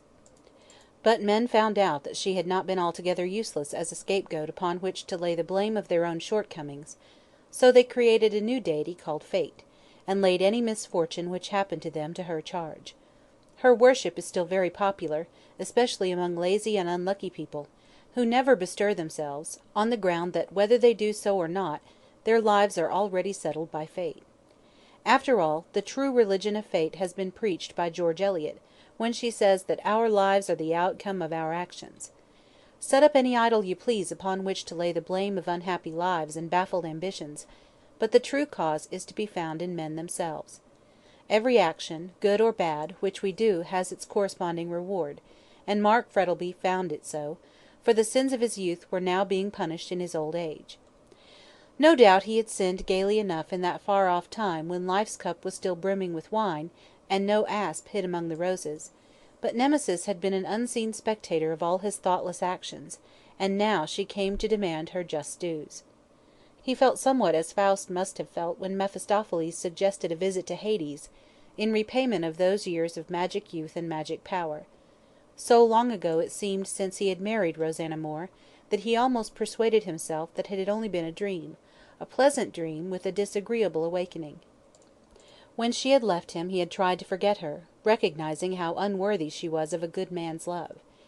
He heard that she had died in a London hospital, and with a passionate sigh for a perished love, he had dismissed her from his thoughts for ever. His second marriage had turned out a happy one, and he regretted the death of his wife deeply. Afterwards all his love centred in his daughter, and he thought he would be able to spend his declining years in peace. This, however, was not to be, and he was thunderstruck when White arrived from England with the information that his first wife still lived, and that the daughter of his second was illegitimate. Sooner than risk exposure, Frettleby agreed to anything, but White's demands became too exorbitant, and he refused to comply with them. On White's death he again breathed freely, when suddenly a second possessor of his fatal secret started up in the person of Roger Moreland. As the murder of Duncan had to be followed by that of Banquo, in order to render Macbeth safe, so he foresaw that while Roger Moreland lived his life would be one long misery. He knew that the friend of the murdered man would be his master, and would never leave him during his life, while after his death he would probably publish the whole ghastly story, and defame the memory of the widely respected Mark Frettleby. What is it that Shakespeare says? Good name in man or woman is the immediate jewel of their souls. And after all these years of spotless living and generous use of his wealth, was he to be dragged down to the depths of infamy and degradation by a man like Moreland? Already in fancy he heard the jeering cries of his fellow men, and saw the finger of scorn point at him, he, the great Mark Frettleby, famous throughout Australia for his honesty, integrity, and generosity. No, it could not be, and yet this would surely happen unless he took means to prevent it. The day after he had seen Moreland, and knew that his secret was no longer safe, since it was in the power of a man who might reveal it at any moment in a drunken fit, or out of sheer maliciousness, he sat at his desk writing. After a time he laid down his pen, and taking up a portrait of his dead wife which stood just in front of him, he stared at it long and earnestly. As he did so, his mind went back to the time when he had first met and loved her. Even as Faust had entered into the purity and serenity of Gretchen's chamber, out of the coarseness and profligacy of Auerbach's cellar, so he, leaving behind him the wild life of his youth, had entered into the peace and quiet of a domestic home. The old feverish life with Rosanna Moore seemed to be as unsubstantial and chimerical as no doubt his union with Lilith after he met Eve seemed to Adam in the old rabbinical legend. There seemed to be only one way open to him, by which he could escape the relentless fate which dogged his steps. He would write a confession of everything from the time he had first met Rosanna, and then death. He would cut the Gordian knot of all his difficulties, and then his secret would be safe. Safe? No, it could not be while Moreland lived. When he was dead Moreland would see Madge and embitter her life with the story of her father's sins. Yes, he must live to protect her, and drag his weary chain of bitter remembrance through life, always with that terrible sword of Damocles hanging over him. But still he would write out his confession, and after his death, whenever it may happen, it might help if not altogether to exculpate, at least to secure some pity for a man who had been hardly dealt with by fate. His resolution taken, he put it into force at once, and sat all day at his desk filling page after page with the history of his past life, which was so bitter to him. He started at first languidly, and as in the performance of an unpleasant but necessary duty.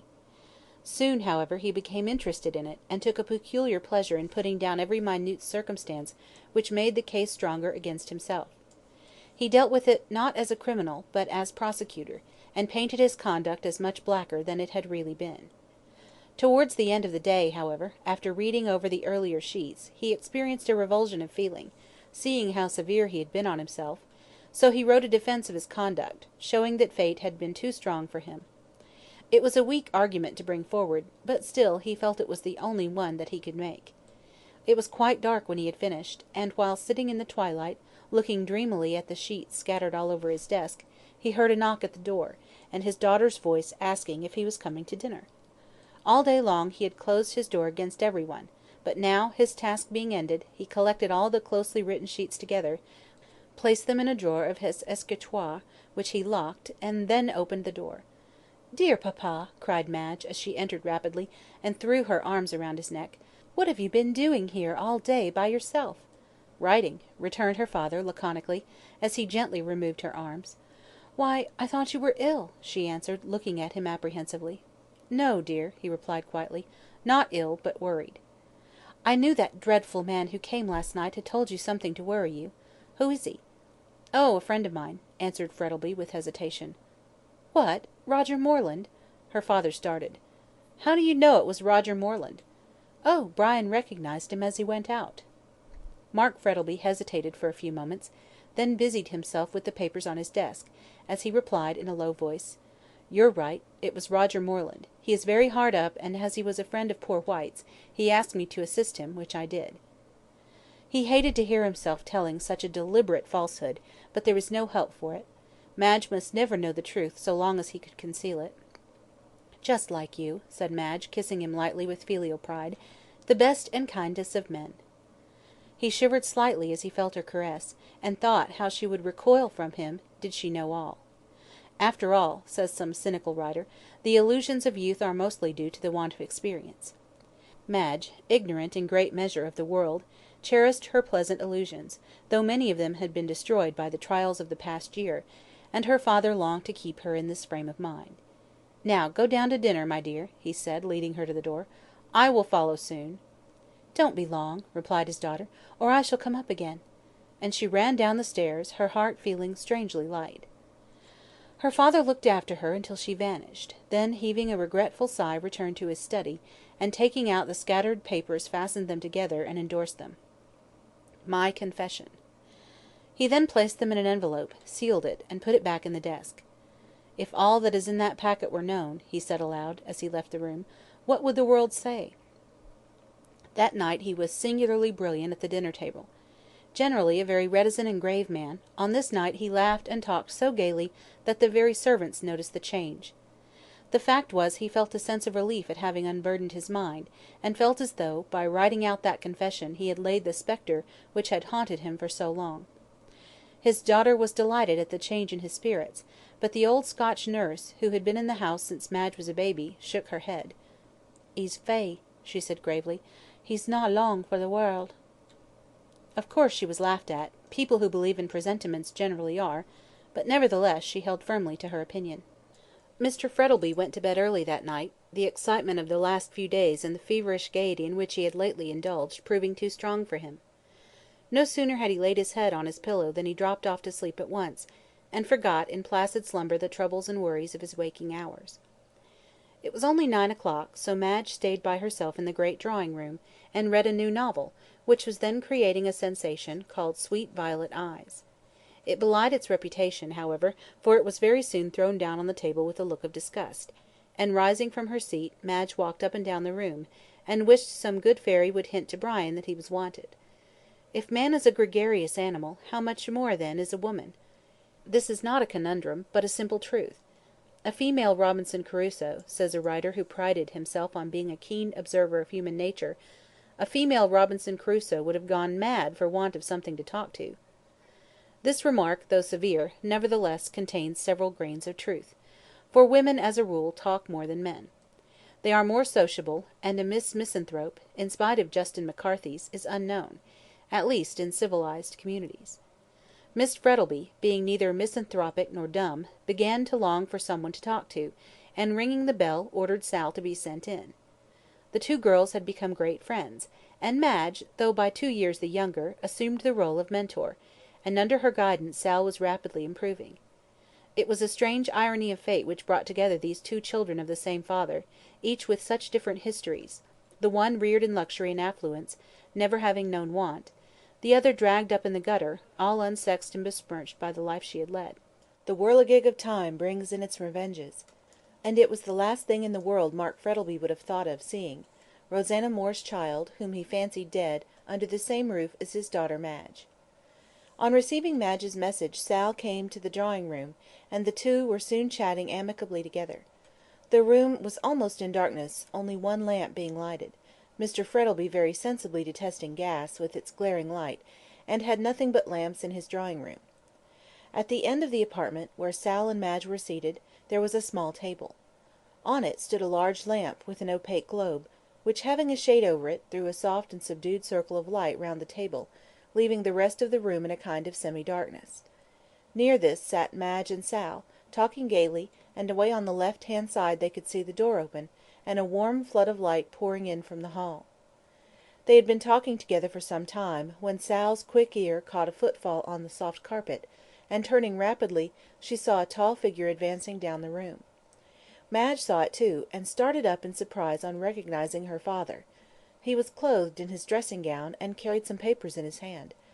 "Why, papa," said Madge in surprise, "Hush!" whispered Sal, grasping her arm. "He's asleep." And so he was.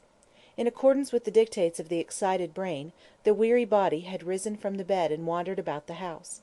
The two girls, drawing back into the shadow, watched him with bated breath as he came slowly down the room. In a few moments he was within the circle of light, and moving noiselessly along, he laid the papers he carried on the table. They were in a large blue envelope much worn, with writing in red ink on it. Sal recognised it at once as the one she had seen in the possession of the dead woman, and with an instinctive feeling that there was something wrong, she tried to draw Madge back, as she watched her father's action with an intensity of feeling which held her spellbound. Frettleby opened the envelope, and took therefrom a yellow frayed piece of paper, which he spread out on the table. Madge bent forward to see it, but Sal, with a sudden terror, drew her back. "For God's sake, no!" she cried. But it was too late. Madge had caught sight of the names on the paper: Marriage, Rosanna Moore, Mark Frettleby, and the whole awful truth flashed upon her. These were the papers Rosanna Moore had handed to White. White had been murdered by the man to whom the papers were of value. "Oh, my father!" She staggered blindly forward, and then, with one piercing shriek, fell to the ground. In doing so, she struck against her father, who was still standing beside the table. Awakened suddenly, with that wild cry in his ears, he opened his eyes wide, put out feeble hands as if to keep something back, and with a strangled cry fell dead on the floor beside his daughter. Sal, horror-struck, did not lose her presence of mind, but snatching the papers off the table, she thrust them into her pocket, and then called aloud for the servants. But they, already attracted by Madge's wild cry, came hurrying in, to find Mark Frettleby, the millionaire, lying dead, and his daughter in a faint beside her father's corpse. End of chapter 30. Read by Sibella Denton. Hush Money. As soon as Brian received the telegram which announced the death of Mark Frettleby, he put on his hat, stepped into Calton's trap, and drove along to the St. Kilda station in Flinders Street with that gentleman. There Calton dismissed his trap, sending a note to his clerk with the groom, and went down to St. Kilda with Fitzgerald. On arrival they found the whole house perfectly quiet and orderly, owing to the excellent management of Sal Rawlins. She had taken the command in everything, and although the servants, knowing her antecedents, were disposed to resent her doing so, yet such were her administrative powers and strong will, that they obeyed her implicitly. Mark Frettleby's body had been taken up to his bedroom, Madge had been put to bed, and Dr. Chinston and Brian sent for. When they arrived they could not help expressing their admiration at the capital way in which Sal Rawlins had managed things. "She's a clever girl, that," whispered Calton to Fitzgerald. "Curious thing she should have taken up her proper position in her father's house. Fate is a deal cleverer than we mortals think her." Brian was about to reply when Dr. Chinston entered the room. His face was very grave, and Fitzgerald looked at him in alarm. "Madge, Miss Frettleby," he faltered. "Is very ill," replied the doctor. "Has an attack of brain fever. I can't answer for the consequences yet." Brian sat down on the sofa, and stared at the doctor in a dazed sort of way. Madge dangerously ill, perhaps dying. What if she were to die, and he to lose the true-hearted woman who stood so nobly by him in his trouble? "Cheer up," said Chinston, patting him on the shoulder. "While there's life there's hope, and whatever human aid can do to save her will be done." Brian grasped the doctor's hand in silence, his heart being too full to speak. "How did Frettleby die?" asked Calton. "Heart disease," said Chinston. "His heart was very much affected, as I discovered a week or so ago. It appears he was walking in his sleep, and entering the drawing-room he alarmed Miss Frettleby, who screamed, and must have touched him. He awoke suddenly, and the natural consequences followed. He dropped down dead." "What alarmed Miss Frettleby?" asked Brian in a low voice, covering his face with his hand. "The sight of her father walking in his sleep, I suppose," said Chinston, buttoning his glove, "and the shock of his death, which took place indirectly through her, accounts for the brain fever." "Madge Frettleby is not the woman to scream and waken a somnambulist," said Calton, decidedly, knowing as she did the danger. "There must be some other reason." "This young woman will tell you all about it," said Chinston, nodding towards Sal, who entered the room at this moment. "She was present, and since then has managed things admirably, and now I must go," he said, shaking hands with Calton and Fitzgerald. "Keep up your heart, my boy. I'll pull her through yet." After the doctor had gone, Calton turned sharply to Sal Rawlins, who stood waiting to be addressed. "Well," he said briskly, "can you tell us what startled Miss Frettleby?" "I can, sir," she answered quietly. "I was in the drawing-room when Mr. Frettleby died, but we had better go up to the study." "Why?" asked Calton in surprise, as he and Fitzgerald followed her upstairs. "Because, sir," she said, when they had entered the study and she had locked the door, "I don't want any one but yourselves to know what I tell you." "More mystery," muttered Calton as he glanced at Brian, and took his seat at the escritoire. "Mr. Frettleby went to bed early last night," said Sal calmly, "and Miss Madge and I were talking together in the drawing-room, when he entered, walking in his sleep, and carrying some papers." Both Calton and Fitzgerald started, and the latter grew pale. "He came down the room, and spread out a paper on the table where the lamp was. Miss Madge bent forward to see what it was. I tried to stop her, but it was too late. She gave a scream, and fell on the floor. In doing so she happened to touch her father. He awoke, and fell down dead." "And the papers?" asked Calton, uneasily. Sal did not answer, but, producing them from her pocket, laid them in his hands. Brian bent forward, as Calton opened the envelope in silence, but both gave vent to an exclamation of horror at seeing the certificate of marriage, which they knew Rosanna Moore had given to White. Their worst suspicions were confirmed, and Brian turned away his head, afraid to meet the barrister's eye. The latter folded up the papers thoughtfully, and put them in his pocket. "You know what these are?" he asked Sal, eyeing her keenly. "I could hardly help knowing," she answered. "It proves that Rosanna Moore was Mr. Frettleby's wife, and—" She hesitated. "Go on," said Brian, in a harsh tone, looking up. "And they were the papers she gave Mr. White." "Well?" Sal was silent for a moment, and then looked up with a flush. "You needn't think I'm going to split," she said indignantly, recurring to her Bourke Street slang in the excitement of the moment. "I know what you know, but I'll be as silent as the grave." "Thank you," said Brian fervently, taking her secret. "I know you love her too well to betray this terrible secret." "I would be a nice 'un, I would," said Sal, with scorn, "after her lifting me out of the gutter, to round on her, a poor girl like me, without a friend or relative, now Gran's dead." Calton looked up quickly. It was plain Sal was quite ignorant that Rosanna Moore was her mother. So much the better, they would keep her in ignorance, perhaps not altogether, but it would be folly to undeceive her at present. "I'm going to see Miss Madge now," she said, going to the door, "and I won't see you again. She's getting light-headed, and might let it out, but I'll not let any one in but myself." And so saying, she left the room. "Cast thy bread upon the waters," said Calton, oracularly. "The kindness of Miss Frettleby to that poor waif is already bearing fruit. Gratitude is the rarest of qualities, rarer even than modesty." Fitzgerald made no answer, but stared out of the window, and thought of his darling lying sick unto death, and he unable to do nothing to save her. "Well," said Calton, sharply. "Oh, I beg your pardon," said Fitzgerald, turning in confusion. "I suppose the will must be read, and all that sort of thing." "Yes," answered the barrister. "I am one of the executors." "And the others?" "Yourself and Chinston," answered Calton. "So I suppose," turning to the desk, "we can look at his papers, and see that all is straight." "Yes, I suppose so," replied Brian, mechanically, his thoughts far away, and then he turned again to the window. Suddenly Calton gave vent to an exclamation of surprise, and turning hastily, Brian saw him holding a thick roll of papers in his hand, which he had taken out of the drawer. "Look here, Fitzgerald," he said, greatly excited. "Here is Frettleby's confession. Look!" And he held it up. Brian sprang forward in astonishment. So, at last, the Hansom Cab mystery was to be cleared up. These sheets, no doubt, contained the whole narration of the crime, and how it was committed. "We will read it, of course," he said hesitatingly, half hoping that Calton would propose to destroy it at once. "Yes," answered Calton, "the 3 executors must read it, and then we will burn it." "That will be the better way," answered Brian, gloomily. "Frettleby is dead, and the law can do nothing in the matter, so it would be best to avoid the scandal of publicity. But why tell Chinston?" "We must," said Calton, decidedly. "He will be sure to gather the truth from Madge's ravings, and he may as well know all. He is quite safe, and will be as silent as the grave. But I am more sorry to tell Kilsip." "The detective? Good God, Calton, surely you will not do so?" "I must," replied the barrister, quietly. "Kilsip is firmly persuaded that Moreland committed the crime, and I have the same dread of his pertinacity as you had of mine. He may find out all." "What must be," said Fitzgerald, clenching his hands. "But I hope no one else will find out this miserable story. There's Moreland, for instance." "Ah, true," said Calton, thoughtfully. "He called and saw Frettleby the other night, you say?" "Yes. I wonder what for?" "There is only one answer," said the barrister, slowly. "He must have seen Frettleby following White when he left the hotel, and wanted hush money." "I wonder if he got it," observed Fitzgerald.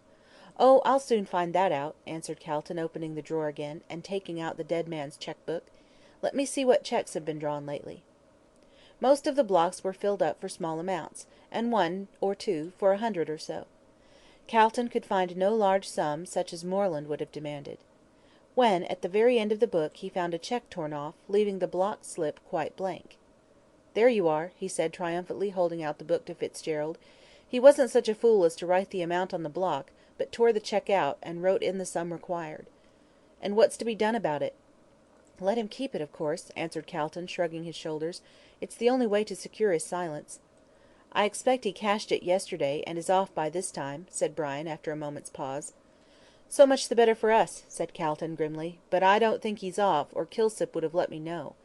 We must tell him, or he'll get everything out of Moreland, and the consequences will be that all Melbourne will know the story; whereas, by showing him the confession, we get him to leave Moreland alone, and thus secure silence in both cases."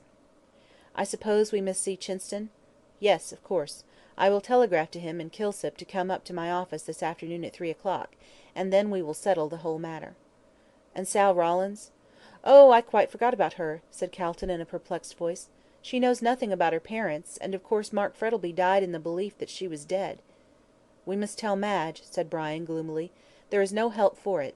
Sal is by rights the heiress to the money of her dead father." "That depends upon the will," replied Calton, dryly. "If it specifies that the money is left to my daughter Margaret Frettleby, Sal Rawlins can have no claim; and if such is the case, it will be no good telling her who she is." "And what's to be done?" "Sal Rawlins," went on the barrister, without noticing the interruption, "has evidently never given a thought to her father or mother, as the old hag, no doubt, swore they were dead. So I think it will be best to keep silent; that is, if no money is left to her, and as her father thought her dead, I don't think there will be any. In that case it would be best to settle an income on her. You can easily find a pretext, and let the matter rest." "But suppose, in accordance with the wording of the will, she is entitled to all the money?" "In that case," said Calton, gravely, "there is only one course open: she must be told everything, and the dividing of the money left to her generosity. But I don't think you need be alarmed. I'm pretty sure Madge is the heiress." "It's not the money I think about," said Brian, hastily. "I take Madge without a penny." "My boy," said the barrister, placing his hand kindly on Brian's shoulder, "when you marry Madge Frettleby, you will get what is better than money, a heart of gold." Chapter 31. Read by Sibella Denton. De mortuis nil nisi bonum. Nothing is certain but the unforeseen, so says a French proverb, and judging from the unexpected things which daily happen to us, it is without doubt a very true one.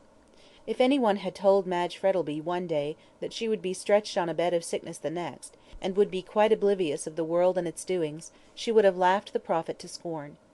Yet it was so, and she was tossing and turning on a bed of pain to which the couch of Procustus was one of roses.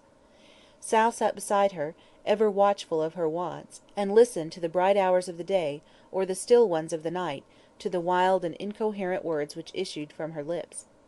She incessantly called on her father to save himself, and then would talk about Brian, and sing snatches of song, or would sob broken sentences about her dead mother, until the heart of the listener ached to hear her. No one was allowed into the room except Sal, and when Dr. Chinston heard the things she was saying, although used to such cases, he recoiled. "There is blood on your hands," cried Madge, sitting up in bed, with her hair all tangled and falling over her shoulders. "Red blood, and you cannot wash it off. Oh, Cain, God save him! Brian, you are not guilty. My father killed him. God, God!" And she fell back on her disordered pillows, weeping bitterly. Dr. Chinston did not say anything, but shortly afterwards took his leave, after telling Sal on no account to let any one see the patient. "'Tain't likely," said Sal, in a disgusted tone, as she closed the door after him. "I'm not a viper to sting the bosom as fed me." From which it may be gathered that she was advancing rapidly in her education. Meanwhile Dr. Chinston had received Calton's telegram, and was considerably astonished thereat. He was still more so when, on arriving at the office at the time appointed, he found Calton and Fitzgerald were not alone, but a third man whom he had never seen was with them. The latter Calton introduced to him as Mr. Kilsip, of the detective office, a fact which made the worthy doctor uneasy, as he could in no wise divine the meaning of it. However, he made no remark, but took the seat handed to him by Mr. Calton, and prepared to listen. Calton locked the door of the office, and then went back to his desk, having the other three seated before him in a kind of semicircle. "In the first place," said Calton to the doctor, "I have to inform you that you are one of the executors under the will of the late Mr. Frettleby, and that is why I asked you to come here to-day. The other executors are Mr. Fitzgerald and myself." "Oh, indeed," murmured the doctor, politely. "And now," said Calton, looking at him, "do you remember the Hansom Cab murder, which caused such a sensation some months ago?" "Yes, I do," replied the doctor, rather astonished. "But what has that to do with the will?" "Nothing to do with the will," answered Calton, gravely; "but the fact is, Mr. Frettleby was implicated in the affair." Dr. Chinston glanced inquiringly at Brian, but that gentleman shook his head. "It has nothing to do with my arrest," he said, sadly. Madge's words, uttered in her delirium, flashed across the doctor's memory. "What do you mean?" he gasped, pushing back his chair. "How was he implicated?" "That I cannot tell you," answered Calton, "until I read his confession." "Ah!" said Kilsip, becoming very attentive. "Yes," said Calton, turning to Kilsip, "your hunt after Moreland is a wild goose chase, for the murderer of Oliver Whyte is discovered." "Discovered!" cried Kilsip and the doctor in one breath. "Yes, and his name is Mark Frettleby." Kilsip shot a glance of disdain out of his bright black eyes, and gave a low laugh of disbelief, but the doctor pushed back his chair furiously, and arose to his feet. "This is monstrous!" he cried in a rage.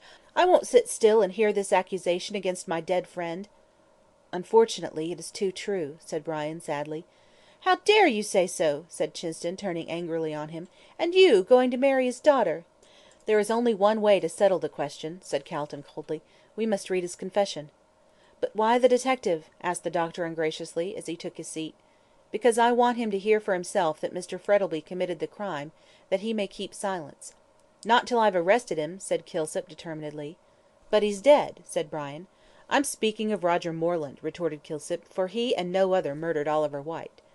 "That's a much more likely story," Chinston said. "I tell you," said Calton, vehemently, "God knows I would like to preserve Mark Frettleby's good name, and it is with this object I have brought you all together. I will read the confession, and when you know the truth, I want you to keep silent about it, as Mark Frettleby is dead, and the publication of his crime can do no good to any one."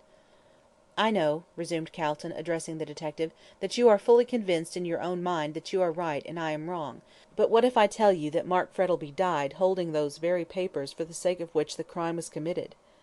Kilsip's face lengthened considerably. "What were the papers?" "The marriage certificate of Mark Frettleby and Rosanna Moore, the woman who died in the back slum." Kilsip was not often astonished, but he was so now, and Dr. Chinston fell back in his chair, staring at the barrister in blank amazement. "And what's more," went on Calton, triumphantly, "do you know that Moreland went to Frettleby 2 nights ago and obtained a certain sum for hush money?" "What!" cried Kilsip. "Yes, Moreland, in coming out of the hotel, evidently saw Frettleby, and threatened to expose him unless he paid for his silence." "Very strange," murmured Kilsip to himself, with a disappointed look on his face. "But why did Moreland keep still so long?" "I cannot tell you," replied Calton, "but no doubt the confession will explain all." "Then for heaven's sake read it," broke in Dr. Chinston, impatiently. "I'm quite in the dark, and all your talk is Greek to me." "One moment," said Kilsip, dragging a bundle from under his chair, and untying it. "If you are right, what about this?" and he held up a light coat, very much soiled and weather-worn. "Whose is that?" asked Calton, startled. "Not Whyte's?" "Yes, Whyte's," repeated Kilsip, with great satisfaction.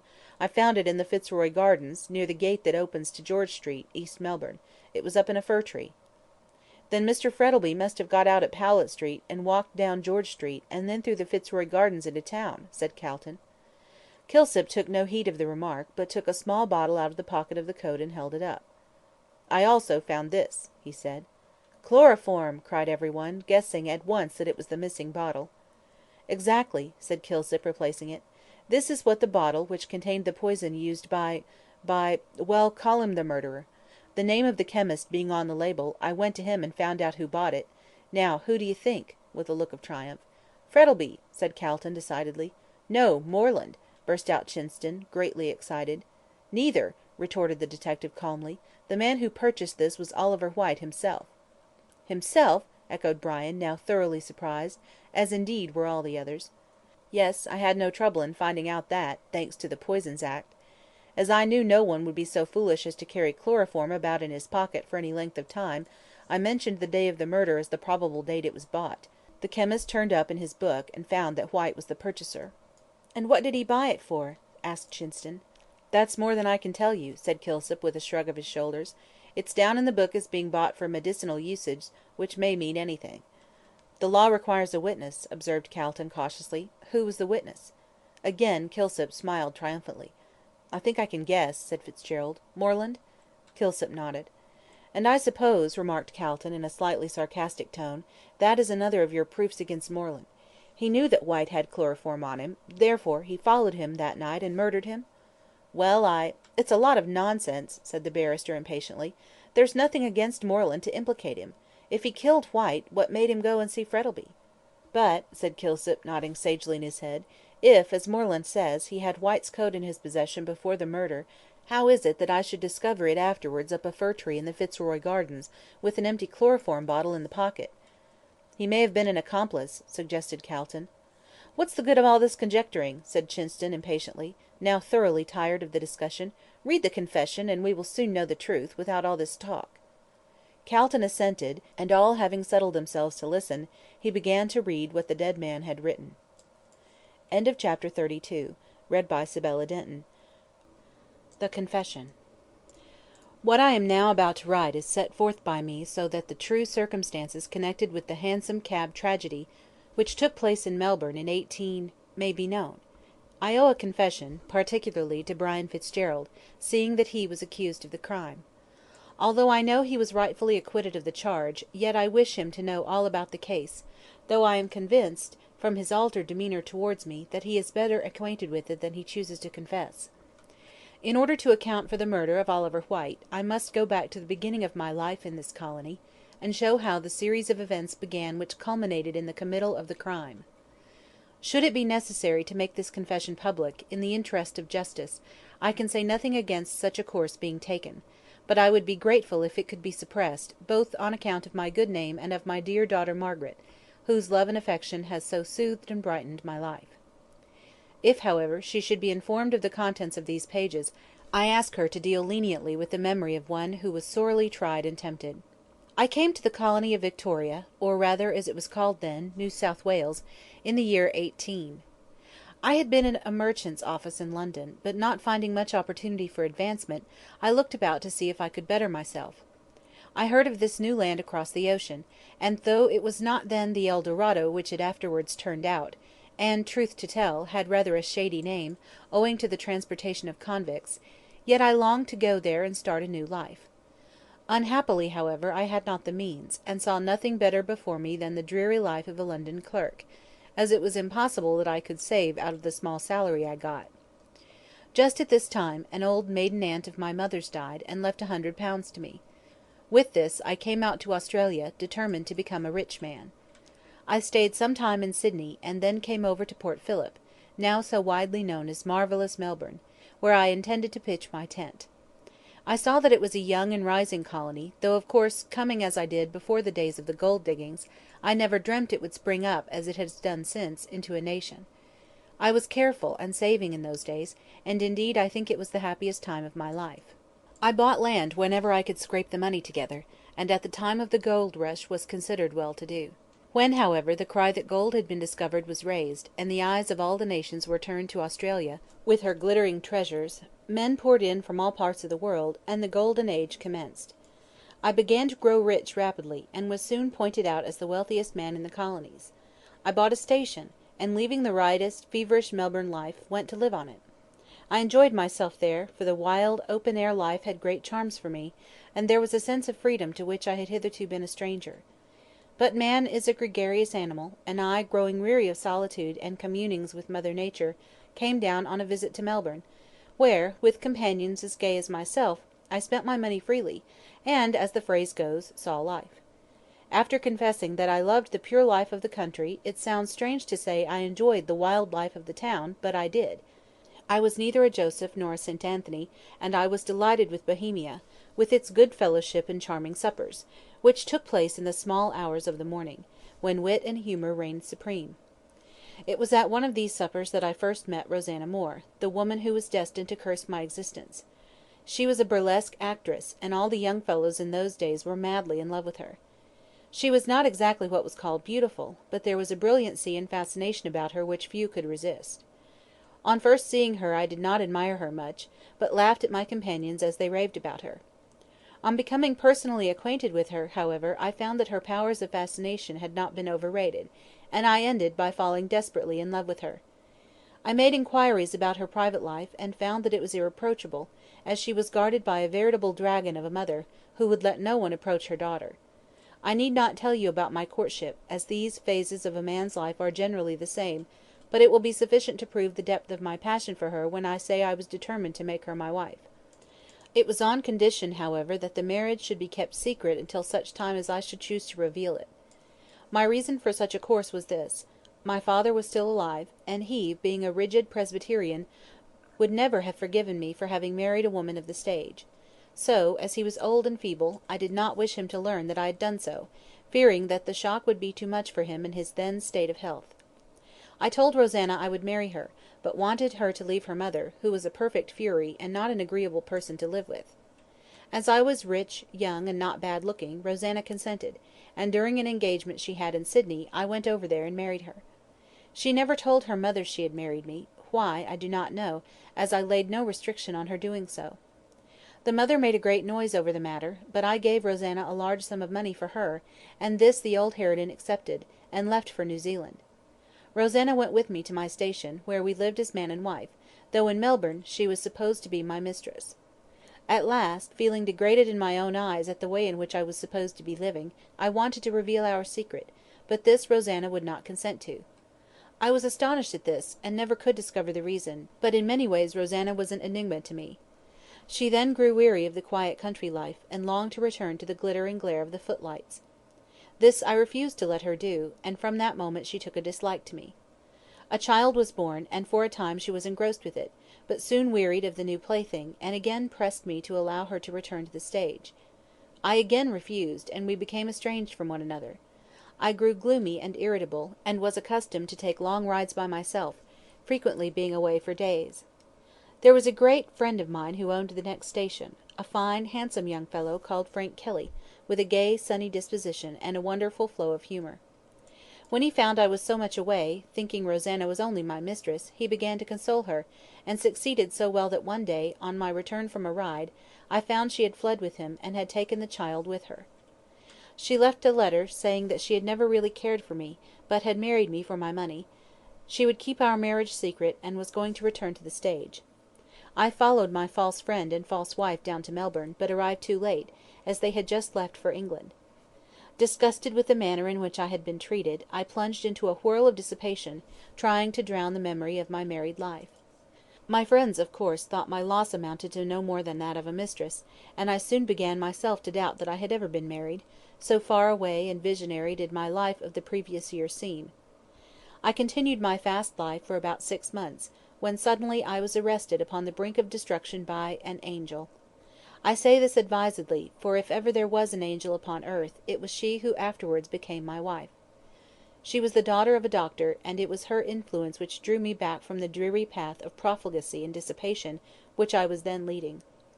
I paid her great attention, and we were, in fact, looked upon as good as engaged, but I knew that I was still linked to that accursed woman, and could not ask her to be my wife. At this second crisis of my life fate again intervened, for I received a letter from England, which informed me that Rosanna Moore had been run over in the streets of London, and had died in an hospital. The writer was a young doctor who had attended her, and I wrote home to him, begging him to send out a certificate of her death, so that I might be sure she was no more. He did so, and also enclosed an account of the accident, which had appeared in a newspaper. Then, indeed, I felt that I was free, and closing, as I thought, for ever the darkest page of my life's history, I began to look forward to the future. I married again, and my domestic life was a singularly happy one.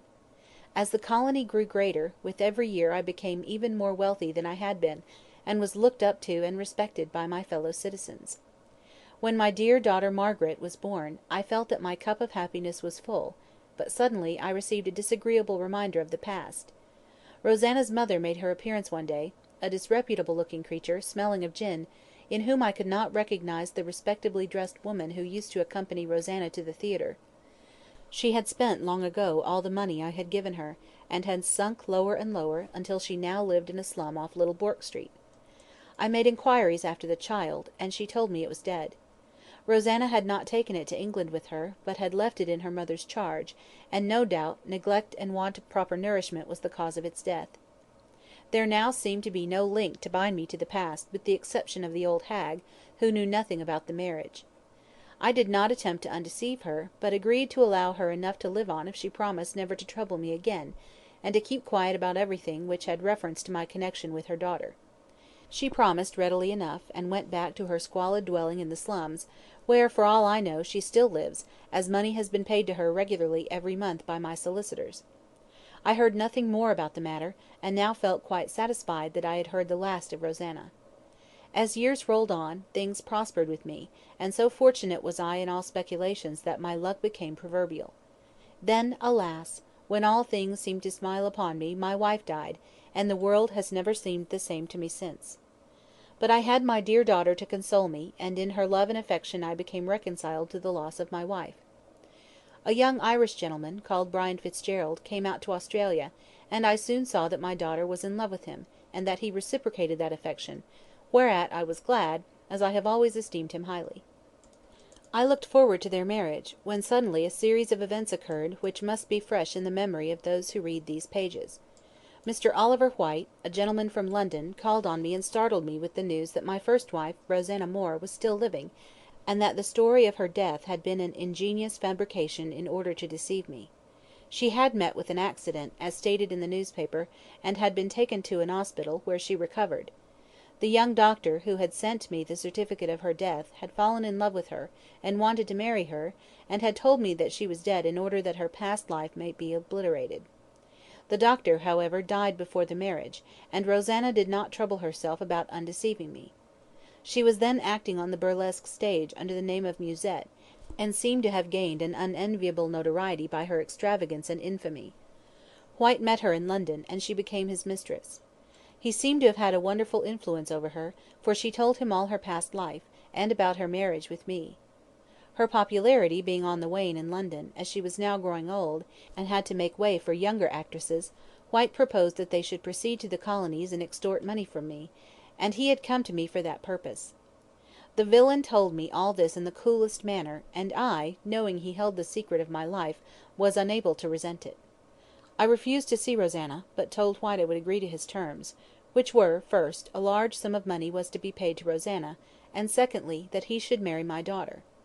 I, at first, absolutely declined to sanction the latter proposal, but as he threatened to publish the story, and that meant the proclamation to the world of my daughter's illegitimacy, I at last agreed, and he began to pay his addresses to Madge. She, however, refused to marry him, and told me she was engaged to Fitzgerald, so after a severe struggle with myself, I told Whyte that I would not allow him to marry Madge, but would give him whatever sum he liked to name. On the night he was murdered he came to see me, and showed me the certificate of marriage between myself and Rosanna Moore. He refused to take a sum of money, and said that unless I consented to his marriage with Madge, he would publish the whole affair. I implored him to give me time to think, so he said he would give me 2 days, but no more, and left the house, taking the marriage certificate with him.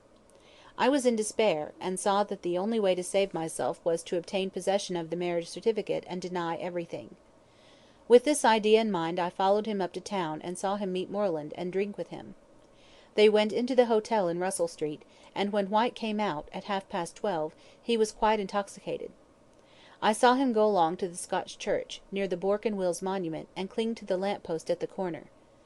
I thought I would then be able to get the certificate from him, as he was so drunk, when I saw a gentleman in a light coat, I did not know it was Fitzgerald, come up to him and hail a cab for him. I saw there was nothing more to be done at that time, so in despair went home and waited for the next day, in fear lest he should carry out his determination.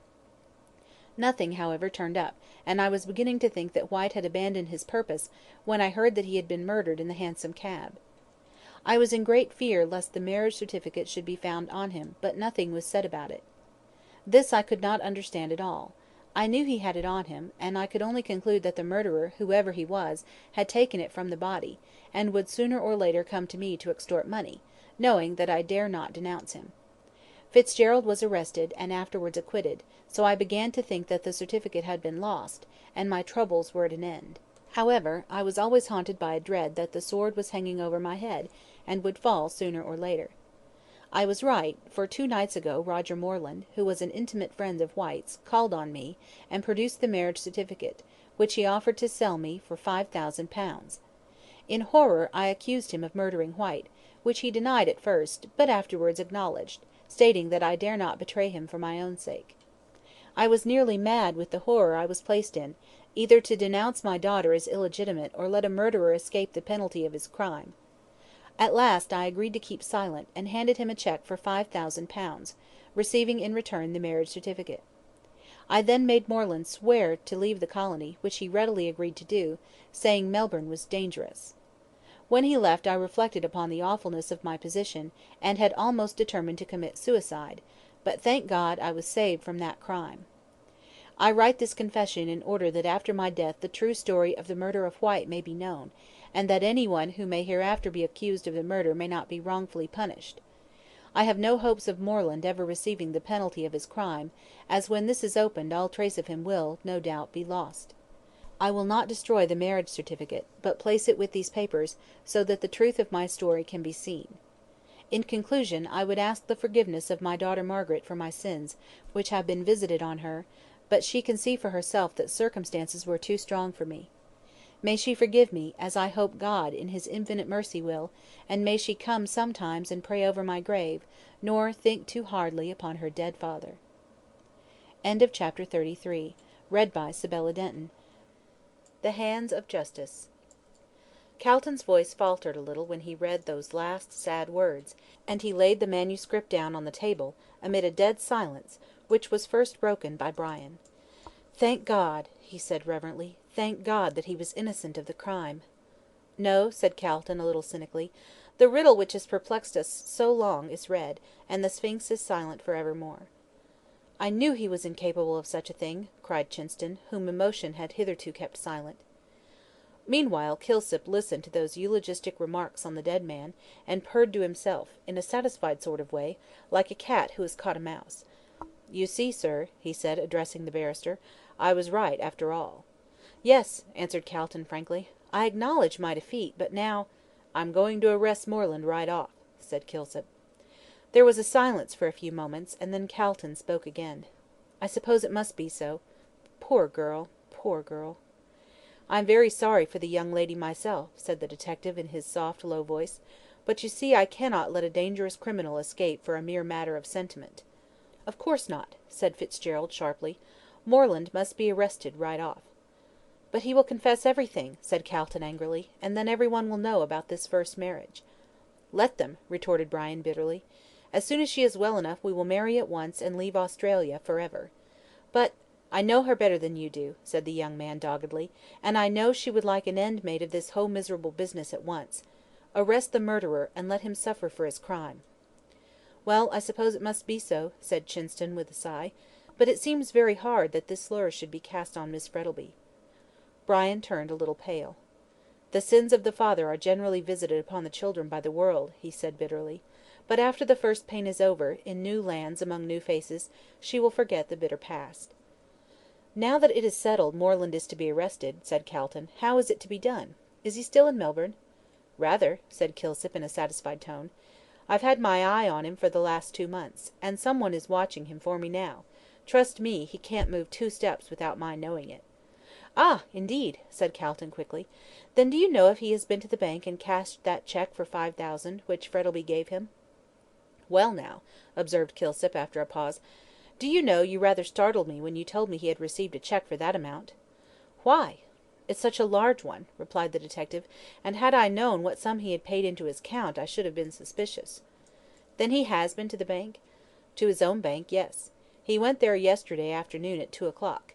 That is the day after he got it, so it would be sent round to Mr. Frettleby's bank, and would not be returned till next day, and as he died in the meanwhile I expect it hasn't been honoured, so Mr. Moreland won't have his money yet." "I wonder what he'll do," said Chinston. "Go to the manager and kick up a row," said Kilsip, coolly, "and the manager will no doubt tell him he'd better see the executors." "But, my good friend, the manager doesn't know who the executors are," broke in Calton, impatiently. "You forget the will has yet to be read." "Then he'll tell him to go to the late Mr. Frettleby's solicitors. I suppose he knows who they are," retorted Kilsip. "Denton and Tarbet," said Calton, musingly. "But it's questionable if Moreland would go to them." "Why shouldn't he, sir?" said Kilsip, quickly. "He does not know anything about this," laying his hand on the confession, "and as the cheque is genuine enough he won't let 5,000 pounds go without a struggle." "I'll tell you what," observed Calton, after a few moments of reflection. "I'll go across the way and telephone to Denton and Tarbet, and when he calls on them they can send him up to me." "A very good idea," said Kilsip, rubbing his hands, "and then I can arrest him." "But the warrant?" interposed Brian, as Calton rose and put on his hat. "Is here," said the detective, producing it. "By Jove! you must have been pretty certain of his guilt," remarked Chinston, drily. "Of course I was. retorted Kilsip, in a satisfied tone of voice. "When I told the magistrate where I found the coat, and reminded him of Moreland's acknowledgment at the trial that he had it in his possession before the murder, I soon got him to see the necessity of having Moreland arrested." "4:30," said Calton, pausing for a moment at the door and looking at his watch. "I'm afraid it's rather late to catch Moreland to-day. However, I'll see what Denton and Tarbit know." And he went out. The rest sat waiting his return, and chatted about the curious end of the hansom cab mystery, when, in about 10 minutes, Calton rushed in hurriedly and closed the door after him. "Fate is playing into our hands," he said, as soon as he recovered his breath. "Moreland called on Denton and Tarbit, as Kilsip surmised, and as neither of them was in, he said he would call again before 5 o'clock. I told the clerk to bring him up to me at once, so that he may be here at any moment." "That is, if he's fool enough to come," observed Chinston. "Oh, he'll come," said the detective, confidently, rattling a pair of handcuffs together. "He is so satisfied that he has made things safe that he'll walk right into the trap." It was getting a little dusk, and the four men were greatly excited, though they concealed it under an assumed nonchalance. "What a situation for a drama!" said Brian. "Only," said Chinston, quietly, "it is as realistic as in the old days of the Colosseum, where the actor who played Orpheus was torn to pieces by bears at the end of the play." "His last appearance on any stage, I suppose," said Calton, a little cruelly, it must be confessed. Meanwhile, Kilsip remained seated in his chair, humming an operatic air and chinking the handcuffs together, by way of accompaniment. He felt intensely pleased with himself, the more so as he saw that by this capture he would be ranked far above Gorby. And what would Gorby say? Gorby, who had laughed at all his ideas as foolish, who had been quite wrong from the first, if only— "Hush!" said Calton, holding up his finger, as steps were heard echoing on the flags outside. "Here he is, I believe." Kilsip arose from his chair, and, stealing softly to the window, looked cautiously out. Then he turned round to those inside, and, nodding his head, slipped the handcuffs into his pocket. Just as he did so, there was a knock at the door, and, in response to Calton's invitation to enter, Denton and Tarbit's clerk came in with Roger Moreland. The latter faltered a little on the threshold, when he saw Calton was not alone, and seemed half inclined to retreat. But evidently thinking there was no danger of his secret being discovered, he pulled himself together, and advanced into the room in an easy and confident manner. "This is the gentleman who wants to know about the cheque, sir," said Denton and Tarbit's clerk to Calton. "Oh, indeed," answered Calton, quietly. "I am glad to see him. You can go." The clerk bowed and went out, closing the door after him. Moreland took his seat directly in front of Calton, and with his back to the door. Kilsip, seeing this, strolled across the room in a nonchalant manner, while Calton engaged Moreland in conversation, and quietly turned the key. "You want to see me, sir?" said Calton, resuming his seat. "Yes, that is, alone," replied Moreland, uneasily. "Oh, these gentlemen are my friends," said Calton, quietly. "Anything you may say is quite safe." "That they are your friends and are quite safe is nothing to me," said Moreland, insolently. "I wish to speak to you in private." "Don't you think you would like to know my friends?" said Calton, coolly, taking no notice of his remark. "Damn your friends, sir!" cried Moreland, furiously, rising from his seat. Calton laughed, and introduced Mr. Moreland to the others. Dr. Chinston, Mr. Kilsip, and Mr. Fitzgerald. "Fitzgerald!" gasped Moreland, growing pale. What's that?" he shrieked as he saw White's coat, all weather-stained, lying on a chair near him, and which he immediately recognised. "That is the rope that's going to hang you," said Kilsip, quietly, coming up behind him, "for the murder of Oliver White." "Trapped, by God!" shouted the wretched man, wheeling round, so as to face Kilsip. He sprang at the detective's throat, and they both rolled together on the floor, but the latter was too strong for him, and, after a sharp struggle, he succeeded in getting the handcuffs on Moreland's wrists. The others stood around perfectly quiet, knowing that Kilsip required no assistance. Now that there was no possibility of escape, Moreland seemed to become resigned, and rose sullenly off the floor. "I'll make you pay for this," he hissed between his teeth, with a white, despairing face. "You can't prove anything." "Can't we?" said Calton, touching the confession. "You are wrong. This is the confession of Mark Frettleby made before he died." "It's a lie." "A jury will decide that," said the barrister, dryly. "Meanwhile, you will pass the night in the Melbourne jail." "Ah! perhaps they'll give me the same cell as you occupied," said Moreland, with a hard laugh, turning to Fitzgerald. "I should like it for its old associations." Brian did not answer him, but, picking up his hat and gloves, prepared to go. "Stop!" cried Moreland, fiercely. "I see that it's all up with me, so I'm not going to lie like a coward. I played for a big stake and lost, but if I hadn't been such a fool I'd have cashed that cheque the next morning, and been far away by this time." It certainly would have been wiser," said Calton.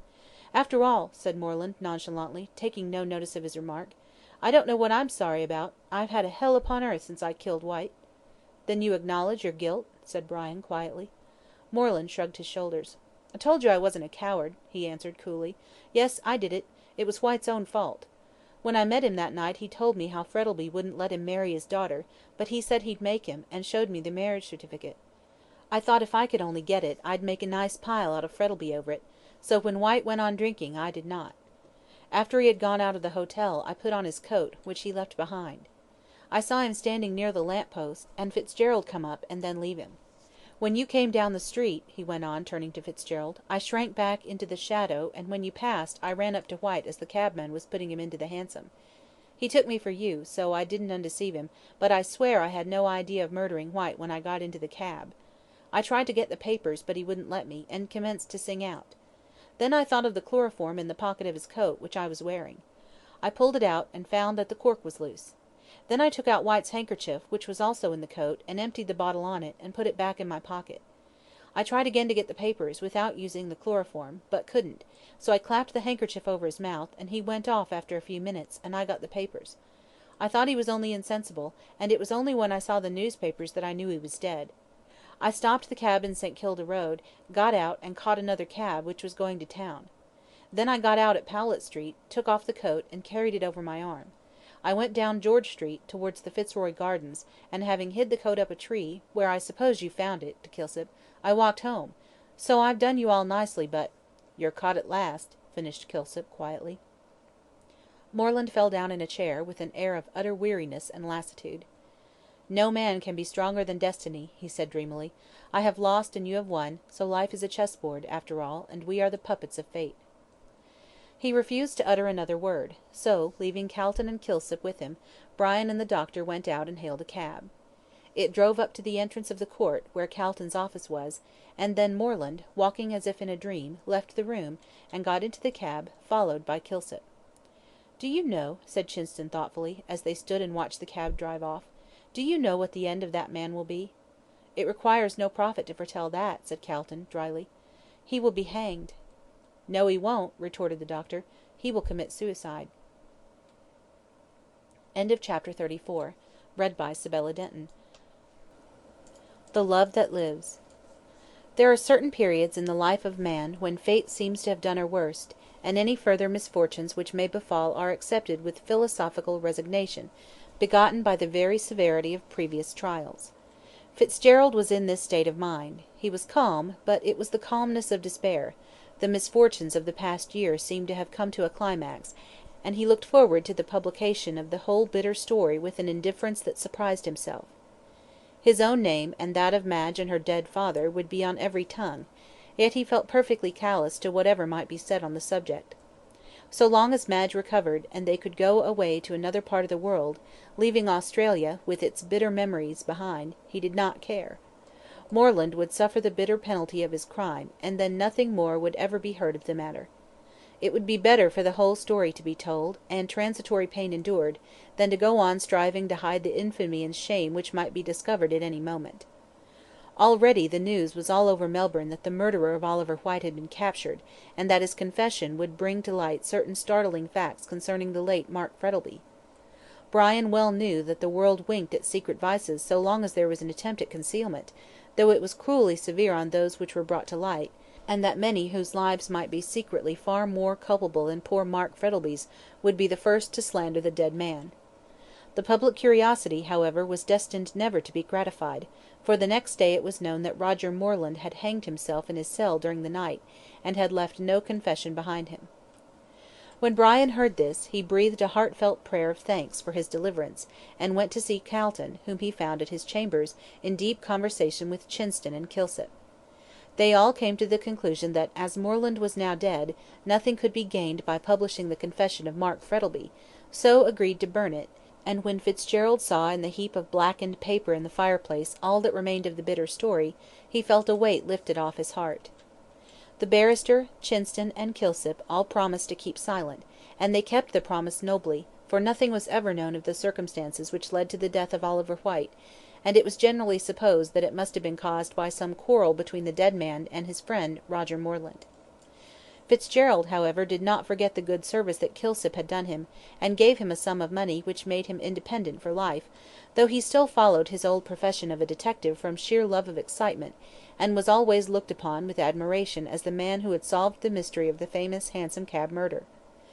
Brian, after several consultations with Calton, at last came to the conclusion that it would be useless to reveal to Sal Rawlins the fact that she was Mark Frettleby's daughter, as by the will the money was clearly left to Madge, and such a revelation could bring her no pecuniary benefit, while her bringing up unfitted her for the position; so a yearly income, more than sufficient for her wants, was settled upon her, and she was allowed to remain in ignorance of her parentage. The influence of Sal Rawlins's old life, however, was very strong on her, and she devoted herself to the task of saving her fallen sisters. Knowing, as she did, all the intricacies of the slums, she was enabled to do an immense amount of good, and many an unhappy woman was saved from the squalor and hardship of a gutter life by the kind hand of Sal Rawlins. Felix Rolleston became a member of Parliament, where his speeches, if not very deep, were at least amusing, and while in the House he always behaved like a gentleman, which could not be said of all his parliamentary colleagues. Madge slowly recovered from her illness, and as she had been explicitly named in the will as heiress to Mark Frettleby's great wealth, she placed the management of her estates in the hands of Mr. Calton, who, with Denton and Tarbet, acted as her agents in Australia. On her recovery she learned the story of her father's early marriage, but both Calton and Fitzgerald were silent about the fact of Sal Rawlins being her half-sister, as such a relation could do no good, and would only create a scandal, as no explanation could be given except the true one. Shortly afterwards Madge married Fitzgerald, and both of them only too gladly left Australia, with all its sorrows and bitter memories. Standing with her husband on the deck of one of the P&O steamers as it ploughed the blue waters of Hobson's Bay into foam, they both watched Melbourne gradually fade from their view, under the glow of the sunset. They could see the two great domes of the Exhibition, and the Law Courts, and also Government House, with its tall tower rising from the midst of the green trees.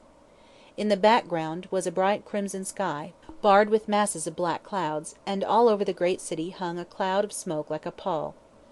The flaring red light of the sinking sun glared angrily on the heavy waters, and the steamer seemed to be making its way through a sea of blood. Madge, clinging to her husband's arm, felt her eyes fill with tears, as she saw the land of her birth receding slowly. "Good-bye," she murmured softly. "Good-bye for ever." "You do not regret?" he said, bending his head. "Regret, no," she answered, looking at him with loving eyes. "With you by my side I fear nothing. Surely our hearts have been tried in the furnace of affliction, and our love has been chastened and purified." "We are sure of nothing in this world," replied Brian, with a sigh. "But after all the sorrow and grief of the past, let us hope that the future will be peace. Peace!" A white-winged sea-gull rose suddenly from the crimson waters, and circled rapidly in the air above them. "A happy omen," she said, looking up fondly to the grave face of her husband, "for your life and for mine." He bent down and kissed her. The great steamer moved slowly out to sea, and as they stood on the deck, hand clasped in hand, with a fresh salt breeze blowing keenly in their faces, it bore them away into the placid beauty of the coming night, towards the old world and the new life. End of Chapter 35. End of Mystery of a Hansom Cab by Fergus Hume. Read by Sibella Denton in Carrollton, Georgia, in August 2008.